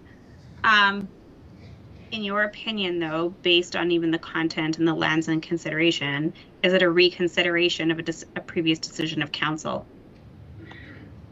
The proposal before you is the same or similar to the decisions that were made to cease the process last July, and then further the council decided to stop or disband the negotiating committee. So on those two bases, it does appear to be a reconsideration. Okay, so then I guess my question for the chair and clerks is then, if administration is saying this is a reconsideration, what is the process by way of voting? Through the chair to Councillor Penner, the first step would be to vote on a motion to reconsider council's previous decisions, and those decisions are from July 15th, 2023 and October, I'm sorry, I don't have the exact date, October 2023 as well. Should that vote on the reconsideration pass, then the motion that is on the screen before you could be properly put forward. Okay, thanks. And does clerks have that prepared for council to vote on? Okay. We do, Councillor Penner. We've just prepared it, so we can put that up at the appropriate time for you. Okay. And so I will just debate. This is substantially the same as what we have been through. And I believe there are challenges, especially with relations and relationship building to citizens in the South, to members of the county, to the elected officials of the county, and I think even with the administrative teams. I'm disappointed that the regional planning teams were consulted in this, and that previous members of that committee weren't approached to have some honest conversations about this. And so having been on that committee and brought forward that recommendation, and I recognize it wasn't a unanimous decision, there were very good reasons for not doing this. And I think to put this under the guise of housing, when you have a developer who says that they're willing to pay for the portion, those are costs that just get added on to the cost of housing. And I would say that this is not affordable housing that we're building here. It may be housing, but not affordable housing by any means. And this is not the process of good governmental, intergovernmental affairs and relationship building. So I cannot support this. So I won't support the reconsideration. And if the reconsideration passes, I won't be supporting the notice of motion. All right, let's go to Councillor Carra, please. I was going to ask about the reconsideration. This asked and answered. I guess my next question is, what are the costs associated with this, and have we budgeted for it? And what are we going to need to do at mid-cycle if council makes the mistake of supporting this? Thank you for the question. I think at a very high level, we would say that this would be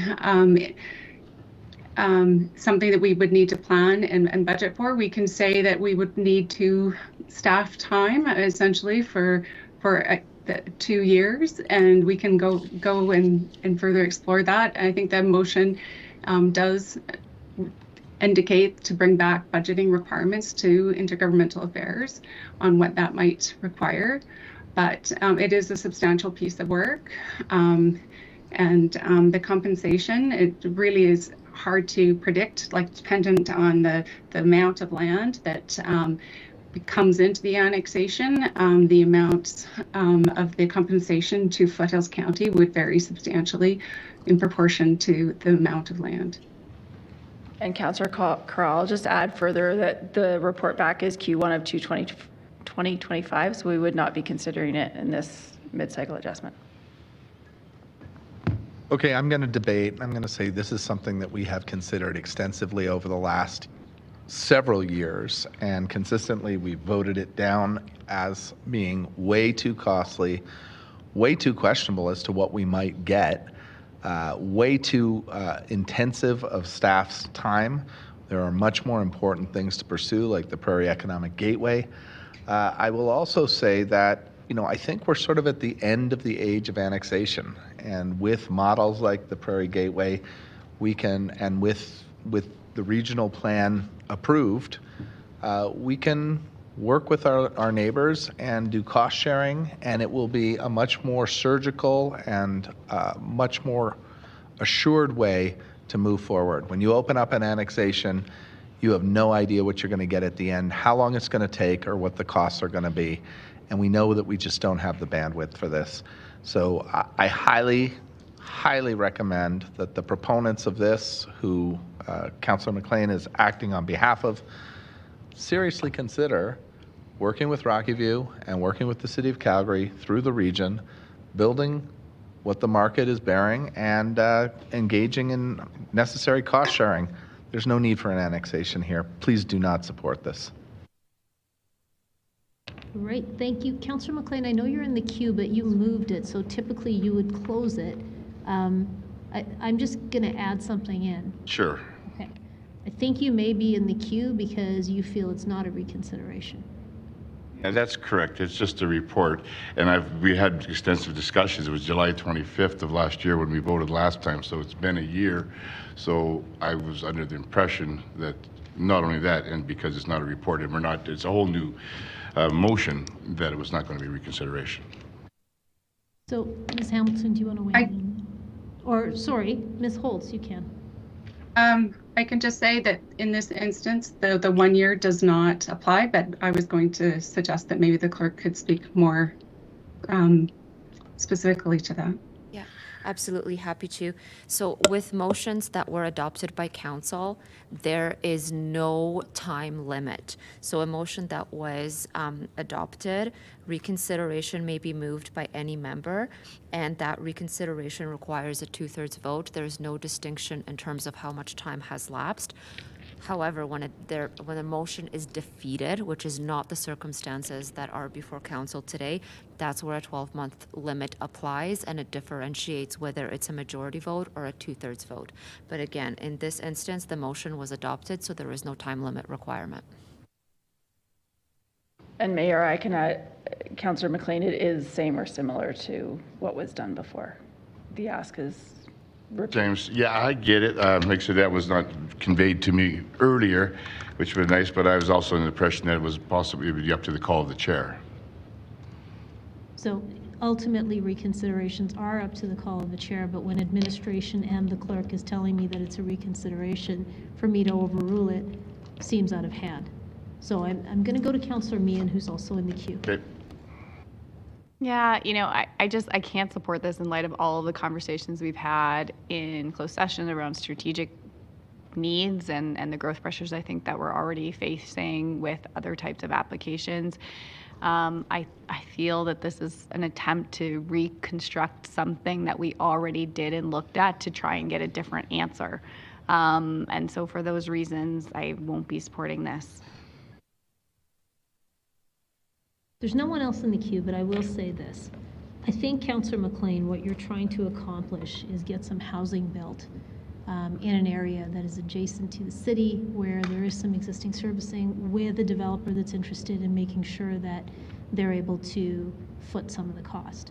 And I think that's the angle that you're looking at. If that's what you're pursuing, and hearing what your colleagues are saying, where I don't think you're going to get to where you need to be, if you are interested in pursuing the type of thing we did with Rocky View County with foothills, I'm happy to work with you on that, if that's something you're interested in. So I will turn it over to you to close, but it will have to be a reconsideration, because I can't overturn something that both administration and the clerk are telling me.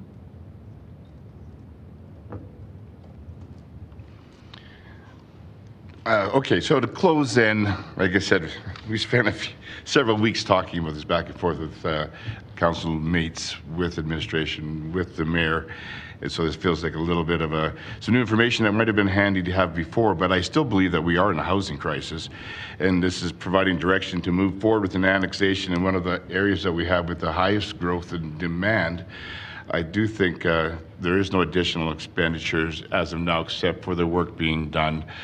I think we're in a place right now, which we, again, if we want to turn it around into what was maybe we just discussed with the money that we're putting towards Green Line, we might now have to cancel a lot of all growth applications across we're taking future tax revenue from growth applications that we're not going to have, that we could be putting into other projects. So this could be a place now where we can actually have growth, since we're not going to be approving anything more because we don't have the funds to do it or to bankroll it. So maybe we should be looking at a place where we can actually grow and have a growth application where we already have the pipes and everything right next to it. And I think maybe if there is a developer-funded model, which is what we're going to be asking administration to look at as an alternative. I think we have to start looking at alternatives if we want to grow this city. We have thousands of people still moving here. Land supply is, there's less of it than I think people think there is because we are growing so fast. The annexation area, I heard Councillor Craw always talk about the sprawl of small acreages. This would prevent that from happening. It'd give us a diversity of housing in the MDP. Again, this is just some work to ask administration to look at the potential of an area that we are expanding. Doesn't mean we have to, we can revisit this later to see what the recommendations are, if there is any money that we have to spend, or if there are any alternatives. So again, I really think I'd urge you, we've got reconsideration, 10 votes. I think I've talked to all of you. I think, again, this is a very desirable area of growth, which we've invested a lot of money in already. We could use the revenue for new taxes and acreage assessments. I mean, there is a fair amount of money, again, to come in so we can build houses. I mean, that's at the end of the day what I want to see is we could build some more homes of all varieties, of all housing types, and that's what's being proposed. So again, that would come later. Right now, this is just directing administration to do some work, and I hope I could get your support on that. Okay. To be clear, it's directing administration to initiate an annexation, not just do some work around whether we should do an annexation. It's actually directing them to do a new annexation application. Yeah, I agree. It's I was told that because a lot of this work has already been done, it might be streamlined and maybe be quicker and could take a lot less time, but I hear you. Okay, so we're going to go to the vote. We'll go to the reconsideration first.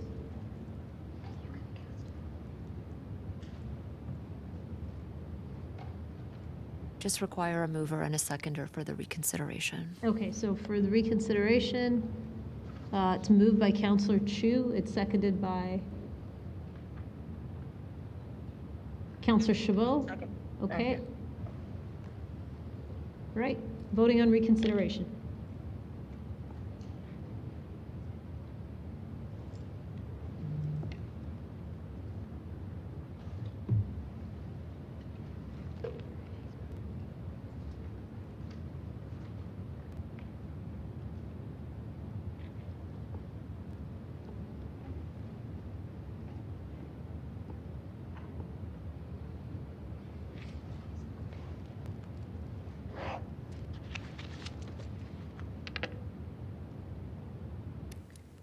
Mayor Gondik, all the votes are in. Thank you. Could you display the results, please?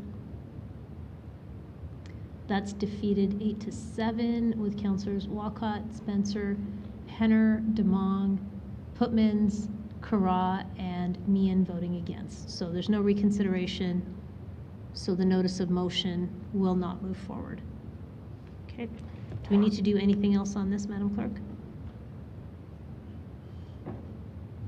Perhaps just to file the notice of motion. Okay.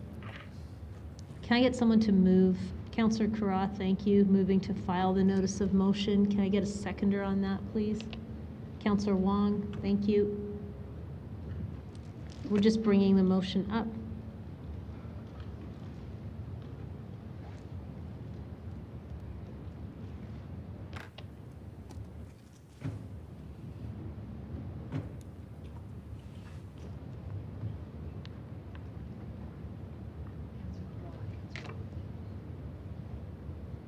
We're just typing it up, Mayor. Yep, for sure. It's ready. Thank you. So it's a motion to file the notice of motion. Let's go to e-scribe to vote, please.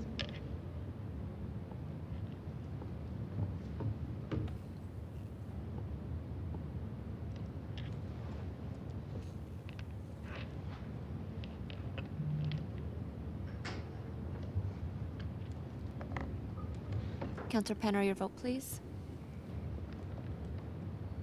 Yes. Thank you. Mayor Gonda, call the votes. Thank you. Could you display the results, please? It's carried 12-3 with Councillors McLean, Chu, and Chabot voting against. That takes us to 9.4.5, notice of motion. It's a grant request for Silvera. It's being brought by Councillors Chabot and Wong. Which one of you is bringing it? Okay, you both put up your hands, so who's speaking? Councillor Chabot. Thank you. I'm bringing forward this motion. I worked with Silvera for Seniors to try and find a solution to the access to public transit. Went through administration to provide some rationale as to whether or not relocating the bus stop to a more convenient location for Silvera for Seniors.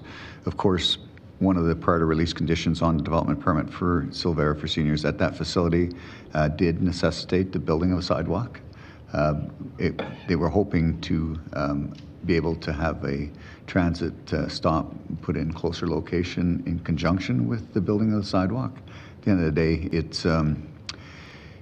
it wasn't a viable solution. It did cause too much other problems with regards to displacement of other riders, would have resulted in a reduced ridership. And of course, Silvera for Seniors is a very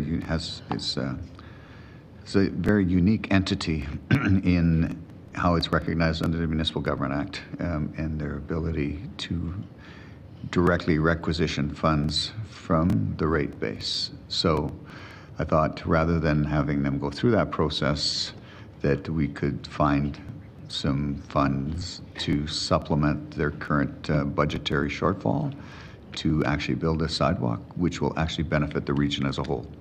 Not sure exactly where those funds are going to come from, but I'm hoping maybe administration can provide me some advice with that. But happy to move the recommendations that are before you and see if we can address any of the concerns that my colleagues have through my close or through other debate.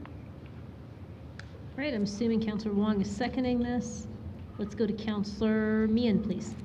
Well, Andre kind of got there. I was just going to ask where the money is coming from. Is it coming at mid-cycle for approval? Sorry. Also, like, how big is this sidewalk? Like, I guess I'm confused a little bit why this is coming here. I know Silvera has requisition powers. I don't know if that extends to a sidewalk or how far that goes.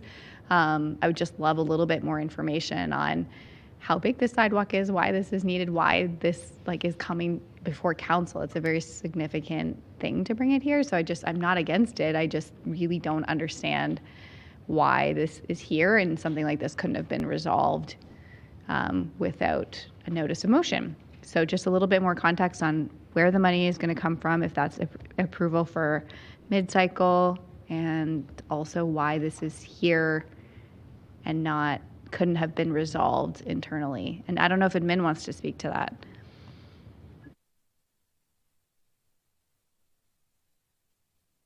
We have several people online, and I'm not sure I have anyone who wants to speak to budget other than that we do not have budget. GM Mail, if you want to, or Morgan. So I think this was a requirement of the development. Certainly, if council desired to allocate our sidewalk repair budget to help this particular property, we could make that happen. May I just clear also from the development permits perspective, while we did initially ask for it, it was shifted to an advisory comment and is not a condition of the development permit anymore. It's an advisory comment. I fully agree that Silvera needs it, wants it for their residents, but it is no longer a condition of the development permit.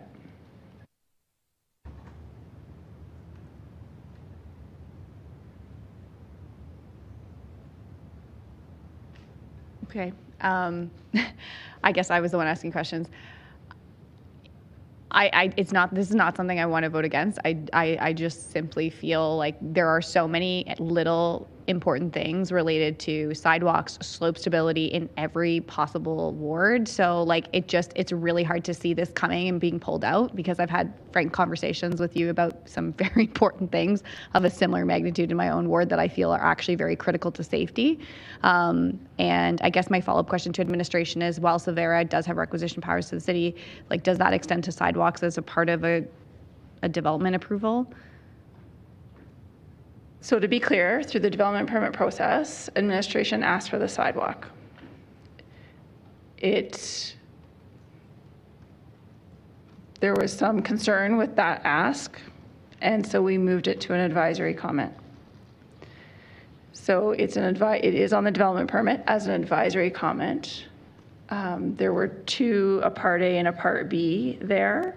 And Part A, I think, was to be done before 2023. And I've got Lawrence Wong on the phone who can help me clarify that. That's lapsed, it's gone.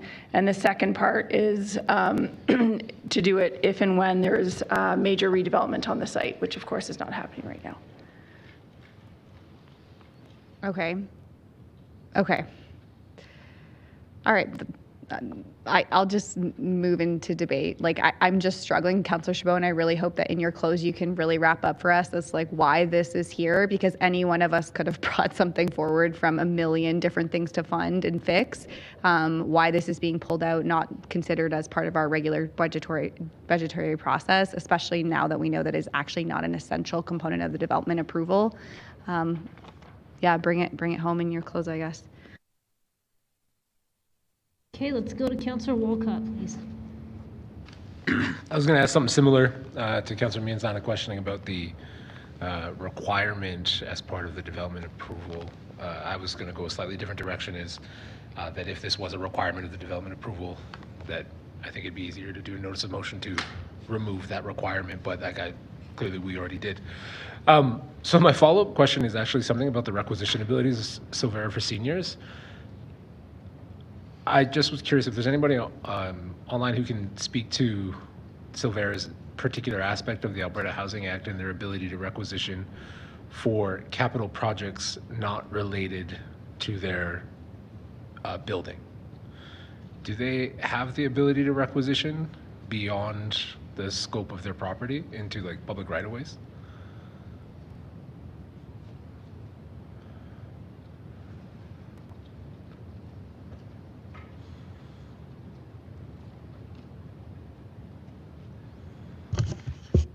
Councillor Wolcott, I don't think there's anyone here who has the answer to that question. It's a deep question, and it's 10 o'clock, so I understand. I'll hold it for later. I don't know if I'll debate it after this, so I'll just kind of say that I just think that when I think about $300,000 and some of the things that I know we need, there's a lot of rationale for why a sidewalk is important. But I just don't think that this is the right time for it with regards to some of the challenges that are ahead of us. So I'll say that. Thank you. Let's go to Councillor Penner, please. Yeah, I'm struggling with this one.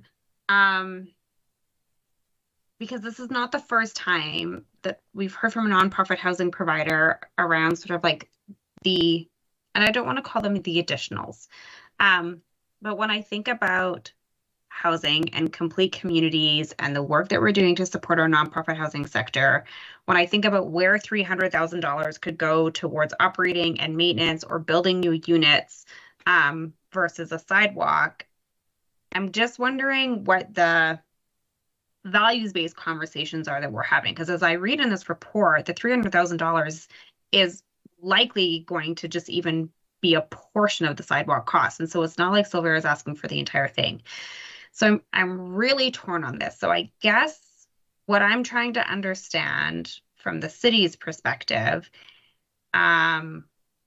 is, as we're thinking about housing and the housing strategy and supporting our nonprofit housing providers and some of the funds that are potentially available there, is planning, working with housing to start to co-create some solutions on some of these challenges that we're running into.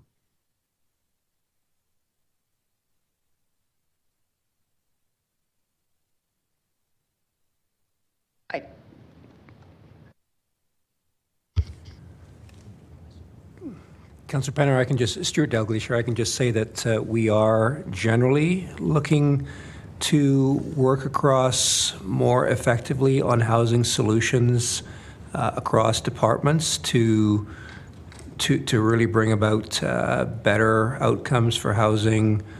And specifically with respect to this one, I can't tell you how much of that has occurred, but the answer to your question is yes, more broadly.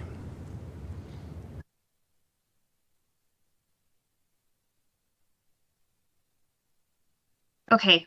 I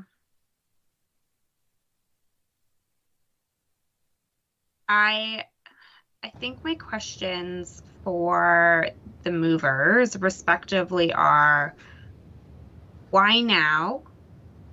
Like, what are the conditions that have changed on why now? What other solutions have been considered in working in conjunction with mobility and having this conversation and just getting it into budget cycle, either through established areas or something else? How does this align to other work that is happening in the area? So, like, I'll be perfectly honest, I'm super torn on this one because I understand it.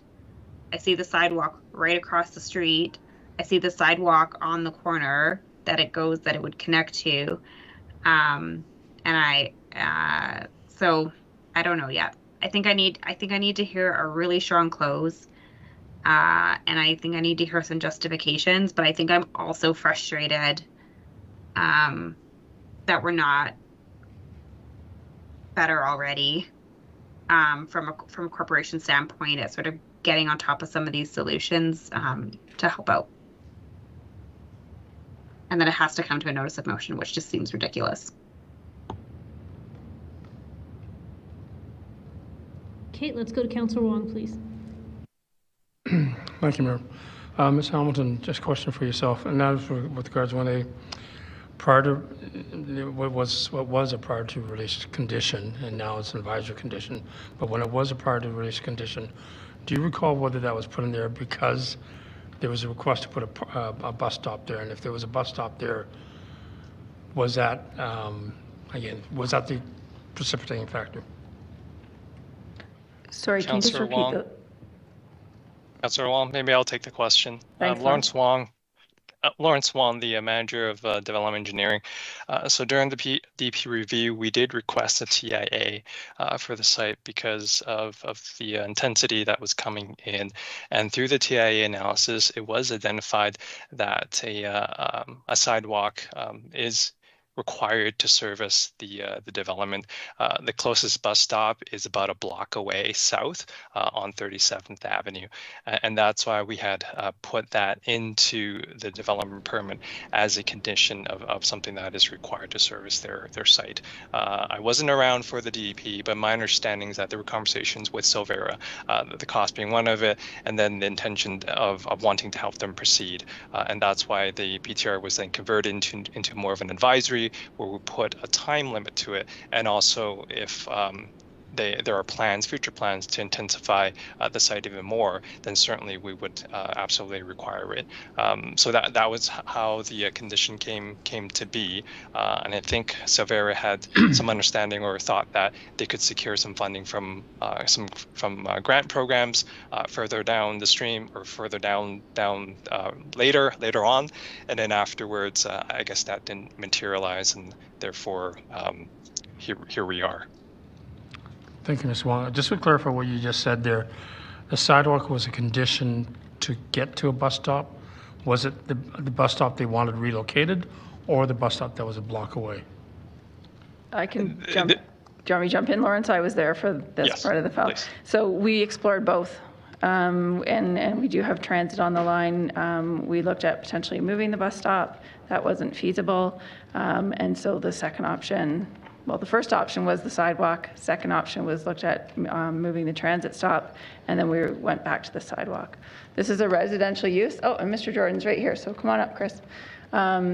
This is a residential use in an industrial area. Go ahead.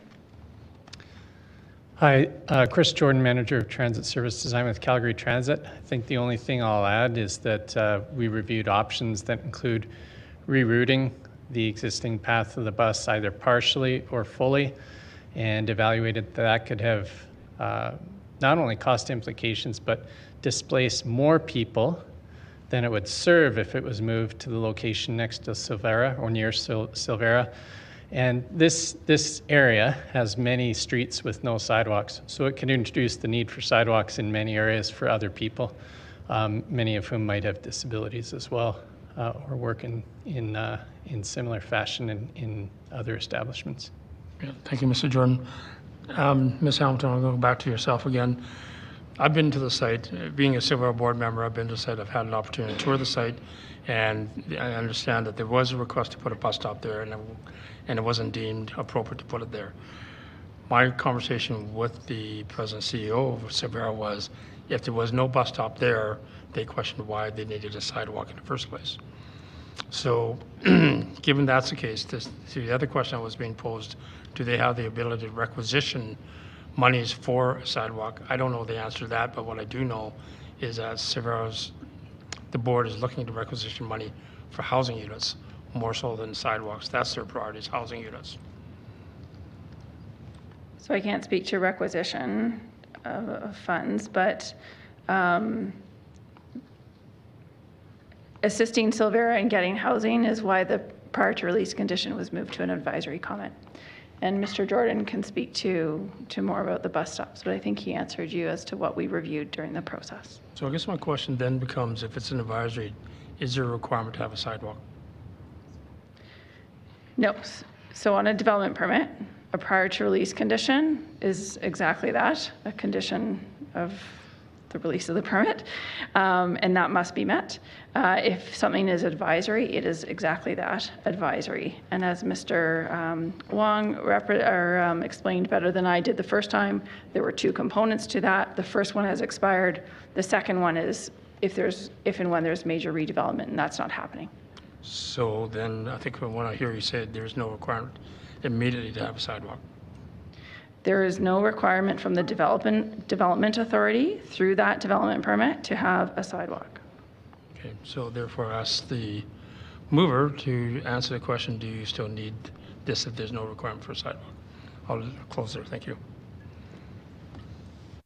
Thank you. Let's go to Councillor Carra, please. Yeah, I'm going to continue along the line of questioning that Councillor Walcott and Councillor Penner brought forward, and just say you're going to have to close very well. This is a nuclear option. There are sidewalks we need all over the place. I want sidewalks everywhere. I work very hard using almost every tool in the box to find ways to get these things built in my ward. I respect the fact that you're doing this, but this is a nuclear option, and what differentiates this from every other approach? And how are we not setting a very dangerous precedent? Please address those in your close in a convincing way. I'm not going to be able to support this. Thank you. I don't see anybody else in the queue, so I will just say we just heard that the way to help housing was to remove this as a condition, and it's not required. Just heard that very clearly. It was removed as a prior to release condition. It's only an advisory comment. You are not asking for a sidewalk. So I have a lot of trouble supporting funding something that's not even asked for. Can't get behind this. Go ahead to close, Councillor Chabot. Yes, thank you. That's not what I was led to believe when I was circulating this as far as comments for this notice of motion. However, having said that, I agree with Councillor Carra. Trying to get sidewalks into some of these older industrial areas is an ongoing challenge, and there's a significant lack of sidewalks in this area. So every opportunity that I have, I do ask administration to request that the developer puts in a sidewalk. So if when this would have come to me, that would have been one of the things that I would have asked for, to create that connectivity, to create that more complete network of alternate modes of transportation. We do have a very high needs group here, specifically in the seniors, who are looking to be able to connect up to transit. Now, this is not just going to benefit the seniors. This will also benefit the adjacent schools on site, specifically the Islamic school, as well as the Akram Joma Islamic Center. So this isn't going to be exclusively beneficial to the seniors, but they're the ones who predominantly are the ones who are looking for it. They're the ones who have the least ability to actually access transit. And the fact that we actually went through a very extensive process to look at alternatives to provide that ability for them to be able to access transit by moving bus stops. And I thank Mr. Jordan for the work that him and his team did to looking at all the different options to provide that accessibility to those seniors at that facility. And in the question around requisition powers, yes, it used to be Metropolitan Group or whatever that's specifically named in the MGA that has the ability to directly requisition funds from Calgary taxpayers to fund for their capital infrastructure needs. So they have the ability to, but rather than going through that process, if there's sufficient funds or if there's any funds within our sidewalk and roads programs that could actually build this sidewalk that will not only benefit these seniors who have a specific need for this, it will create better connectivity throughout the area, which will benefit several other potential users of our transit system. It'll help to support our transit system by putting more people onto our system, paying customers, albeit they may be low-income seniors that are riding the system. It's still, making better use of our infrastructure. So that's why I'm proposing it this way, rather than having them go through a formal process of doing an actual requisition on our tax bill, which again, what's it going to cost for us to print that additional line item on our tax bills to send out to how many taxpaying customers do we have? I don't know what the cost is going to be for that. Thank you, Councillor Chabot. Closed. Thanks. All right, you scribe to vote.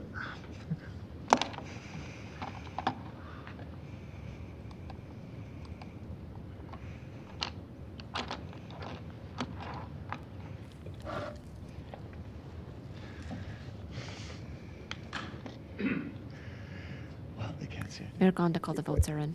Could you display the results, please?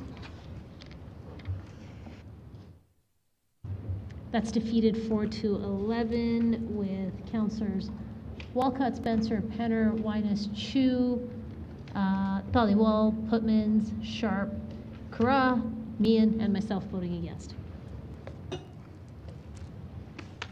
All right, Madam Clerk, I think we are now ready to go into closed session. Not just yet, Mayor Gondik. There was the one item of urgent business that Council added this morning. Yes, yes. It's 11.1. That's correct. Amendment to noise rules for event center concerts. All right. Hi. Good evening, members of council. My name is Greg Pastrick with the Bylaw and Policy Development Team in Community Strategies. I can deliver a presentation or give a brief overview if needed, or Tell you what, why don't you bring up the recommendations? And as you were doing that, I'm going to ask, does anybody need a presentation on this? Doesn't look like we need a presentation, so please just tell us the recommendations. Sure. The recommendations before council today are to amend the the Community Standards Bylaw 32M 2023 to allow for a higher level of sound to be transmitted out of the event center once built, similar to the level that is currently allowed during the daytime. It'd be for 2 hours additionally in the evening, and to a level of 64 decibels. Thank you very much for your presentation. I don't see any questions for you in the queue, so I'm going to go to Councillor Walcott to move this. Thank you. A couple key things to highlight. One of them is just that I think with a project the size of the event center, is that things like this sometimes might seem small, because they are. In the grand scheme of several $100 million, what essentially amounts to a small community standards bylaw rule change that saves $8 million discussing the impacts of noise on buildings that don't exist yet. There's a lot of ways that this easily could have just moved through quietly, but the reality is that there's actually just like one building that is one block further away, or at least on the edge of a further block, that is used to this kind of experience, is used to noise, is used to the events at Stampede. And so lots of conversations have been had about whether or like how we got to this point and what the interaction is with the community. And at the core of it, it really just identifies that more information is better than less, even when it needs to be done quickly. But on the actual content of the bylaw change, of what we're actually looking for here, the only thing that I'd like to highlight actually is that this is one of the unique moments where we're starting to realize that the community standards bylaw, and again, you all know I love noise, well, hate noise, all of the above. I have lots of feelings about noise. The community standards bylaw isn't built right now with the nuance for the city that we are building. And so when you think about what the community standards bylaw and what 50 decibels is, 50 decibels is a standard conversation. It's you talking to the person beside you. That's the amount of noise that is acceptable citywide. And most of our programs and our special events require exemptions just to be able to actually run. So whether or not it's a Stampede tent here, or a music festival, or any type of vibrant events that are significantly louder than 64 decibels, they all require exemptions because a quiet street is the expectation in every corner of this city. When you're thinking about the Saddle Dome, first off, because of its construction, couldn't really do a lot of events like this, but also it was in a sea of parking lots. The new event center is going to be 100 meters away from residential buildings. It's a big difference. And so we want to make sure that when we start to think about the future of the community standards bylaw, someone asked me once, they're like, are we adjusting the bylaw to fit with the event center? And I actually argued the opposite, which is the community standards bylaw as it's designed right now doesn't fit with the culture and entertainment district at all. The area that we're trying to build with a festival street, an event center, residential hotel, all those things, the community standards bylaw, it does not fit with the vibrant community that is that district. And so this is a step to help us just do construction and avoid several $1 million in escalating costs for the design of the event center. But it actually is just a signal that we actually probably need to look at the culture and entertainment district and other vibrant districts in general underneath the community standards bylaw to allow them to operate at their fullest extent while over-informing local residents. So with that moved. Thank you. Councillor Sharp, you're going to second? Yeah, and I will just echo what Councillor Walcott said. I think, well, first of all, thank you, Councillor Walcott, and to the community standards bylaw team. It's a small, important change, and then we can have the impact of elevate this venue to its full potential. And I agree. I think a more fulsome conversation around noise in our city is required. It's a great start to help set a precedent to make sure our bylaws are protecting Calgarians, but not to the detriment of our city's facilities and opportunities. So happy to see this come forward and happy to second and support. Thanks. Thank you very much. I don't see anybody else in the queue. Over to you to close, Councillor Walcott. I will continue to annoy you all with future noise changes in this city, so be on the lookout. Closed. Okay, let's go to eScribe to vote.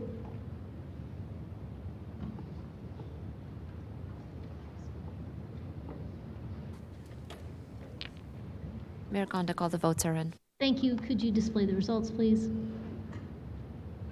That is carried 14-1 with Councillor Thaliwal voting against. First reading of bylaw 34M 2024. Anyone opposed? Hearing none, that's carried. Second reading of bylaw 34M 2024. Anyone opposed? Hearing none, that's carried. Authorization for third reading of bylaw 34M 2024. Anyone opposed? Hearing none, that's carried unanimously. Third reading of bylaw 34M 2024. Anyone opposed? Hearing none, that is carried. Madam Clerk, we have 2 items left, if I am correct. One was postponed and the other we haven't gotten to, and they're both enclosed?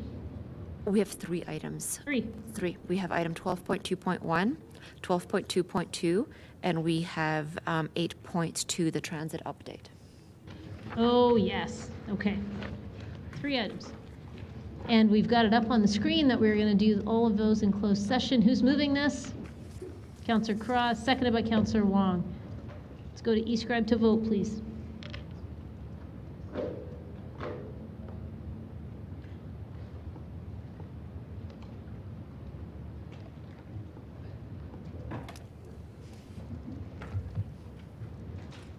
Mayor Kondak, all the votes are in. Thank you. Could you display the results, please? That is carried unanimously. Everybody, please hang up from this call. You'll get a link to the closed session. We'll see you in there.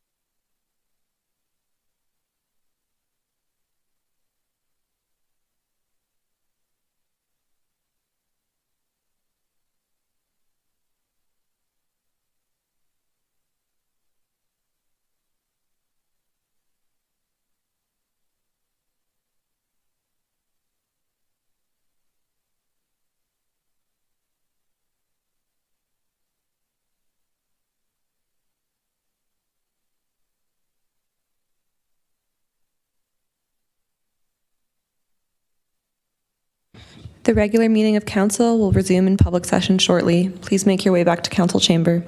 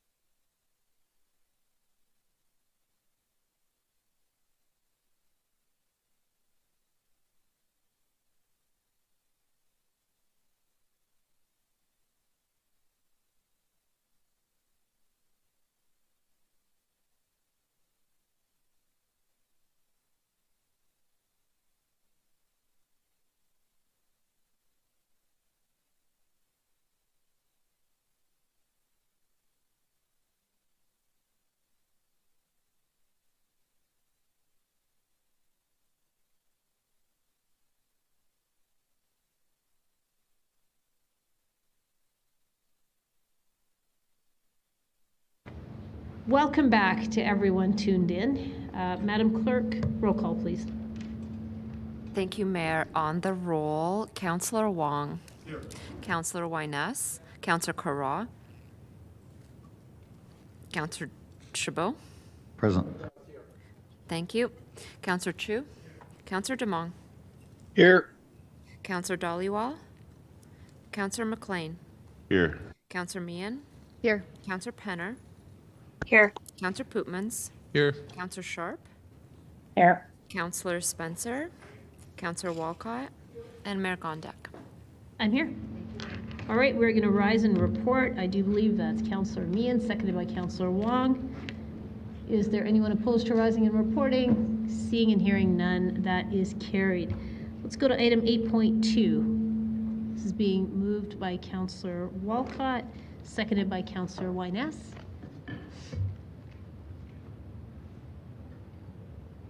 All right, and I do believe there is an amendment on this one. Yes, I will. There it is, right there. So as moved on screen, if we pass this, then we can talk about it later. So, thank you. Okay, so you are voting on this amendment to delete recommendation 1 and replace it with adopt confidential recommendations 2 and 3 and publicly release them. Please go to eScribe. Wait, what? Who said wait? Me, I'm sorry, I can't quite get to the teams quick enough. Does that mean you're going to release the public recommendations and then we vote on them, or are we voting on them and then we release them? So we're voting on the amendment to say that we are replacing recommendation 1. Yes. We're deleting recommendation 1 and replacing it with adopt confidential recommendations 2 and 3 and publicly release those 2 recommendations, and then we'll vote. So we'll vote on this amendment first, and then we'll vote on the main that will have the 2 confidential ones made public. Okay, thank you. You're welcome. Okay, eScribe, please.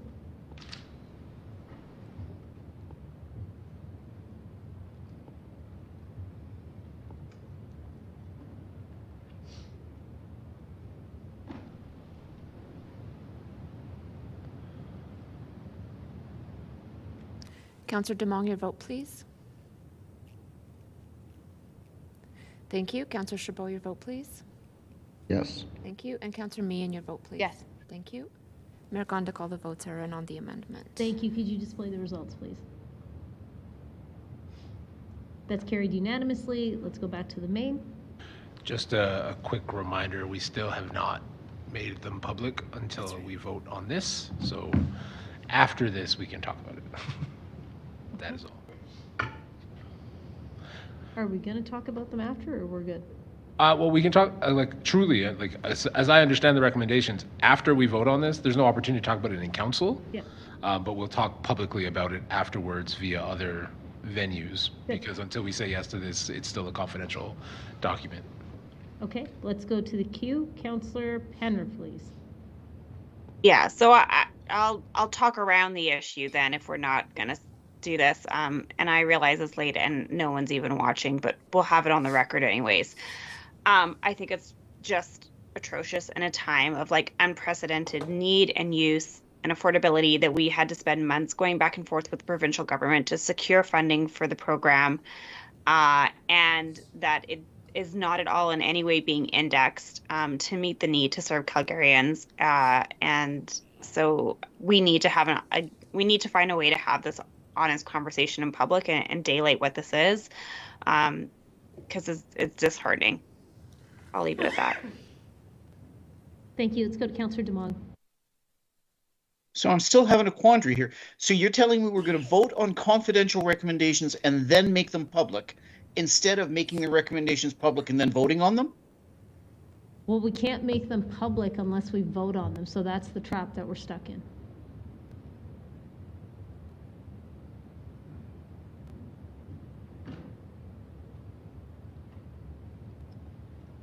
Unless there's some other way to do this, Madam Clerk. Well, members of council can see the recommendations in their closed agenda, so you can look at those anytime prior to the vote. They're contained in your eScribe package that was presented by administration in that confidential presentation, so you're able to see. I don't think that's the issue. I think we all know what they are. We're just itching to talk about them, which we can't do. How about, Mayor Gondek, we split recommendation number 1 into an A and a B. Recommendation A will be to publicly release confidential recommendations 2 and 3, and then you'll release them publicly, and then your 1B would become adopt public recommendations 2 and 3. So we could just split the vote on this one. That's awesome. Would that work? Yes, thank you. Okay, just need 30 seconds. Okay, thank you.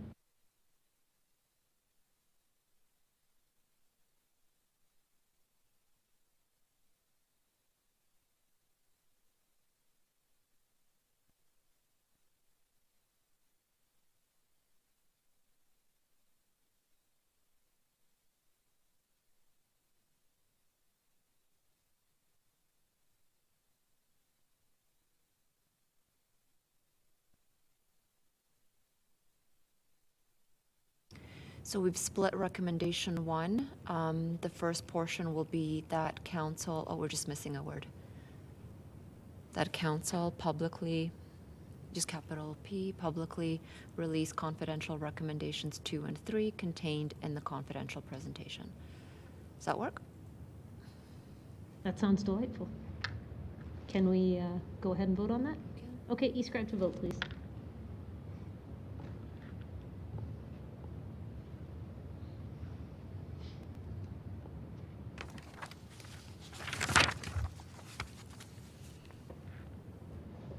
Councillor Chabot, your vote, please. Thank you. Councillor Meehan, your vote, please. Yes. Thank you. Mayor Gondek, all the votes are in. Thank you. Could you display the results, please? It's carried 13-1 with Councillor McLean voting against.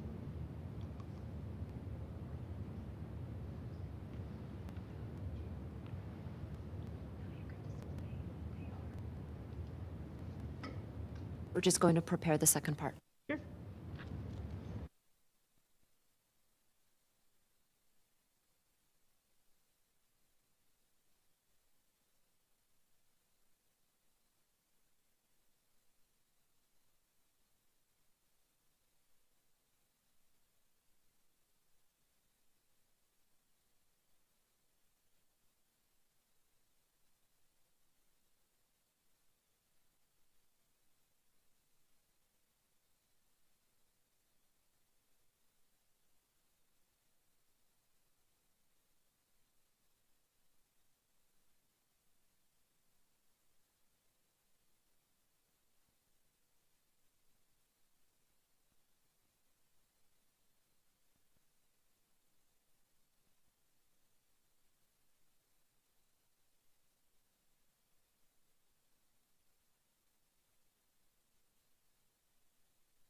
It's ready, Mayor Gondek.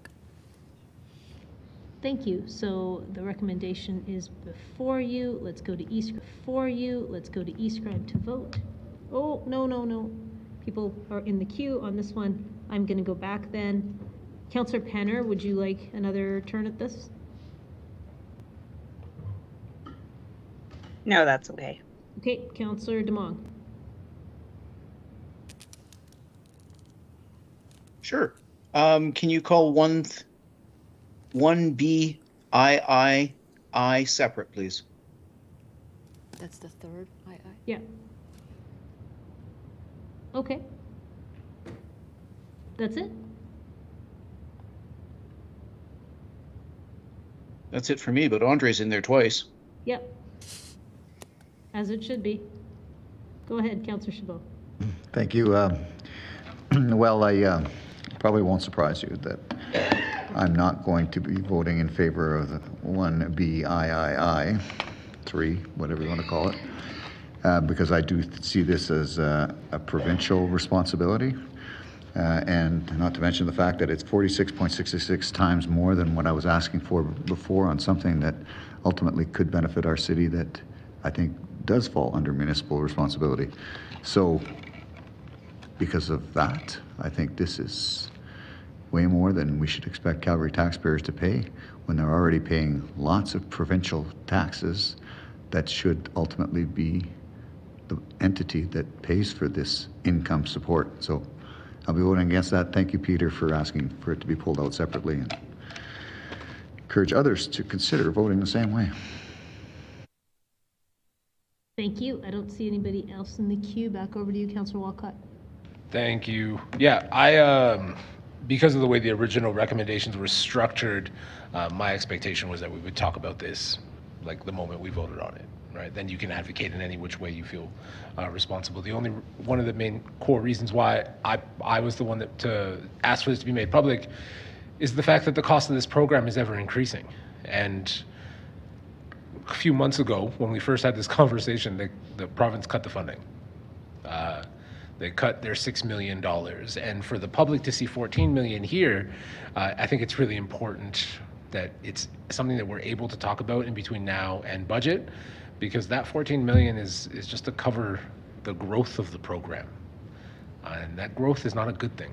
That is a growth in people who are low income and require support on our transit. And to Councillor Chabot's point, I actually fully agree.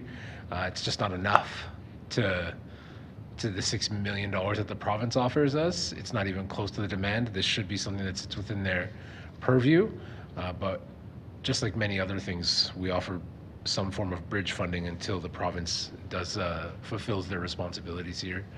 And so you're not making a decision on the 14 million, but you're making a decision that sends it towards us to have this discussion in budget where it's appropriate.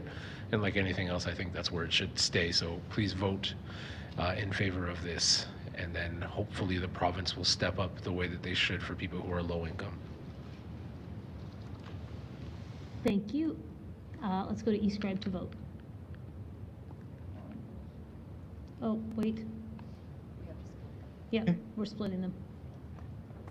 Let's do that one first. Yeah. The number 3, sub 3.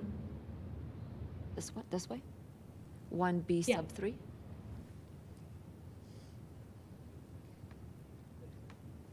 Sorry, yeah. Okay, it's before you.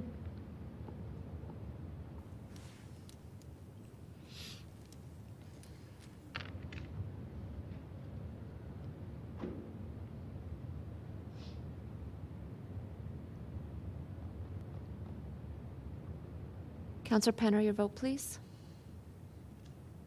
Yes. Mayor Gondik, all the votes are in. Thank you. Could you display the results, please? That's defeated on a tie with Councillors McLean, Winus, Chu, Demong, Wong, Sharp, and Chabot voting against. Let's go on to the rest.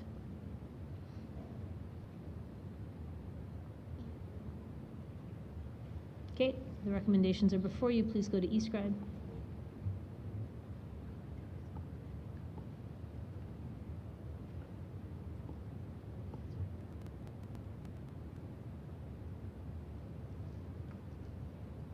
Councillor McLean, your vote, please. Thank you. Mayor Gondik, all the votes are in. Thank you. Could you display the results, please?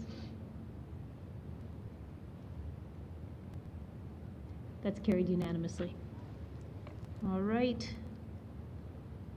Let's go to item 12.2.1. This is being moved by Councillor Walcott, seconded by Councillor Sharp. Great, let's go to eScribe to vote.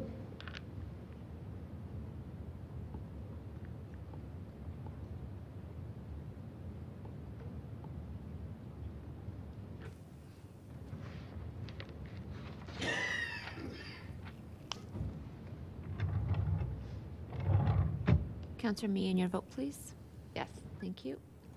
Mayor Gondik, all the votes are in. Thank you. Could you display the results, please? That's carried 13-1 with Councillor Chu voting against. Let's go on to item 12.2.2. This one's being moved by Councillor Chabot. It is seconded by Councillor Putmans. Please go to eScribe to vote.